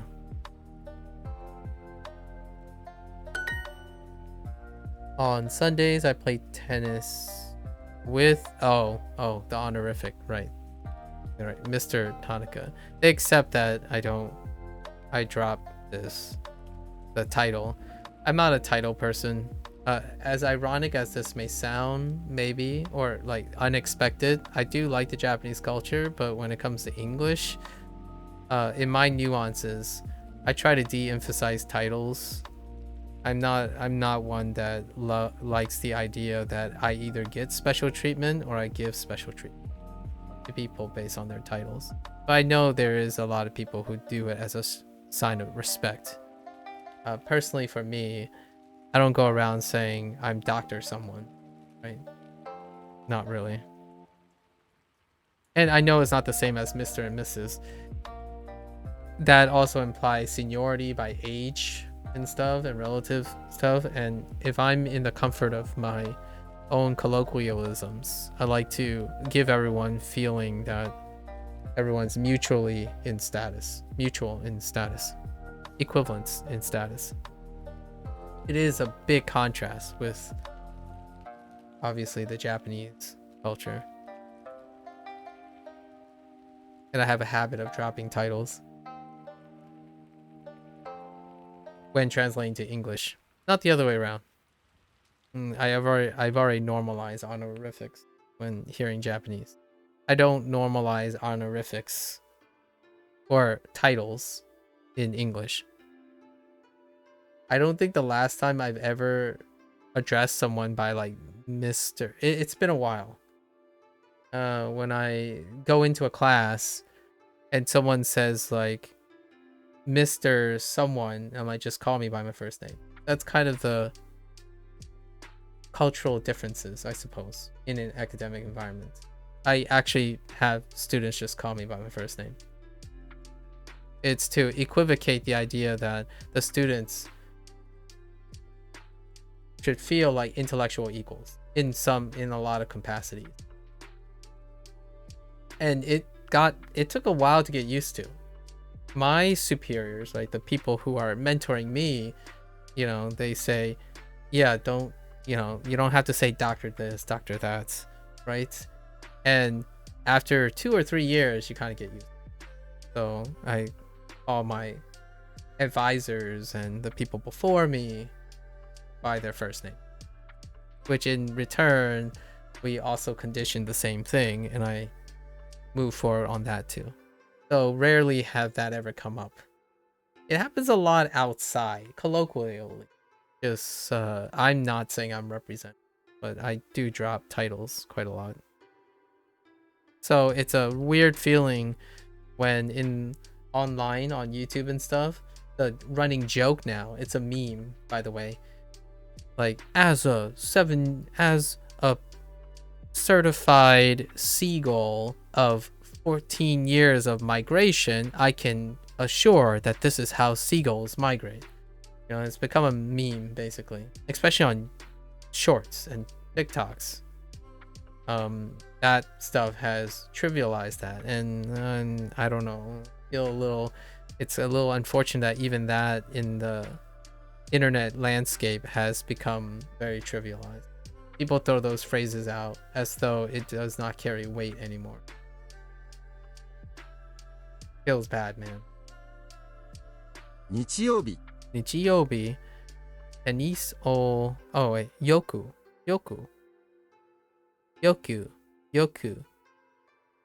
I'm closing off my ku's too much. Yoku. Yoku tennis o shimasu.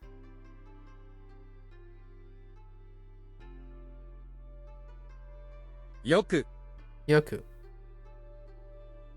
テニスをします。 Shimasu. I dropped something there too. Or something different. I said another... Okay.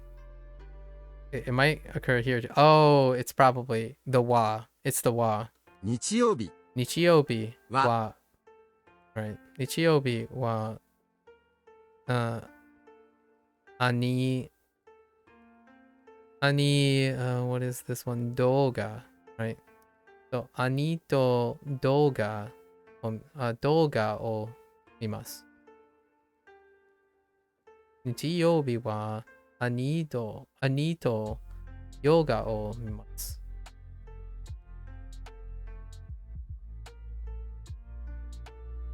兄と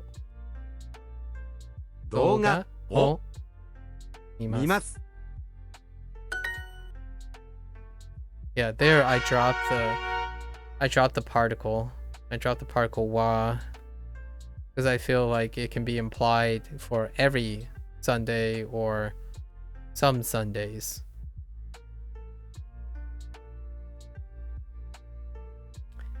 This animation is great. All right. 週末はヨガをします。週末はヨガをします。Okay. 週末。Oh, 週末はヨガをします。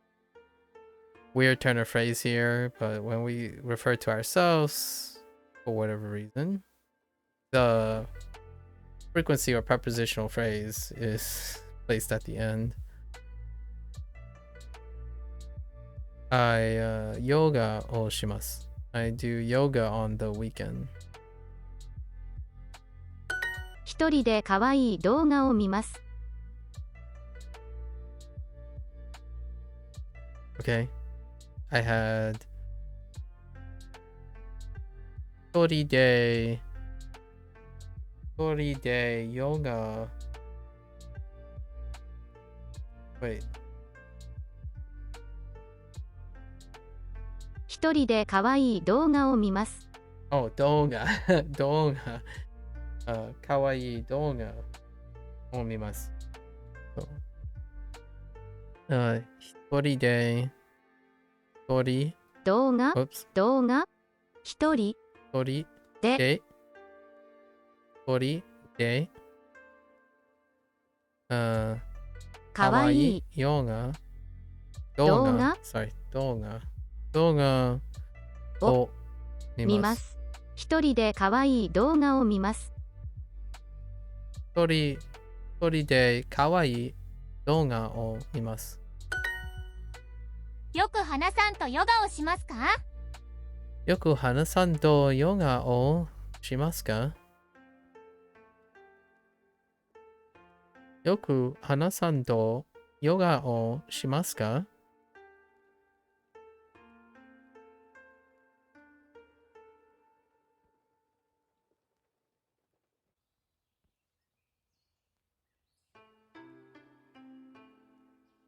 よく友達と服を買います。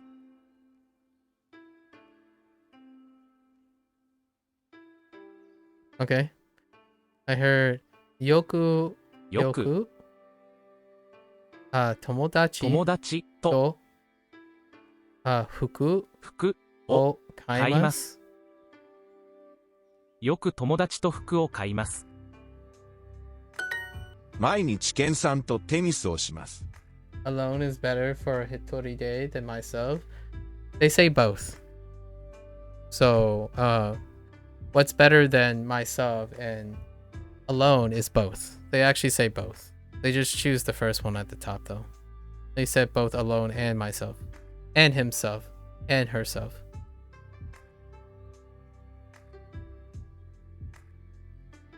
Solo. Solo's fine too.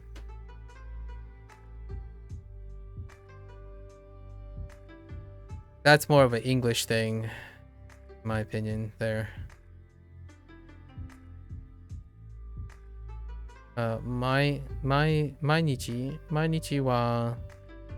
日は Oh no, 毎日 ケンさんとテニスをします。毎日ケンさんとテニスをします。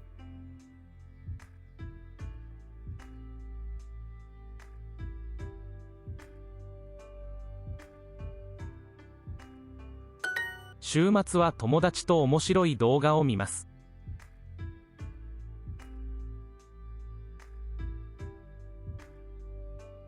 Okay. So I heard 週末は友友達達と面白い動画を見ます。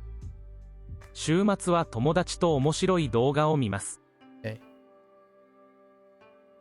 So has the implication of a reflexive position, which is another word. I mean, that's fine. That's again English. I'm talking about the English side of things, but yeah. I mean, I wouldn't know, but good to know. Good to know, I suppose. 時々ケンさんとヨガをします。時々ケンさんとヨガをします。Wait, let's try that again. 時々ケンさんとヨガをします。時々ケンさんとヨガをします。時々ケンさんとヨガをします。If I slow it down, just if I wanted to keep the same cadence, right? Sometimes do yoga with Gen. I'm thinking of a YouTube personality when I'm doing that. 日曜日は兄と動画を見ます。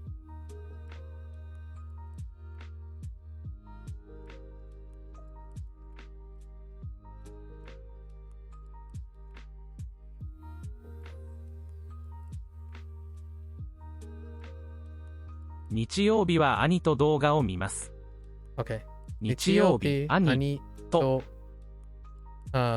動画 Wait. 動画を見ます。日曜日は兄と動画を見ます。Okay, I thought there was going to be another. I thought I might have missed an adjective here. Sometimes I miss the attributive form stuff. Oh, I did.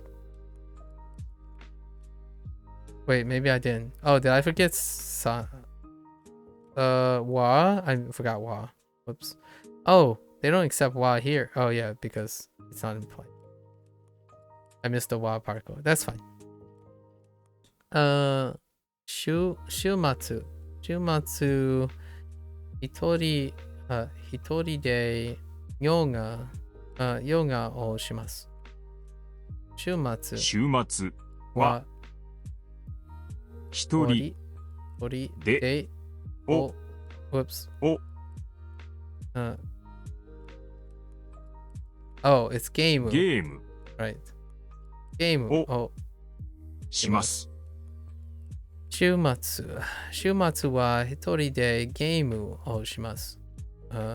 週末は一人でゲームをします。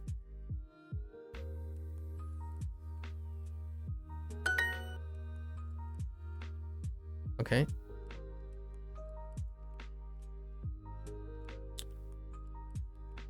Sobimasu. That's sobimasu. Or asobimasu. Sobimasu. よくケンさんと呼びます。遊びます。Okay.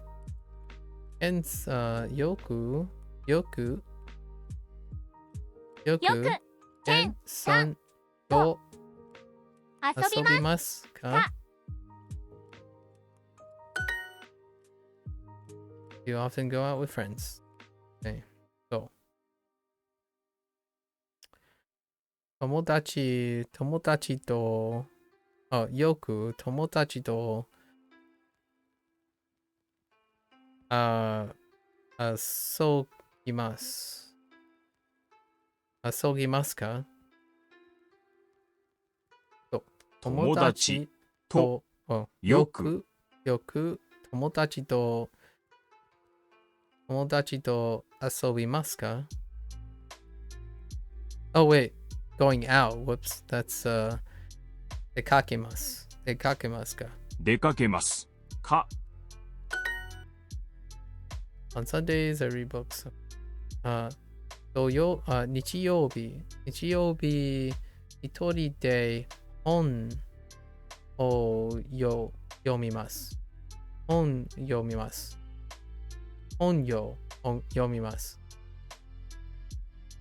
日曜日は、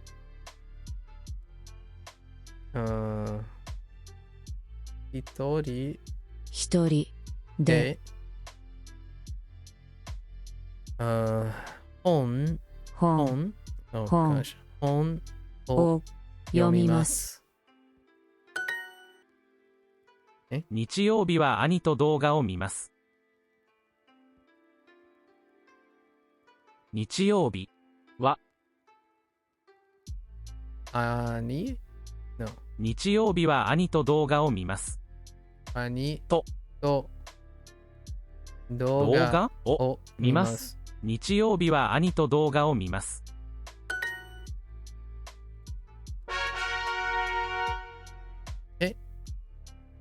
Alright. Introducing the Duolingo Family Plan. Encourage all your favorite people to learn a language with unlimited hearts, no ads, and more to help them learn fast. Add anyone to your plan. Your family, your friends, anyone. Save together, learn together with the Duolingo Family Plan. Yeah. All right. Let's go to the next one. 地図はありますか？地図は、what? 地図はありますか？ありますか Yeah. 地地図図ははありますかありますか？すみません、地図はありますか？ Excuse me? Do you have a map? ホームはどこですか？ホームはどこですかホームホームはどどここでですすか？か Hey, welcome back, Mouse. How's the stream going? Getting through a lot of lessons, I'm hoping. Typically we try to get through 12 lessons, but we had a lot of good discussions. So, what does that say? Well, go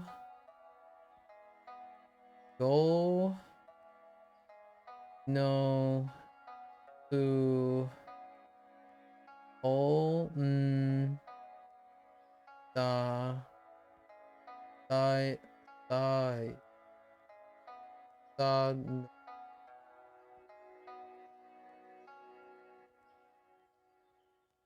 ありました。Okay, so you conjugated.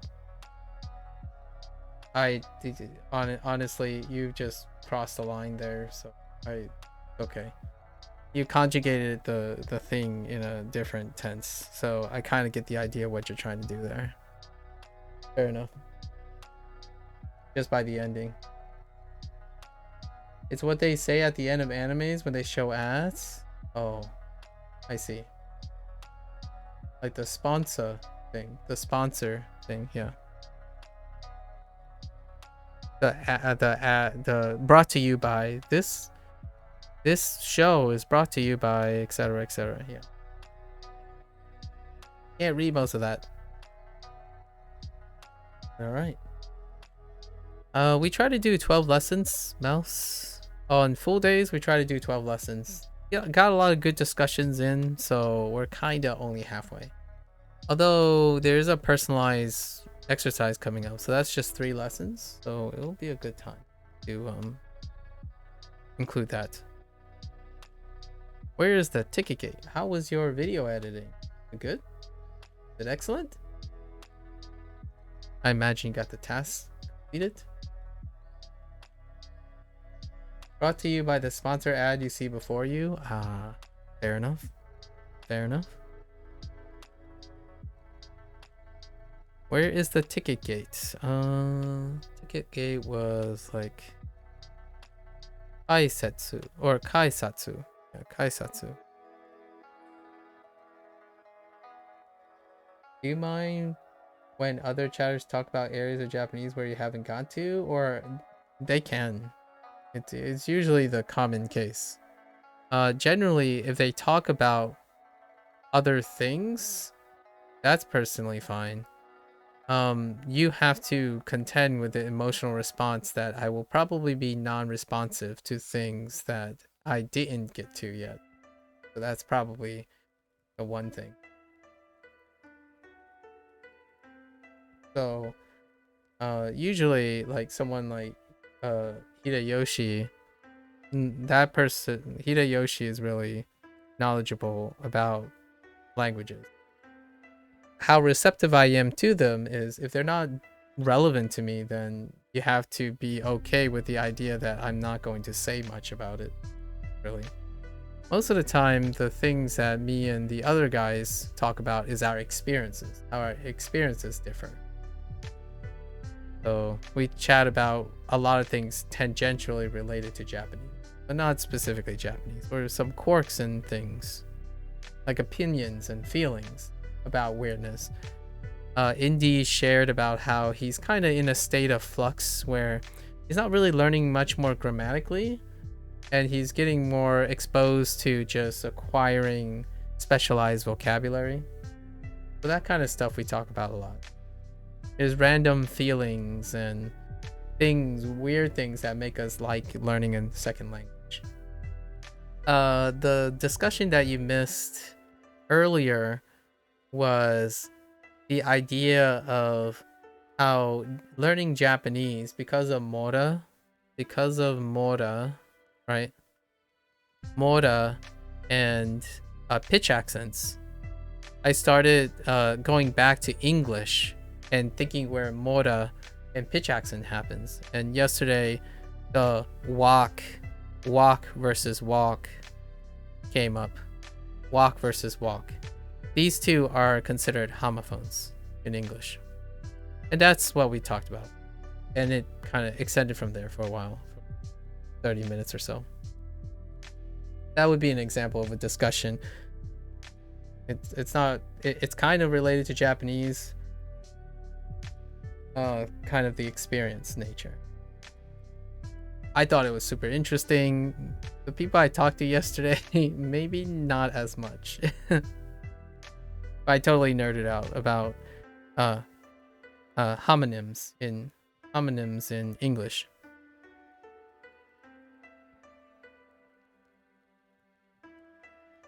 And then, like, I didn't refer to this. I referred to it early in the morning. Things like illusion, and delusion, right? Illusion, illusion. Sometimes you have a classic like effect versus effect. I definitely think it seems interesting. I actually just learned the difference between homonyms, homophones, and homographs the other day. That's a coincidence because I actually looked that up yesterday too. The contemporary use of the word, I think I'm just gonna stick with homonyms. Homonyms have this flexibility that it shows enough ambiguity that kind of highlights my incompetence when it comes to being specific. So sometimes when I think of homophones, I tend to use homonyms because homonyms on your loose categorization could be homophones or homographs or both. So I typically use the word homonym. Homophones, like for example, walk and walk, I don't think they're homophones. So it's kind of weird. So they are kind of homonyms. So if you hear the same sound as walk and walk, then they would be qualified as homophones. But since they don't sound the same to me, they're not homophones. However, they can qualify as homographs because they're they're not spelled the same either and have different meanings. So it's like, whatever. I'm just gonna call them homonym. Yeah, so that's kind of where I'm at with that. And that's what Japanese got me to appreciate.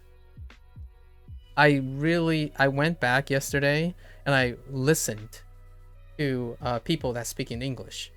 So a lot of times I watch interviews where people go between English and Japanese, and it's pretty clear even when you have homophones show up, if you find a homophone, the person actually says, like, if you get that rare chance where they use both instances of homophones in English, they actually consistently say it a specific way, even extended.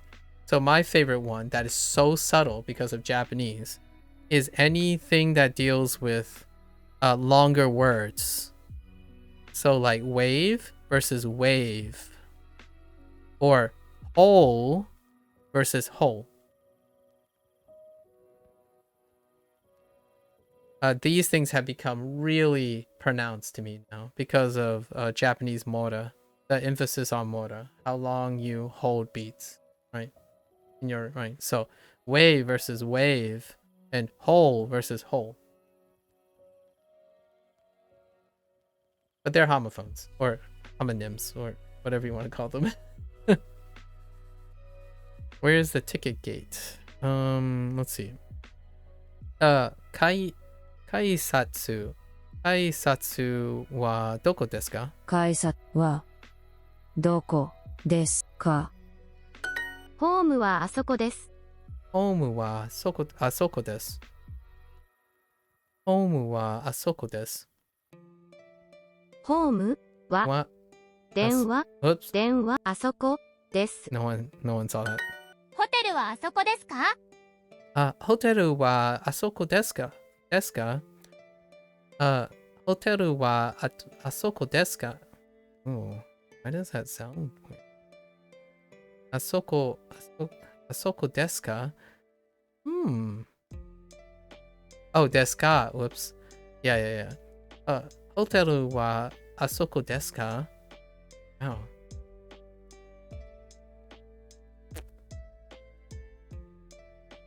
ホテルはあそこですか？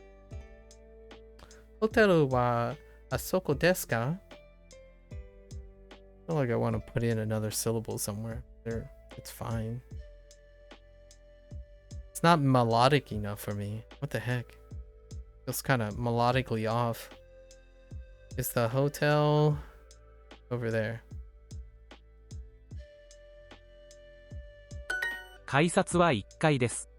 挨拶は1階です。挨拶は1階です。1階です。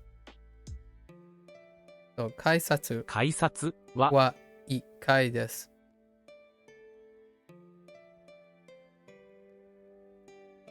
1階です。改札は1階です。The map is also on the first floor. First floor is Hikai. Oh no.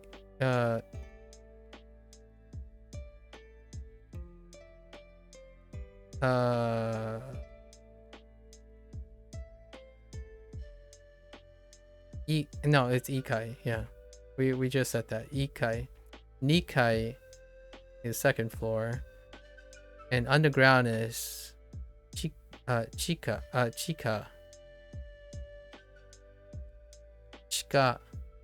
Yeah, Chika. Okay, so, 地図も、oh, sorry. さ、地図も、地図も1回です。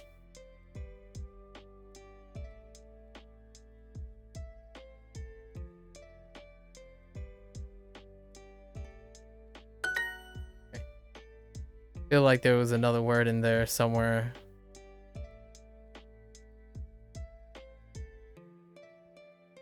One thing that I was thinking about was your opinion on best versus alternative. What is your opinion on somebody saying the best alternative method? Oh, that's interesting. Ooh, that's interesting. Would it increase or decrease the credibility of argument due to them sounding like they know more? I actually think my concern is largely if someone says this is the best method and they said that they're only concerned with efficiency, right? That checks out. So I think that boosts their credibility. The problem I typically when I'm confused or when I'm expressively confused, that might seem like I'm trying to concern myself with the person's credibility, but it's more like I'm a little bit confused. So when someone says this is the best alternative method and they're focused on a literal alternative, as in they say they don't use, for example, they're looking for an alternative for Duolingo and they say this is the best alternative that I found in contrast to Duolingo. So what I'm expecting their next couple statements are about is how it is better or considered best and not involving Duolingo. However, if they suddenly go and say, well, this is the best way to use Duolingo, I'm confused. So that's kind of the thing that I was referring to. So when someone is looking for, if they're offering me the best methods, then that means they should be telling me why it's the best, not telling me why it's not the best or there are other shades of gray. It's a little confusing to me. So what I'm concerned about a lot of times is when someone's used to being very open-minded, however they're presenting themselves as a closed-minded person. It's not bad or good. To me, it's confusing, so it causes me to question them. So when someone comes up and say, I think this is the best because I love it, you know, like they just love it, and I'm like, good on you, man, keep loving it. The things you love are the best, isn't it? Right? Desu ne? Right? When someone comes up and say, oh man, this stuff sucks, it's the best though. Okay, so are you happy? Like, should I be worried about you? Because you just said this thing sucks and you say it's the best at the same time. Like, do you like doing this, or like, is it a bad thing or a good thing to you? I'm a little confused, and that's the stuff that I worry about. Nice, desu ne? Yeah, desu ne, right? I'm speaking Japanglish at this point. So when I see, in my opinion, this is me not trying to interlope on people's things. When I see really brilliant people, like super brilliant kids, and they're gonna go off to college and they're gonna do stuff, the last thing I want them to do is have cognitive dissonance with what they like and what people think they like. So I've met a lot of people who say, oh yeah, you know, I'm very considerate and I want to be very friendly. However, no one ever told them that their behavior seemed unfriendly. Not that they're intentionally trying to be unfriendly. Just the idea that this person is telling me, oh yeah, they love playing this. Then why are you so upset? Or something like that. Like a lot of times someone comes to me or like criticize something about me. They say something like, yo, Duolingo like is terrible at going over vocabulary. And then I would ask them, how do you come to that conclusion? It's like, well, I used Duolingo for 670 days and I didn't learn any vocabulary. And then I start asking, okay, what is it that helps you learn vocabulary? Well, they say, well, repetition. Does Duolingo repetition, is that like different than the repetition you're referring to? Because Duolingo, one of the shining features of Duolingo is it almost exclusively relies on repetition. And that's kind of the thing that I look for. So when someone is incredibly intelligent, they have a lot of self-awareness. At the same time, I misunderstand them. It's very difficult for me to see that when someone says, I really want to relate to someone, and then they have a love-hate relationship with them. Oh yeah, I really love language, but I hate learning English. That happens quite a bit. Or, oh, I love the Japanese culture, except when they do this and that and this, and then it turns out to be like most of the Japanese culture. So that's kind of the conditionals, lots of conditionals. And I worry about the mental state moving forward as an adult, because unlike language, in my opinion, a lifestyle of cognitive dissonance, it carries and builds up as one gets older.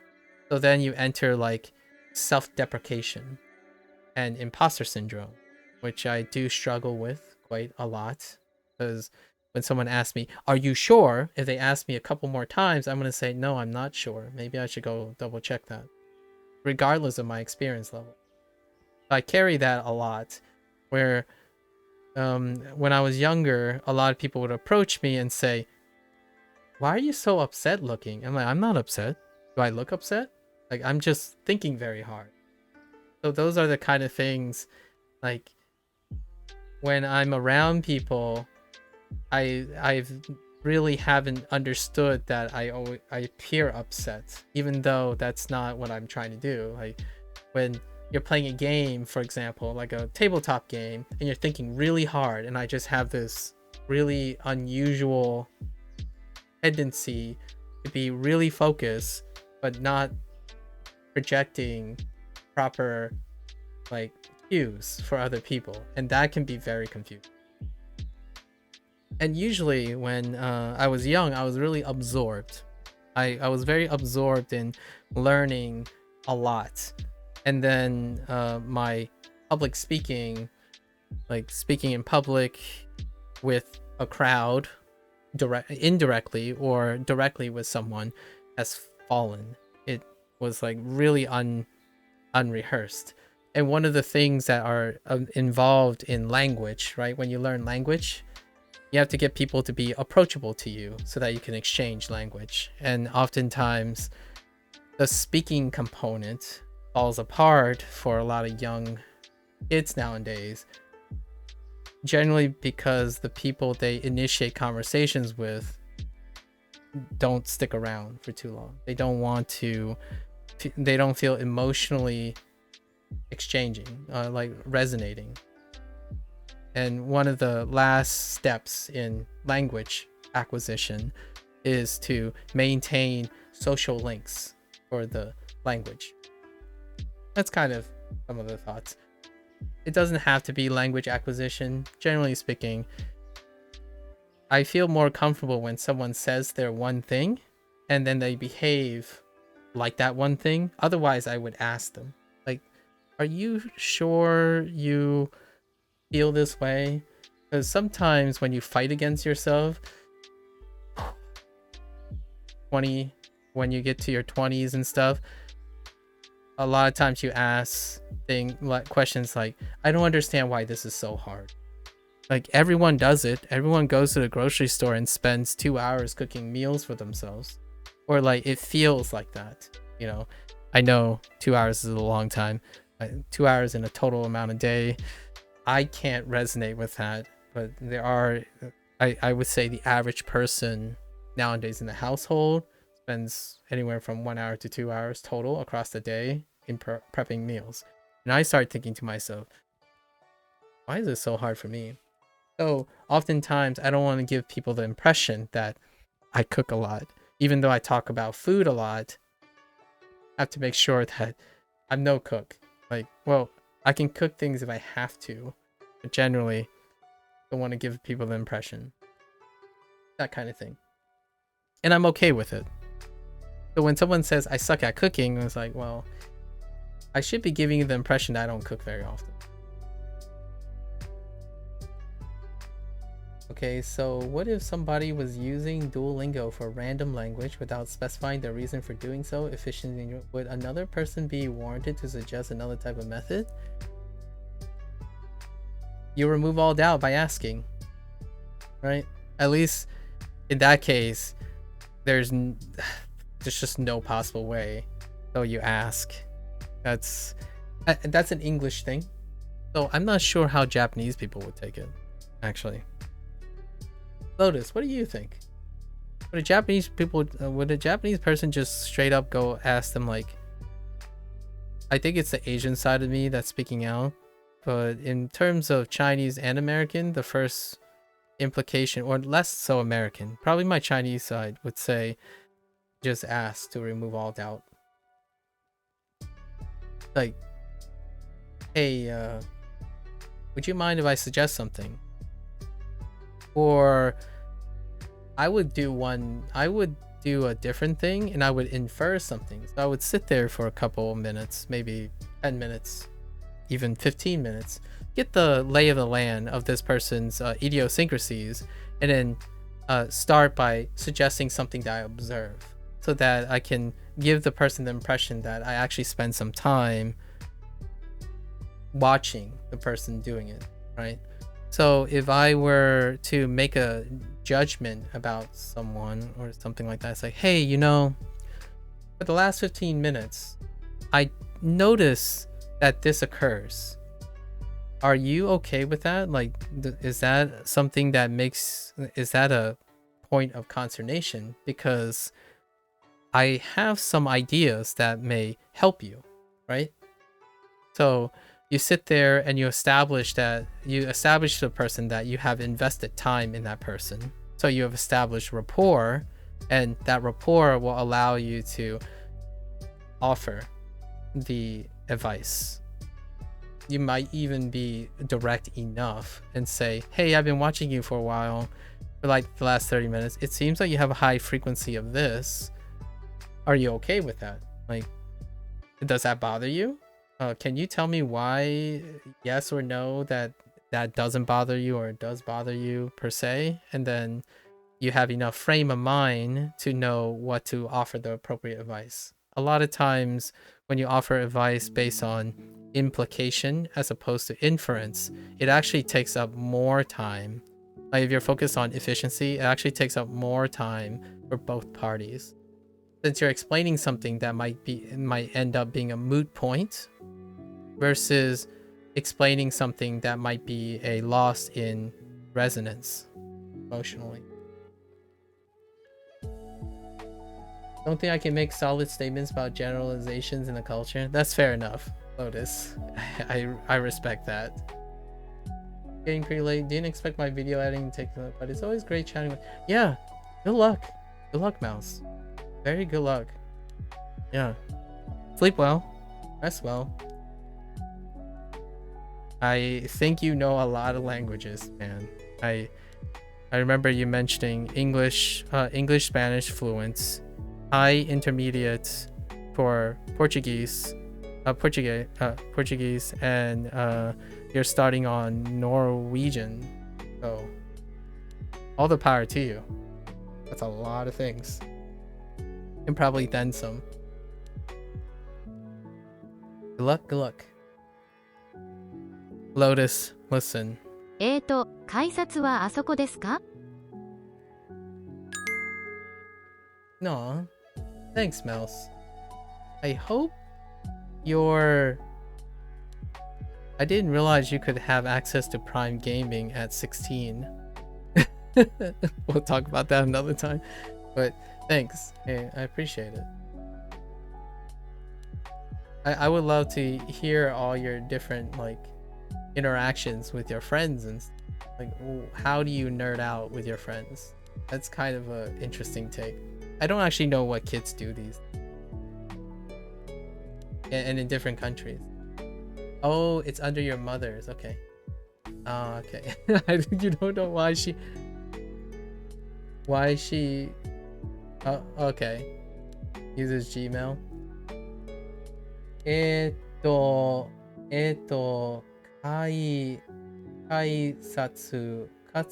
改札はあそこ no wait あそこ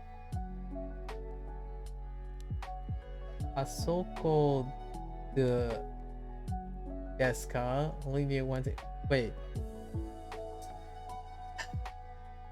Got some typos, Lotus. Oh, she should use Gmail, yeah. Old habits die hard, I suppose.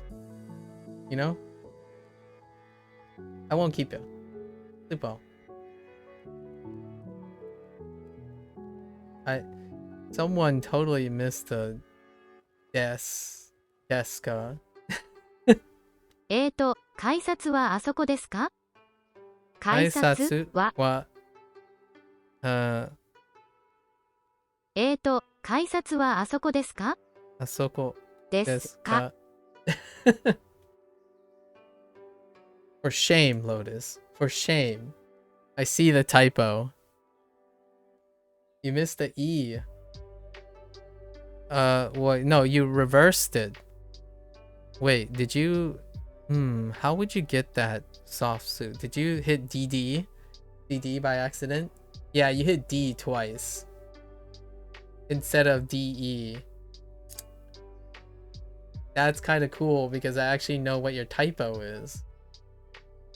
Since we did the keyboard stuff. I don't know why, but I do really frequently... Lotus. I don't know why either, and it is specifically des. Like this, I kid you not. The only reason, like one of the biggest reasons why that just stuck out to me is because I actually think the way the keyboard input is, I know, this is like the kid blaming the system, but I swear it's also des. I mess up des.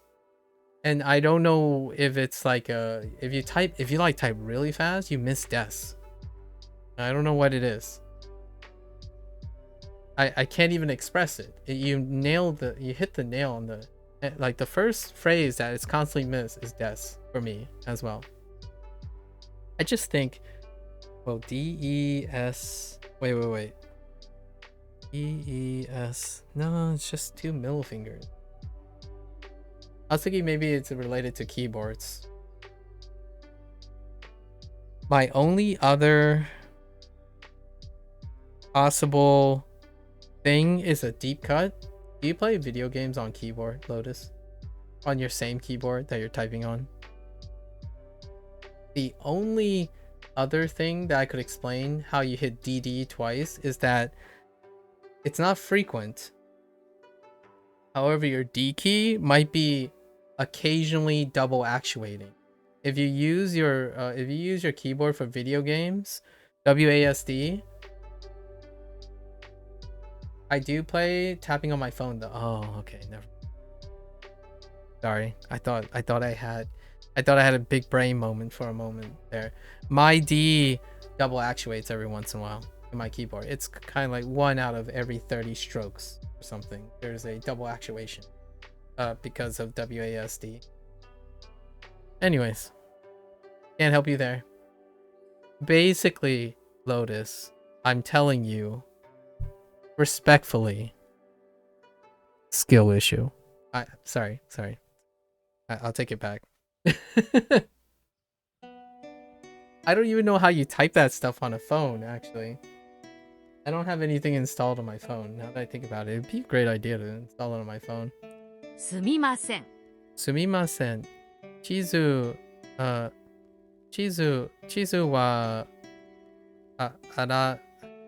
ありますか地図地図はありますかありますか？ありますかあ、すみません。地図はありますか？ They really lean in on す not みません。 changing much. あ、すみません。地図はありますか地図はありますか地図はありますか？はい、改札はあそこです。はい。挨拶はあそこです。Something about あそこです。Makes it sound weird. はい。はい。挨拶。The 挨拶は、あそこです。Is over there. The ticket gate! Oh my gosh. I pulled first. Why did I do that? Sorry. コート Auto. I should have checked. ホーム Game. Oh, home. ホーム Home. No one saw anything. It's fine. On? パン、 On. そば。服、服。ホームは、一回ですか or一回ですか So, ホームは一回ですか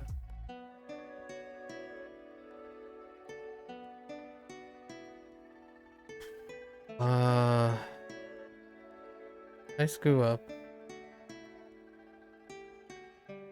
Yeah, ホームホームはは一一回回ですかですかあ、改札は1階じゃないです。Okay. 解説は一回じゃないです。じゃないです。一回じゃないです。Okay. What is oh? Oh. The ticket gate isn't on the first floor. 一階。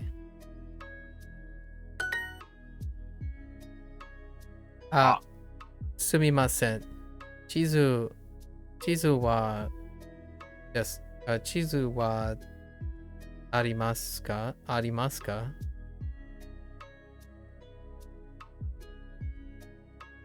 Wait a minute. Yeah. Yes. すみません。すみません。地図はありますかありますかあ、デパートはあそこです。デパートはあそこです。Or the department store is over there. Wait. That was not the solution they were looking. はい、改札はあそこです。はい。改札 The ticket gate はあそこです。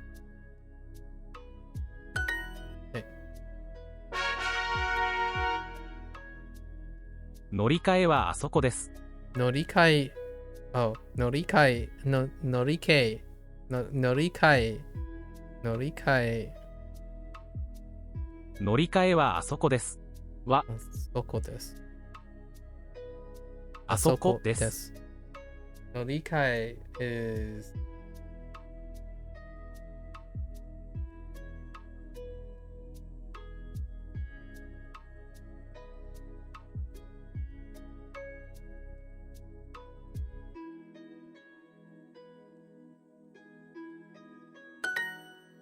a transfer. 乗り換え. Okay. Oh, and we had trash can too. Oh man, trash can. Oh, trash can. It's like gomigaku. Gomigaku. ゴミ箱 Gomibaku. Oh my gosh, ゴ dude. ミ箱 You know, the closest thing I can think of for gomibaku is a garbage bag.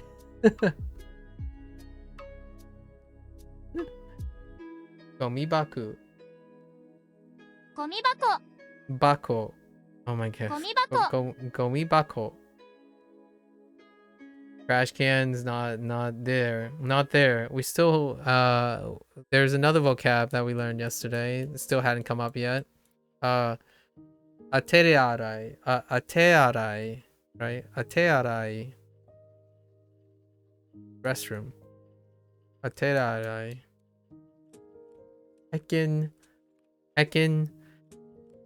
It's gonna take me a while to get used to these ones.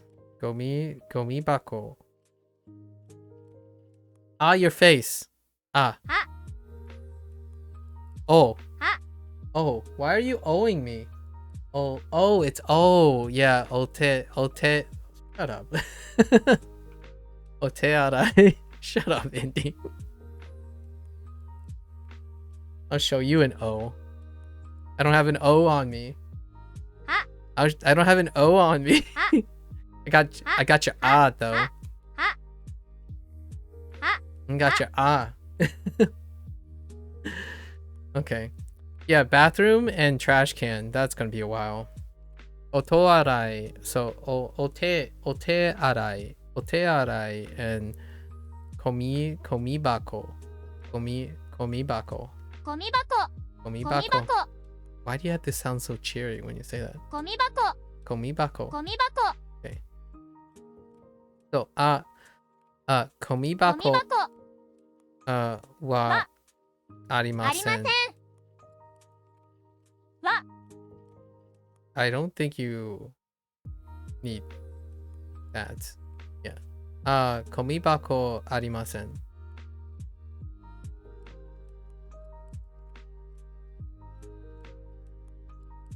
Wa.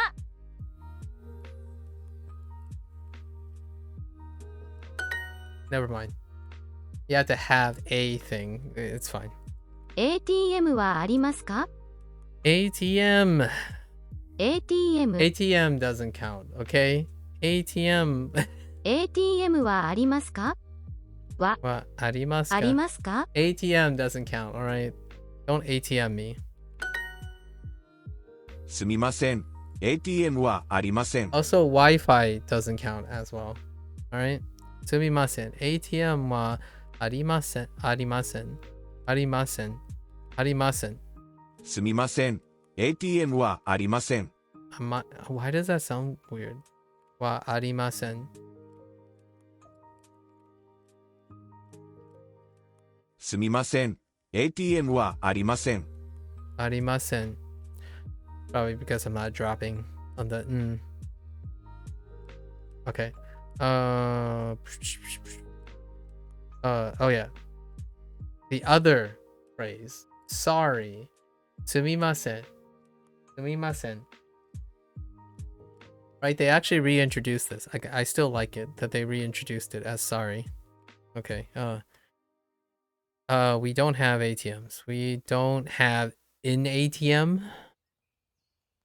Says no one in the world. We don't have an ATM. I'm just kidding. I'm just kidding. I'm being a little toxic.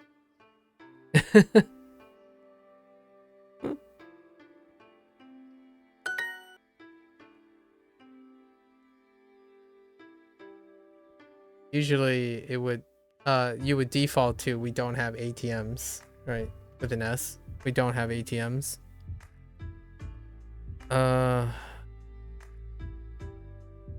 Some things are not usually used in singular form. What was this again? Norikae. Norikae is transfer. 乗り換え Norikae. T-shatsu. E-shatsu. T シャツ Sorry, I'm being a little flamboyant. Scato. ス Scato. カート Nigiyaka. にぎやか And then what? Atarashi. 新しい ATM は1階です。 Ikai desu. ATM wa ikai desu. The ATM is on the first floor. すみませんゴミ箱はありません Sumimasen. すみません Gomibako. ゴミ箱 Gomibako wa ありません arimasen. すみませんゴミ箱はありません乗り換えはどこですか？ Norikae wa doko desu ka?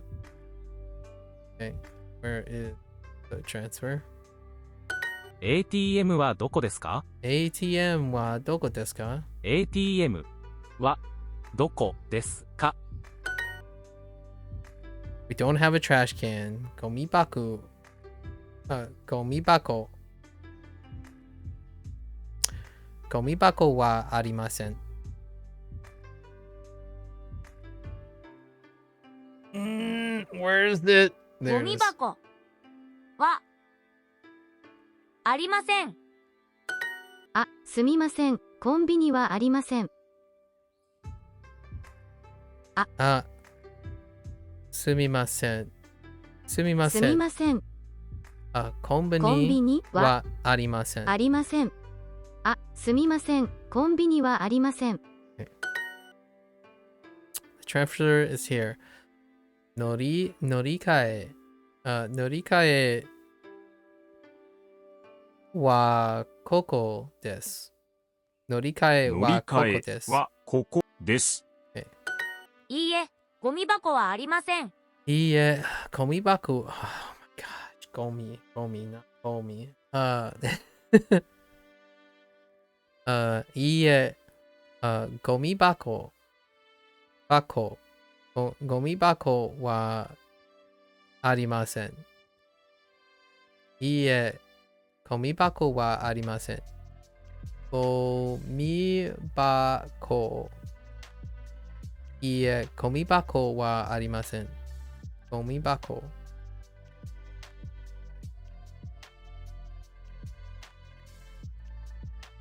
No. We don't have a basura. Or is it basura? Basura. Oh no, I'm starting to pronounce those words as Japanese. Oh no, everything's ruined. Oh no. I was trying to say basura, but I ended up saying basura.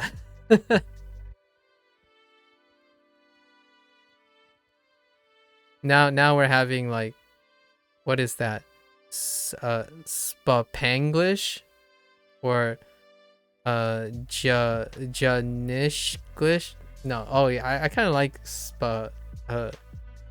Spapanglish.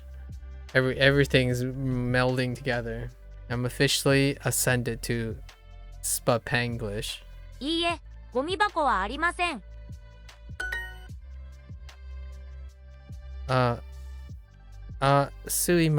Sumimasen. Company wa arimasen. Right. すみません。コンビニはありません。 A とゴミ箱はどこですか？ゴ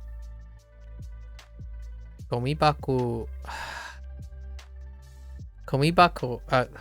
ゴ Komibaku. Ko. Komibako. Komibako wa doko desu ka?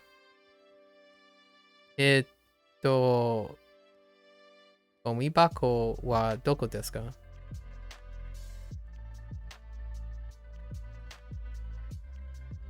Where are the trash cans? I almost forgot the article.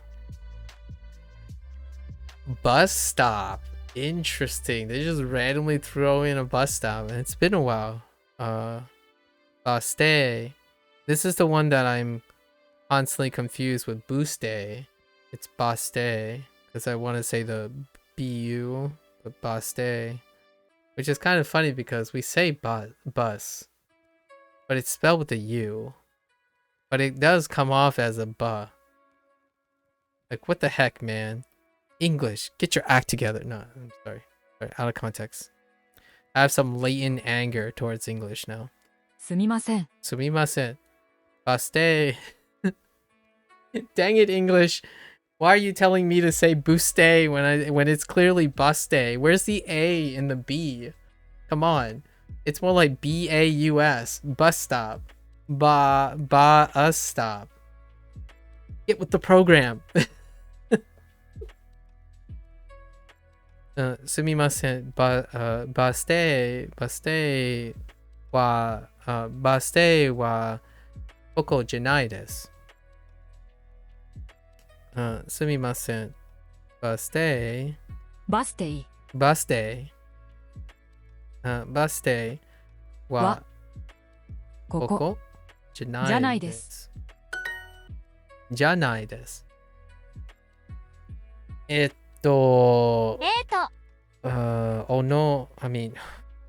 乗り換えはどこですか？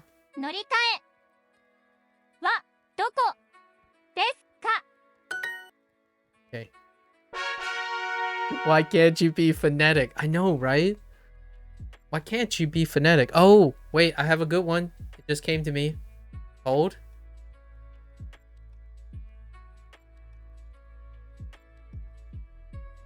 Oh no, I lost it. Yesterday there were homonyms where in English you have an E at the end and no E at the end. And a lot of people actually just drop the E. There are a great number of examples, but I had a really specific one. You know, like LE. Anything that ends with some things that end with an LE, there's another word that just doesn't have the E. And those are homonyms too. I don't remember the one that stuck out to me yesterday. And you pronounce them differently. So it's that you know, at least for the most part, people pronounce them differently. But they're still referred to as homonyms, just in a different way. What was it?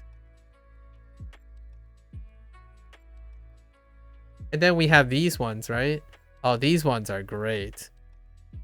Like mantle and mantle. And I actually say them differently. Mantle and mantle.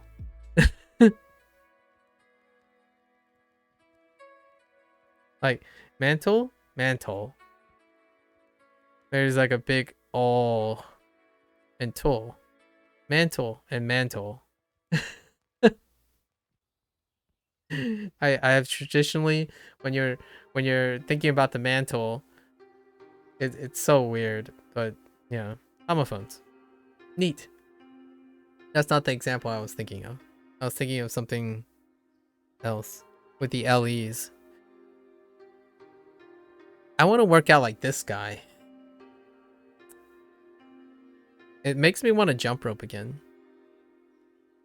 I like this character. Oh, right. What you call it? Ede beta. Ede beta. Ede beta. エレベータ Ede beta. Like it. Ooh, that's gonna take a while. Elevator. エレベータ Elevator ははどこですか？ーどこですか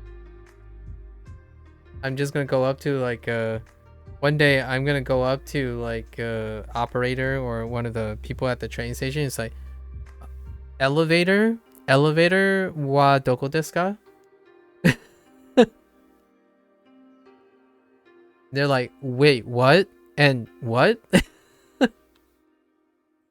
Like elevator wa doko desu ka? Sorry, Japanese people. I'm gonna be a menace. I just know I'm gonna end up being a menace.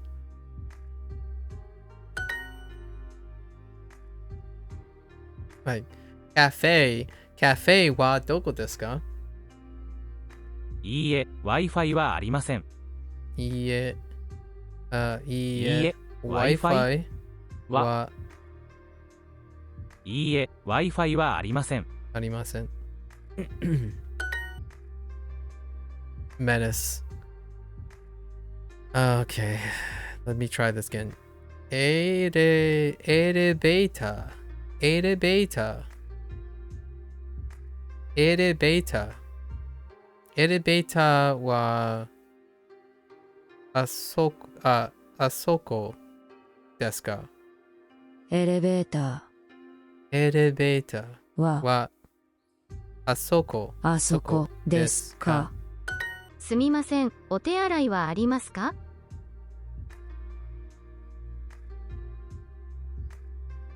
Oh, a what? すみません、お手洗いはありますか？ Oh, oh, there it is. Otearai. Okay, we got it. Otearai. すみません、お手洗いはありますか？ Yeah, otearai. Okay. すみませんは Wa お手洗い otearai. Whoops. は Otearai wa ありますか？ Oh, not. Wait, ありますか? Yeah. すみません、お手洗いはありますか？ Yeah, yeah, yeah. Do you have a bathroom or restroom? Actually, can someone tell me if there's a separate word for bathroom versus restroom? I need to know. In English, I do distinguish between a restroom and a bathroom. They're not synonymous to me. So this one specifically suggested that it's a restroom, which makes sense in the context of a train station. So I would typically refer to the train station as having restrooms. The only thing Duolingo says is, oh yeah, the toire, yeah, toire, and ote arai. Japanese have separate rooms for baths, never in the same room as a toilet. Yeah, that too, by the way, that too. However, restrooms and bathrooms are a distinguishing feature too. So in a bathroom there's a bath, in a restroom there just isn't a bath. If you know what I mean. So there's still that too, not just like if there's a toilet, right? Or actually it's the same, actually. So Japanese, it's the same thing. So is there a separate word for bathrooms? Or like the bathroom part of the bath part of the bathroom? I really do legitimately, it is kind of important to me. I don't ever go out and ask for where the bathroom is. I typically go out and ask where the restroom is, because most public restrooms do not have a bath, even if they're connected or not connected in the privacy of your own home. A word might exist. Interesting. I know some people use restrooms and bathrooms interchangeably, but think about asking someone where the restroom is and getting a bathhouse in Japanese. No, I'm just kidding, but just think about that for a moment, you know. Like, oh yeah, bathhouses, bathrooms, same thing as restrooms, and then suddenly you're in a bathhouse when looking for a restroom. Or a Anyways, just thinking of like random nonsense. I'm sure it's not a problem. すみません。 Wi-Fi はありません。 Wi-Fi はありません。お手洗いはありますか？ Hotera, hotera あれ、oh my, hotera 洗い。hotera 洗いはありません。ありますか？ Okay. You know what is kind of an odd feeling? At least for myself, I don't know if you guys can relate. Whenever they teach questions, I almost feel like it's easier for me to just come up with a question instead.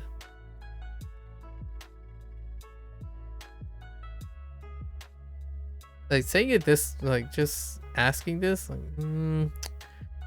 I kind of want the freedom of saying, do you not have a bathroom or do you have a bathroom? Oterai, yeah. Oh, means hand washing. Oh, interesting.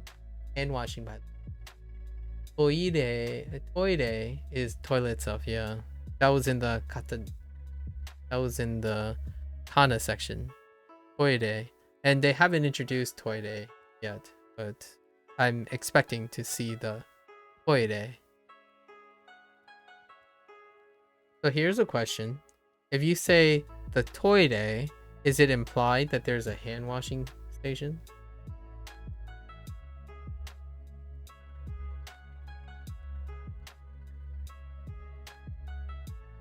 No? Okay. Good to know.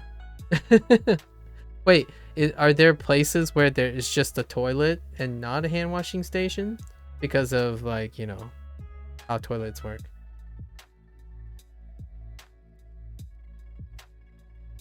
Yes? Okay.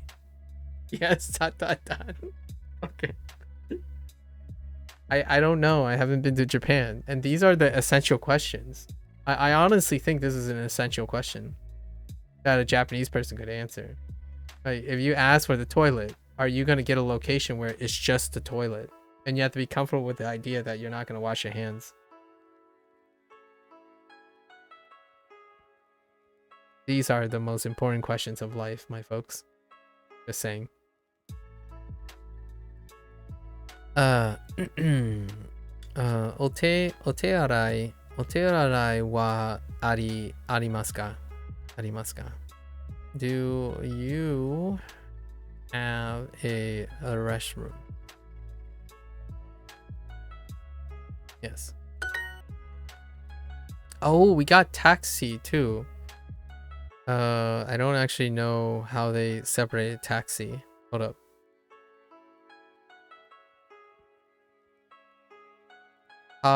Su Shi. Okay. Taxi. Taxi. Taxi.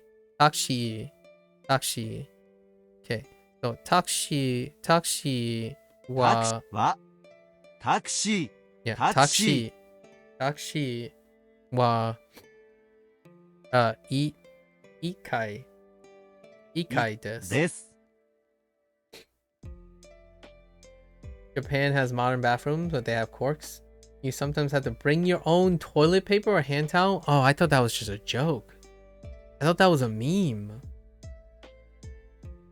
In the video game series, you know, like a dragon. I thought that was just a meme, bringing toilet paper. Also, I think I misspoke earlier. Toire is actually the whole bathroom, not just the toilet. Oh, interesting. Really? Well, that's confusing. So, just a wee bit confusing. Okay.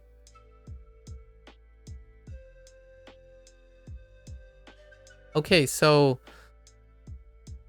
you know how places don't usually like there are places, you know, efficiency places that don't have baths, right? What do you call those? Do you still call them toire? In like your privacy, like in your own place. There are places that aren't equipped with baths. Or are they all equipped with baths? I was kind of in the impression that there are places where they don't.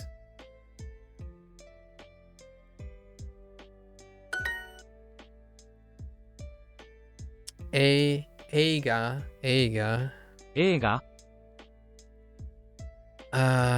Shizuka. 静か Anime. アニメ Taxi. タクシー And then kaban. カバン Oh, you still say, okay. Toire. Okay. Sorry. When I think of bathhouses, I think of this Dogen skit that I watched before. Yeah, sometime yesterday. Where it was him. The tag on his thumbnail was the title was "No one is going to accept. They're never going to accept you." And then in the thumbnail it says except for one. Like, although there's one exception. And it was like a skit where Dogen was playing himself and a stranger, and he enters the elevator, and Dogen tries very hard to like introduce himself and talk to the guy in the elevator, and the guy was just like, why are you talking to me? Kind of thing. But then he moves on to the next skit where he's just getting into the bath, right? He's just like, relaxing in the bath. And then he plays another character who just can't stop talking to him. Good old Japaneseisms. To me, it's a deep cut, because if you think about it, in Japanese culture, the time that they get to talk is the time that they get to relax. And in a Western culture, in my opinion, when you relax are the times when you actually stop talking. A lot of times, like the ritualistic Western thing is you get a peace of mind, you chill, and you actually don't talk during that. And one of the bigger deep cuts is the whole expressiveness in public. You still talk and be expressive in like opinions and whatnot a lot of times in a Western society. But in an Eastern society, the talking thing is kept to relaxation, pleasure, and the nightlife, right? Meanwhile, in the Western world, you kind of just have that ability to talk and share regularly throughout the day. It's kind of one of the social norms. So it's very understandable when you suddenly get into a bathhouse and they're trying to relax, they will become talkative, because it's a nice place to relax. And you relax by talking, at least in how I feel when it comes to the Japanese culture, or by transitive, the Chinese way. You don't say much until you get to a intimate place or like a relaxation place. Then talking happens. But when you're outside in public, not saying bathhouses aren't public places, it's kind of a special place. And then in an elevator, it's like, no, why are you talking to me? And that's all I'm thinking about right now, the skit. I don't drink very much, but I certainly wouldn't mind partaking in the nightlife culture of not that type of nightlife, but more of the getting together, sharing a meal with some salarymen, and just seeing the jubilation in their evening hours. Jubilation. I don't think that's a word. I think I just made it up. That might be a word. I actually don't know. Do you have a restroom? What is the restroom again? Arai. Sorry. Otearai. No. Wait. Arai. Otearai. Arai. Otearai. Otearai. Otearai. Otearai. Wa ありますか？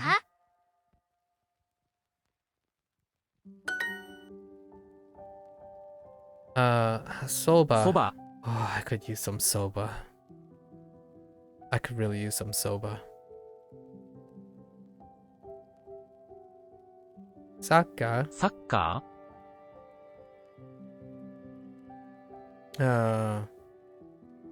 Manga. 漫画 Freaking. Otearai. お手洗い And then ー Ooki. 大きいあ、Wi-Fi はありません。 Wi-Fi wa arimasen.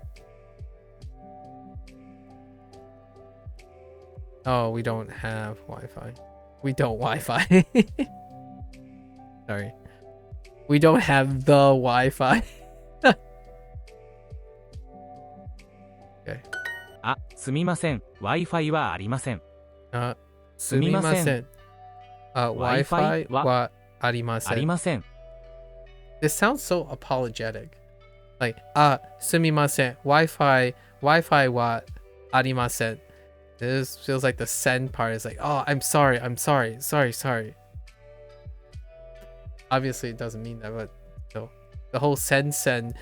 Every time I hear like a negative in Japanese, it sounds so apologetic. あ、すみません Wi-Fi はありません I imagine that's kind of intentional because very polite language, indirect language, not like get good. I wonder how people express get good in Japanese. 円 And 乗り換乗り換ええニュースニュースエレベータエレベーターホームホーム Sooner or later I'm gonna say someone's like, hey, just take the elevator. Just point to it. It's like the elevator is over there. Like, wait, why are you saying it like that? Why am I saying what like that? Elevator. Elevator. No. That. It's like what? Elevator. Elevator. Elevator. I'm gonna do it. Just to be a troll. Just to be a troll. タクシーは地下じゃないです。 Go to Japan. Ask my sister. Ask my sister like, how much does this cost? And or like someone asked me like, how much does this cost in Japan? It's like, oh, 500 yen. Like 500 what? 500 yen. 500 yen? N. Yen? N.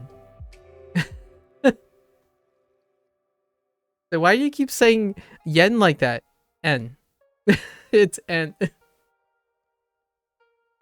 Like the cool whip situation all over again.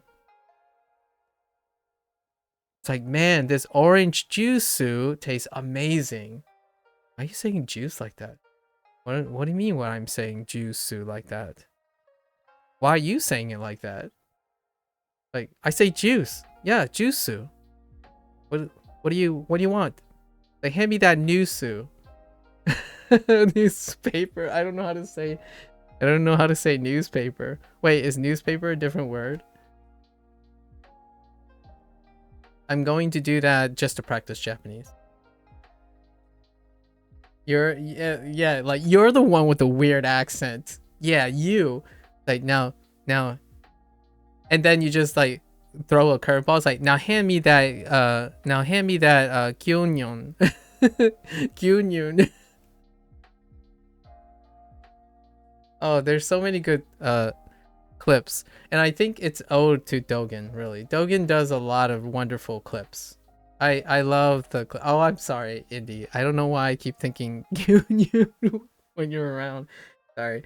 I pulled one too. I forgot what I messed up. I really messed up something big. And I don't remember what it is anymore. Maybe it'll come up again.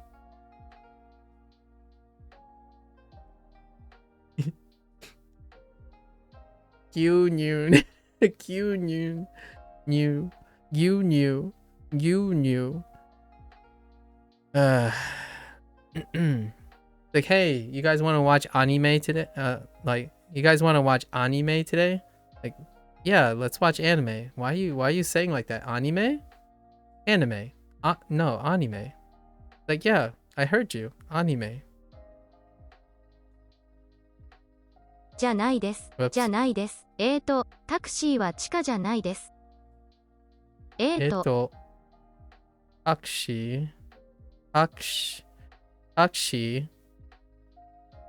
No, wait. Yeah. Wait. Yeah, taxi. Yeah, タ taxi クシーは、は、タクシーは地下じゃないです。 taxi は、地下地下じゃないんです。タクシーは地下じゃないです。 For the record,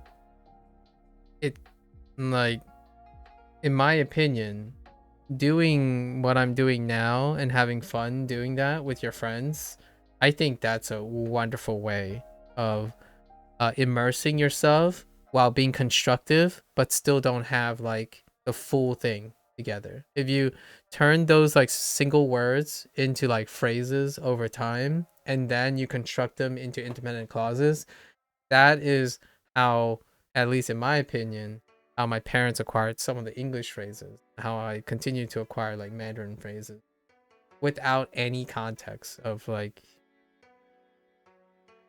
the actual other language. Like, so it's kind of a bridge between total immersion and the direct method. And I do that quite a lot to associate the two. It might lead to some bad habits, I suppose, or like habits that are undesirable by other people. However, for me, it's so much fun because, you know, a lot of times, how do you encourage someone by being around them to understand what it's like to learn another language?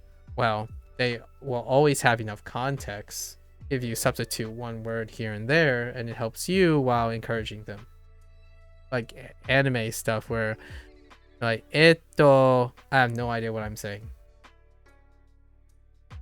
Sumimasen.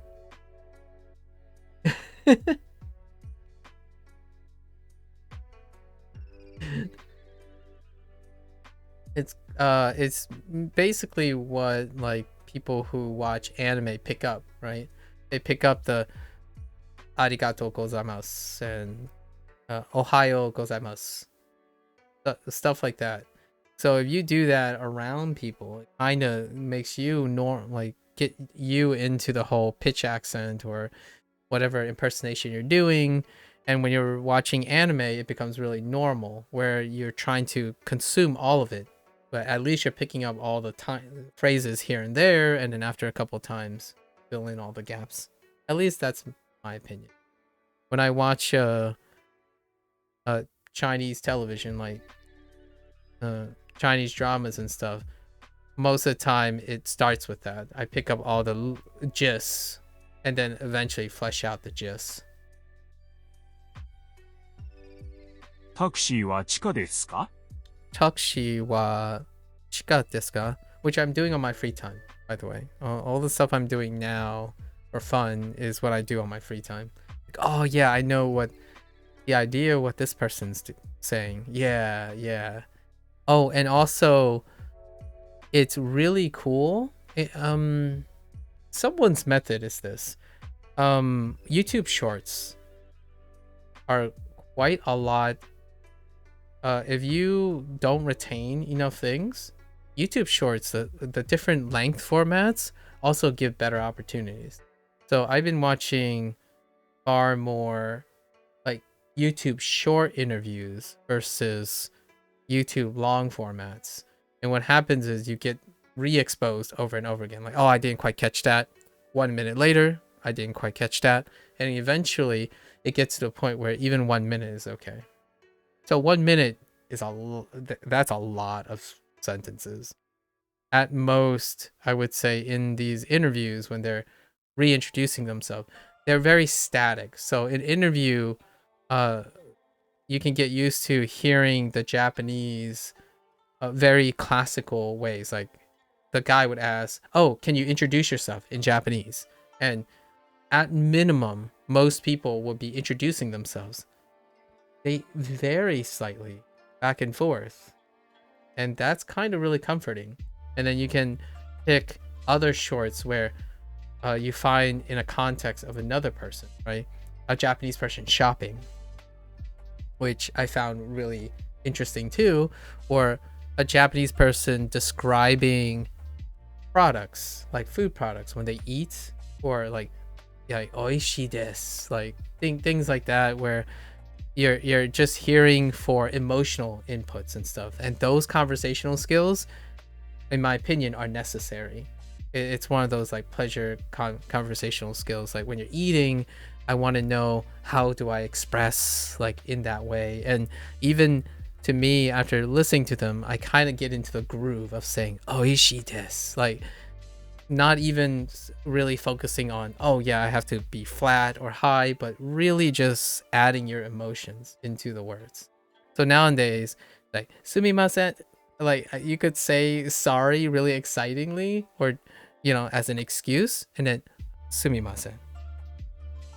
So like being sorry, and I'm adding my English tendencies into the Japanese. And in my opinion, it kind of makes me feel more comfortable. Like, I would say sumimasen, trying to get someone's attention, and then sumimasen. My bad. And you hear it in the Japanese people, like just this stuff is devoid of that. So you don't have contextual tonality, in my opinion. I don't know. I'm just throwing fancy words around. But there's none of that yet, at least. Okay, taxi wa chika desu ka?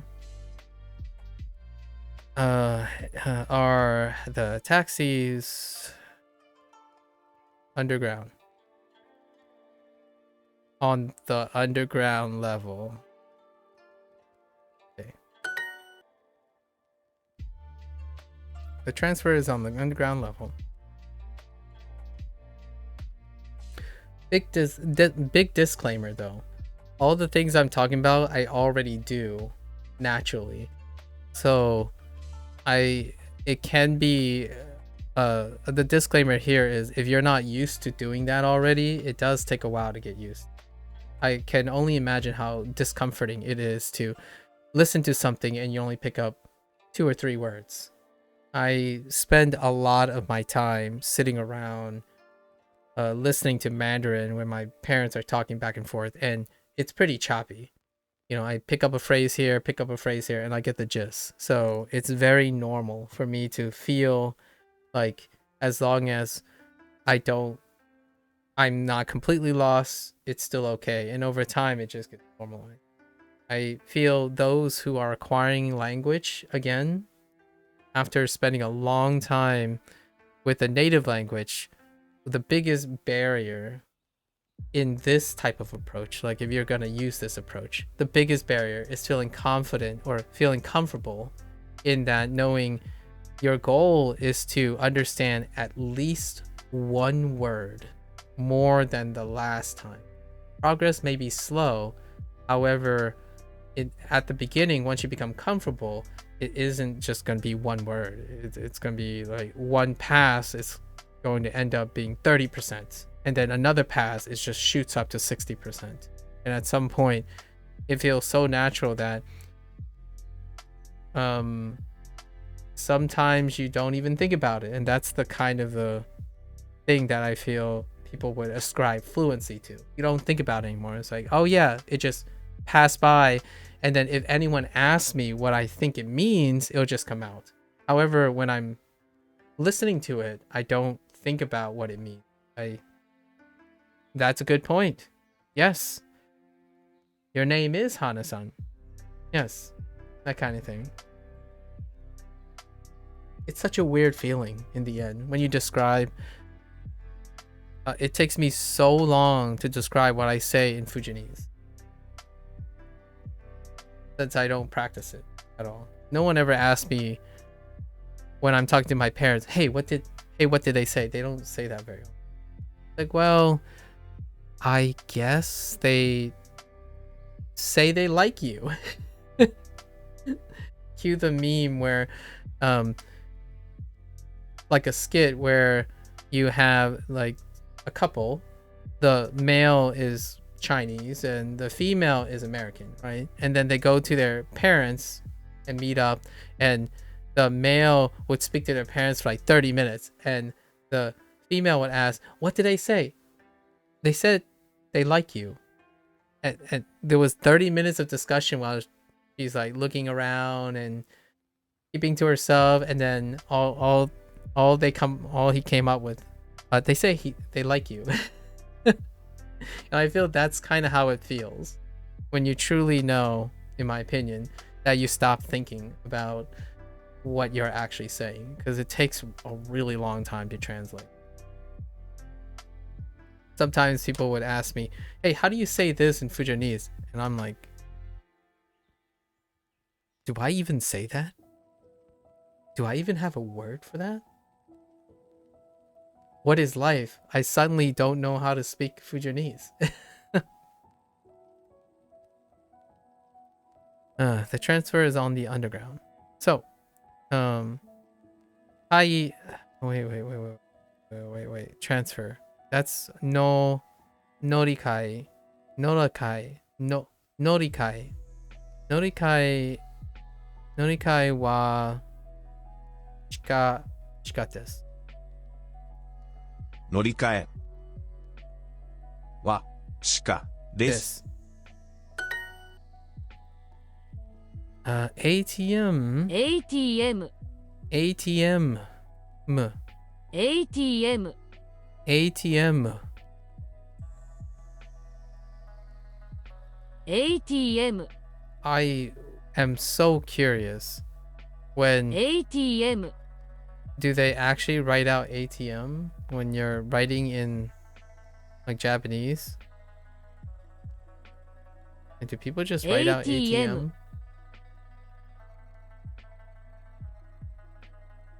I guess we saw the T and the J, huh? In T Shatsu and J Pulp.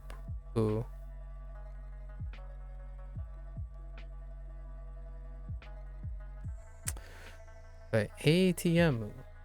Yeah, English letter abbreviations are super common. Oh. Even Wi-Fi?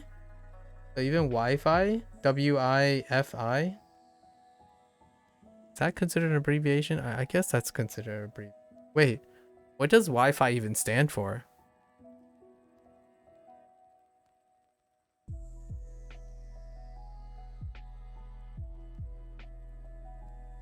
I'm so ignorant now. I don't know what Wi-Fi actually stands for. Does it even stand for anything?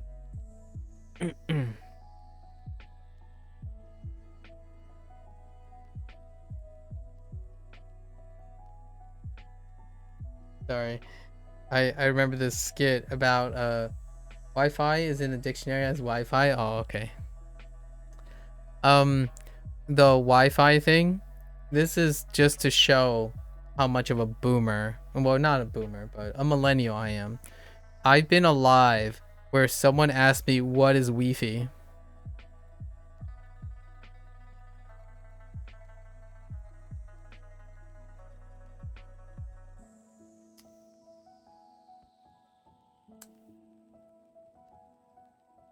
Actually, it might still happen nowadays. If you have like a older generation, maybe someone in their 50s and 60s, they might still ask you, at least in the United States, what's Wi-Fi?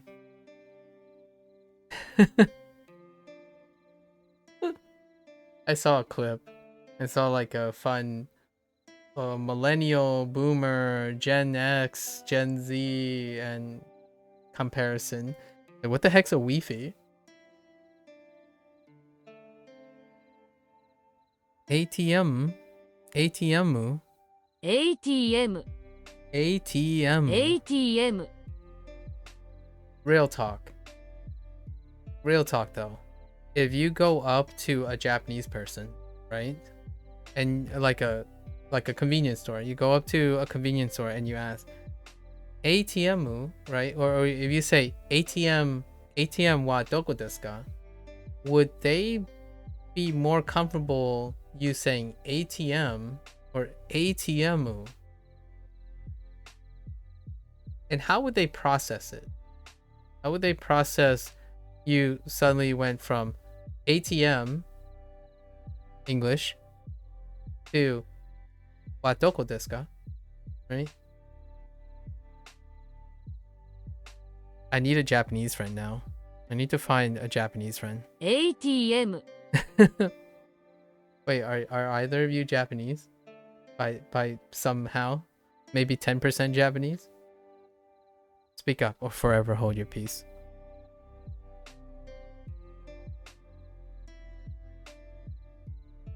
A E mu. ATM. Oh, ATM. Wait. ATM. ATM. No. Wait. ATM. ATM. ATM. Wait, is that how you spell it? In katakana?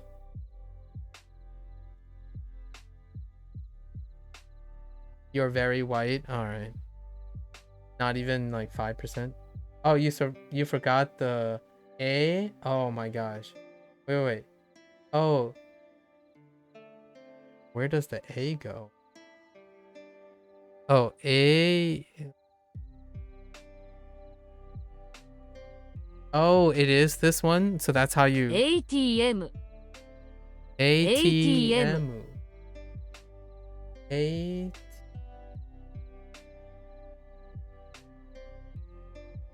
So interesting. When I see it in the katakana, I wouldn't get ATM. Weird. A.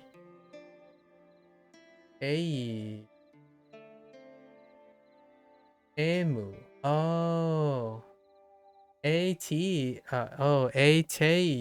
Oh, ATM. ATM. ATM ATM. ATM Okay. I'm not so sure about the te. I don't know why I'm not getting the te right. The middle syllable. It strikes to me as ATM. ATM instead of ATM. ATM Yeah. So you can write these. ATM You can probably write these.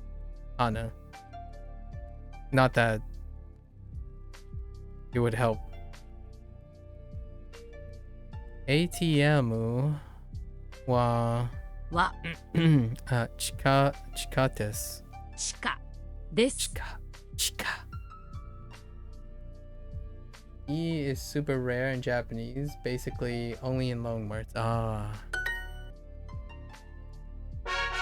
Introducing the Duolingo Family Plan. Encourage all your favorite people to learn a language with unlimited hearts, no ads, and more to help them learn fast. Add anyone to your plan.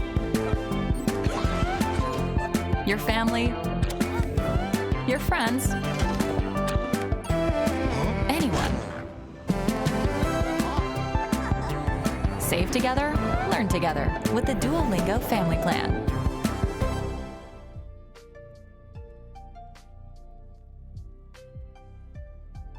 That is always a great reminder to stay hydrated, folks, and take breaks. ATM は2階です。 ATM は something kai 2階 2階です。です。ATM は2階です。 Yeah, second floor. ATM は2階です。 Okay. Oh, right. Far and near. Toll. Toll. Wait. The tolley, right? Tolley. Yeah. バス停は遠いですか？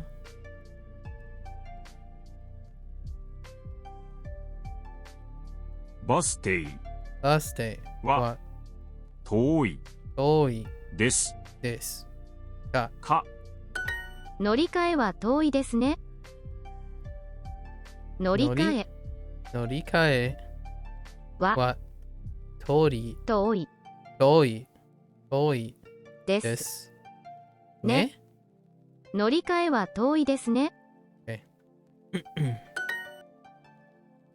すみません。Oh, we got stairs too. I totally forgot about stairs. It's like 電話. Oh no, 電話. Sorry, 電話 is phone. My bad. It's I don't actually remember which stairs. It's not this, right? Is it this? 階段 階段. Oh, that is 階段 totally stairs. 階段 階段. There's no way 階段 I'm gonna remember stairs. We're gonna have to think of it.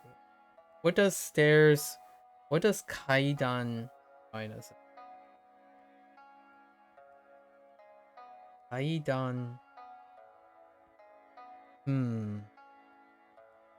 階段.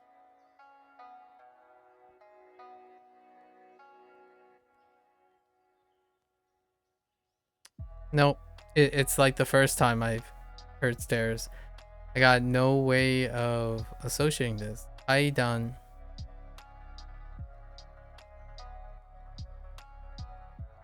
Yep. The inspiration. すみません。階段はどこですか？すみません階段はどこですか？階段. コンセントはありますか？ Oh, we also got consent. The outlets. コンセントはありますか？ Oh, wow. コンセントはありますか？ありますか？ Totally forgot about consent. Concentric plugs.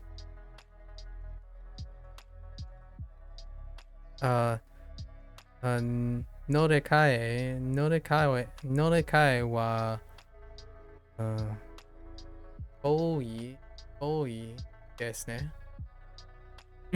乗り換え乗り換えは遠い遠いでですすね。あ、すみません。電話はありません。電話。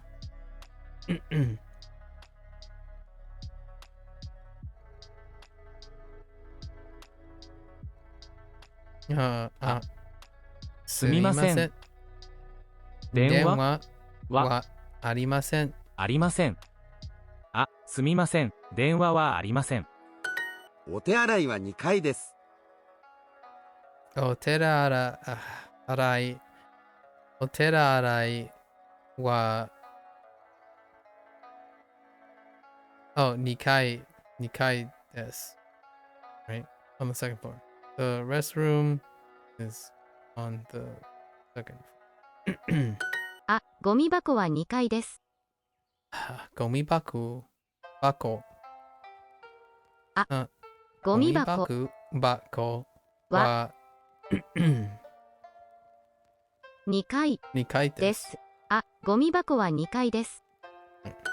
階段はあそこですか？階段はあそこですか？階段はあそこですか？ Are there stairs over there? Wait. Are there stairs? Wait. Are the stairs over there? Thy stairs. コンセントはありません。ありますか？ありますか？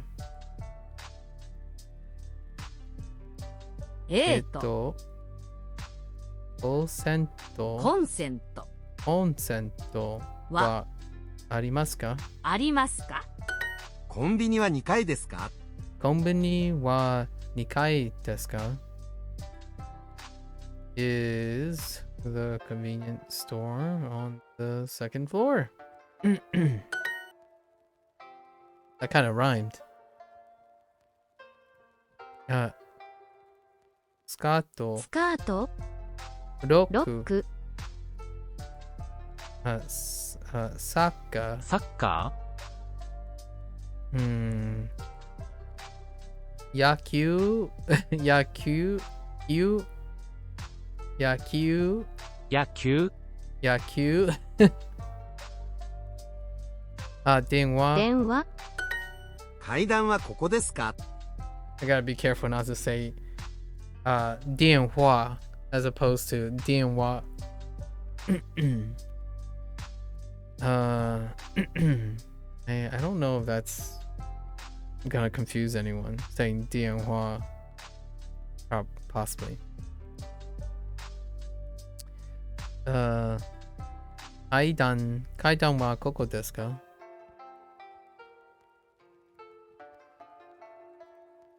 ？Are the stairs here?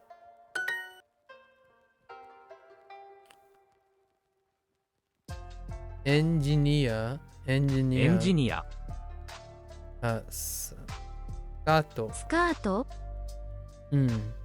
遠い遠い、ロック映画映画、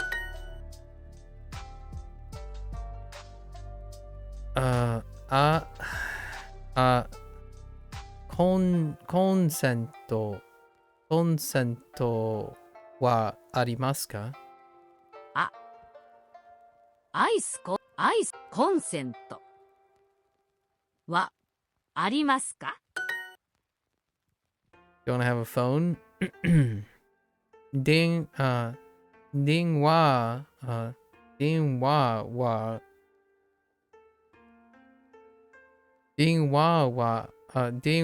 はありません。電話はありません。電話はありません。電話は自販機はありますか？自販機 Oh, junkie. Oh, I totally forgot about junkie. How could I forget about junkie? I basically a junkie. 自販機 junkie. The junkie machines. The junk food machines. 自販機はありますか？はありますか？ありますか？ junkie. すみません。Oh, exits. There's so many vocabulary words I actually forgot.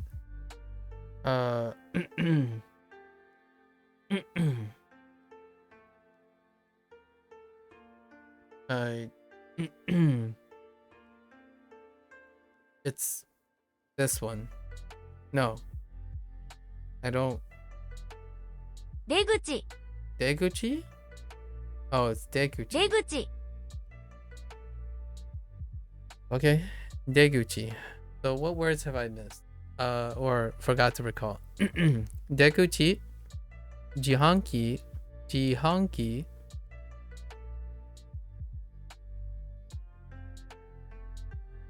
い、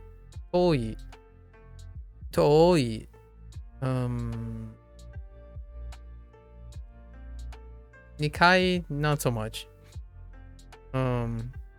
地下 not so much. And then the rest are like ATM.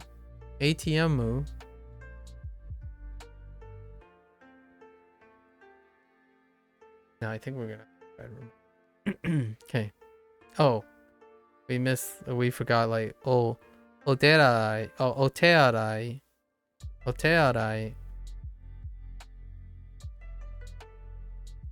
Okay. すみません。すみません。ど口はどこですか？出口、出口。Oh my god. 出口はどこですか？どこですか？すみません、カフェはあそこですか？ Right, kahe. There's still kahe. That's okay. Kahe is kahe. すみません、カフェはあそこですか？カフェはあそこ。あそこですか？すみません。コインロッカーコインロッカーすみません。コインロッカーはありません。すみません。コインロッカコインロッカーはーはありません。コインロッカー。すみません、自販機はありますか？ Junkie. Indeed, junkie. Were you here for junkie? Vending machines. Junk food, man. I know that's not true for Japanese vending machines. A lot of times, but junkie. Junkie machines. Junkie. すみません、自販機はありますか？すみますせん。みません、自販機はありません。or, yeah, ありません。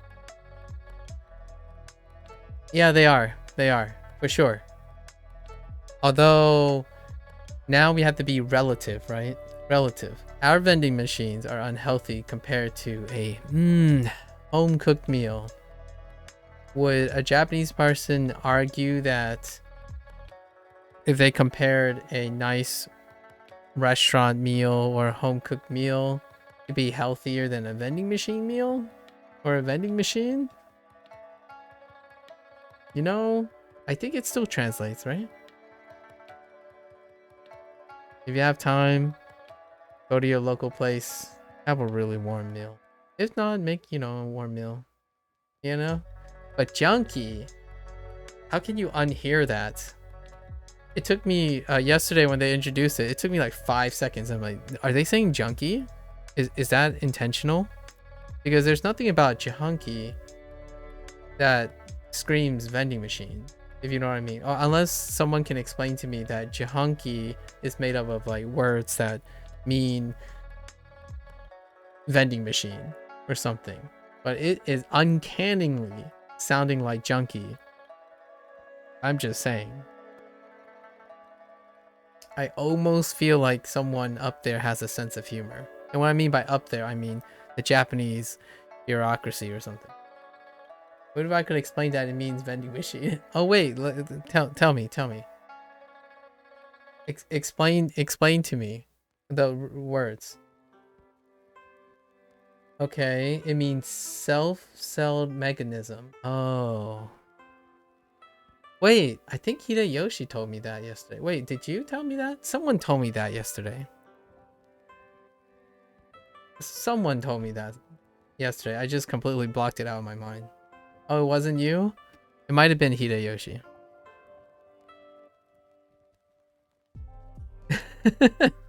Because I'm looking at your kanji. I'm looking at your kanji, and I remember seeing that. I mean, I have no idea how to draw that kanji, but that blob of kanji actually looks familiar. It's probably Hideyoshi. すみません、自販機はありますか？ Way to... Wait. ありません、ありますか？すみません、自販機はありますか？ Don't at me. It's junky.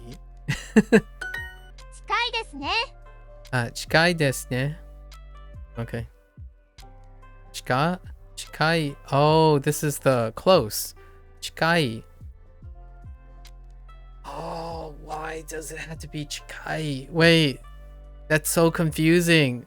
Oh my gosh, that is so confusing. It's like an amalgam of chika, but also kai with for like nikai and ikai. Oh, it's without the kanji. Oh, okay. So we have kanji coming. Okay, it's fine. It's fine. If we have kanji, it's perfectly fine. Okay, that's fine. Because looking at that is really confusing.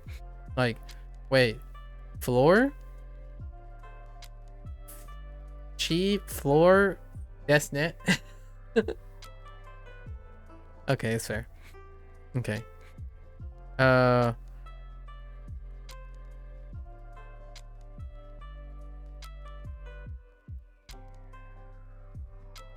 It's close, isn't it? カフェは2階ですか？あ、カフェは2階ですか？カフェは2階ですか？カフェは2階ですか？ Underground versus close, yeah. Yeah, chika versus chikai, right? And then you have kai as the counter or like the thing for floor. So then you would think you might be counting up as well, like ikai, nikai. カフェは2階ですか？ When you hear it, and I'm talking about more about hearing now. In this case, not to お mix 手 it 洗 up. いは近いですか？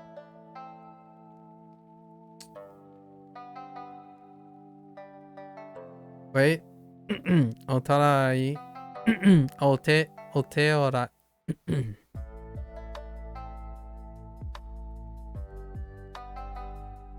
Bathroom was ruining my voice. お手洗いは近いですか? Yeah, I'm starting to stop at 近 and that's not great. That's okay. 近いですか?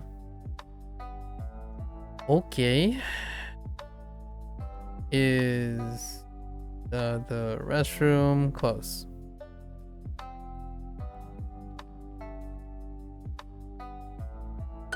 Okay. That just felt really awkward out the mouth. Sorry, kids. すみません。自販機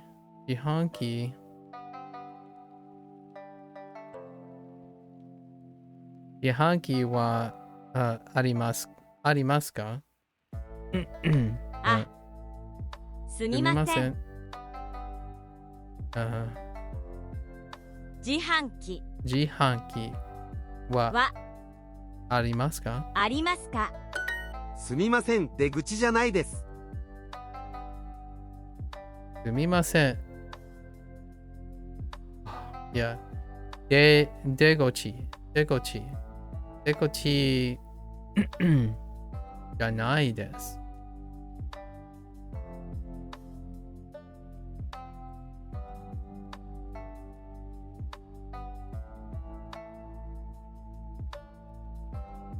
It's not. Wait. It's not an exit? Wow.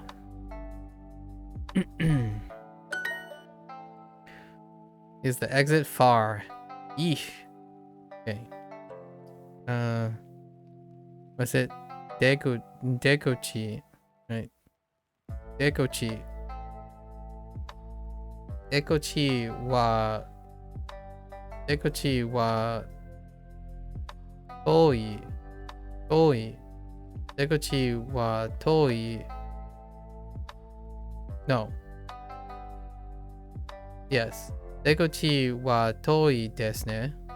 Oh no, that's not it. No, it's just wa desu ka. 出口 Of course you would deguchi me. 出口はは遠い遠いですか? 天ぷらロック Hongaku or ongaku. 音楽 Oh, okay. You would do that. Soba. そば、 Dekuchi. 出口、 Oh, sumimasen. Coin locker. Coin locker. Coin locker wa arimasen. あ、すみません。コインロッカ Coin locker wa arimasen. ーありません。コインロッカーはありません。 Coin locker. Coin locker wa arimasen.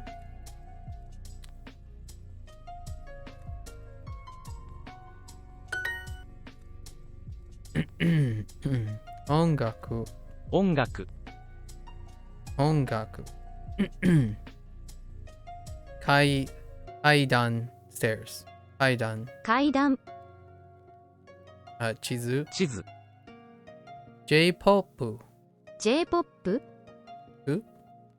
And cafe. カフェ、 Cafe. It's closed, isn't it? What was it? Chikai? Yeah. Chikai. Chikai desu ne. 近いですね。 Cafe. Cafe. Cafe wa chikai desu ne. No, not desu na. Desu ka. Cafe wa chikai desu ka? カフェは近いですか？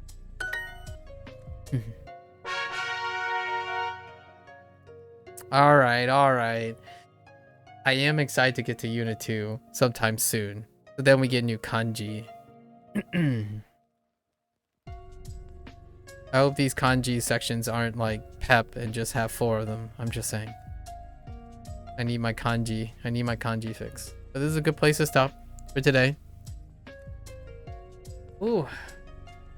We did our 12 lessons today. Alright, folks. It's a pleasure. I guess I can edit out a digression somewhere. Talking. Alright. Thanks for hanging out, folks. Thanks for listening. Hope you guys are doing well in your own language studies, right? Sharing shenanigans. Embrace that Japanglish. As always, thanks for commenting, sharing, shenanigans, what at you, calling me out, Indy. Uncalled for. I'll show you an O next time. Okay? Until next time, stay safe, stay healthy.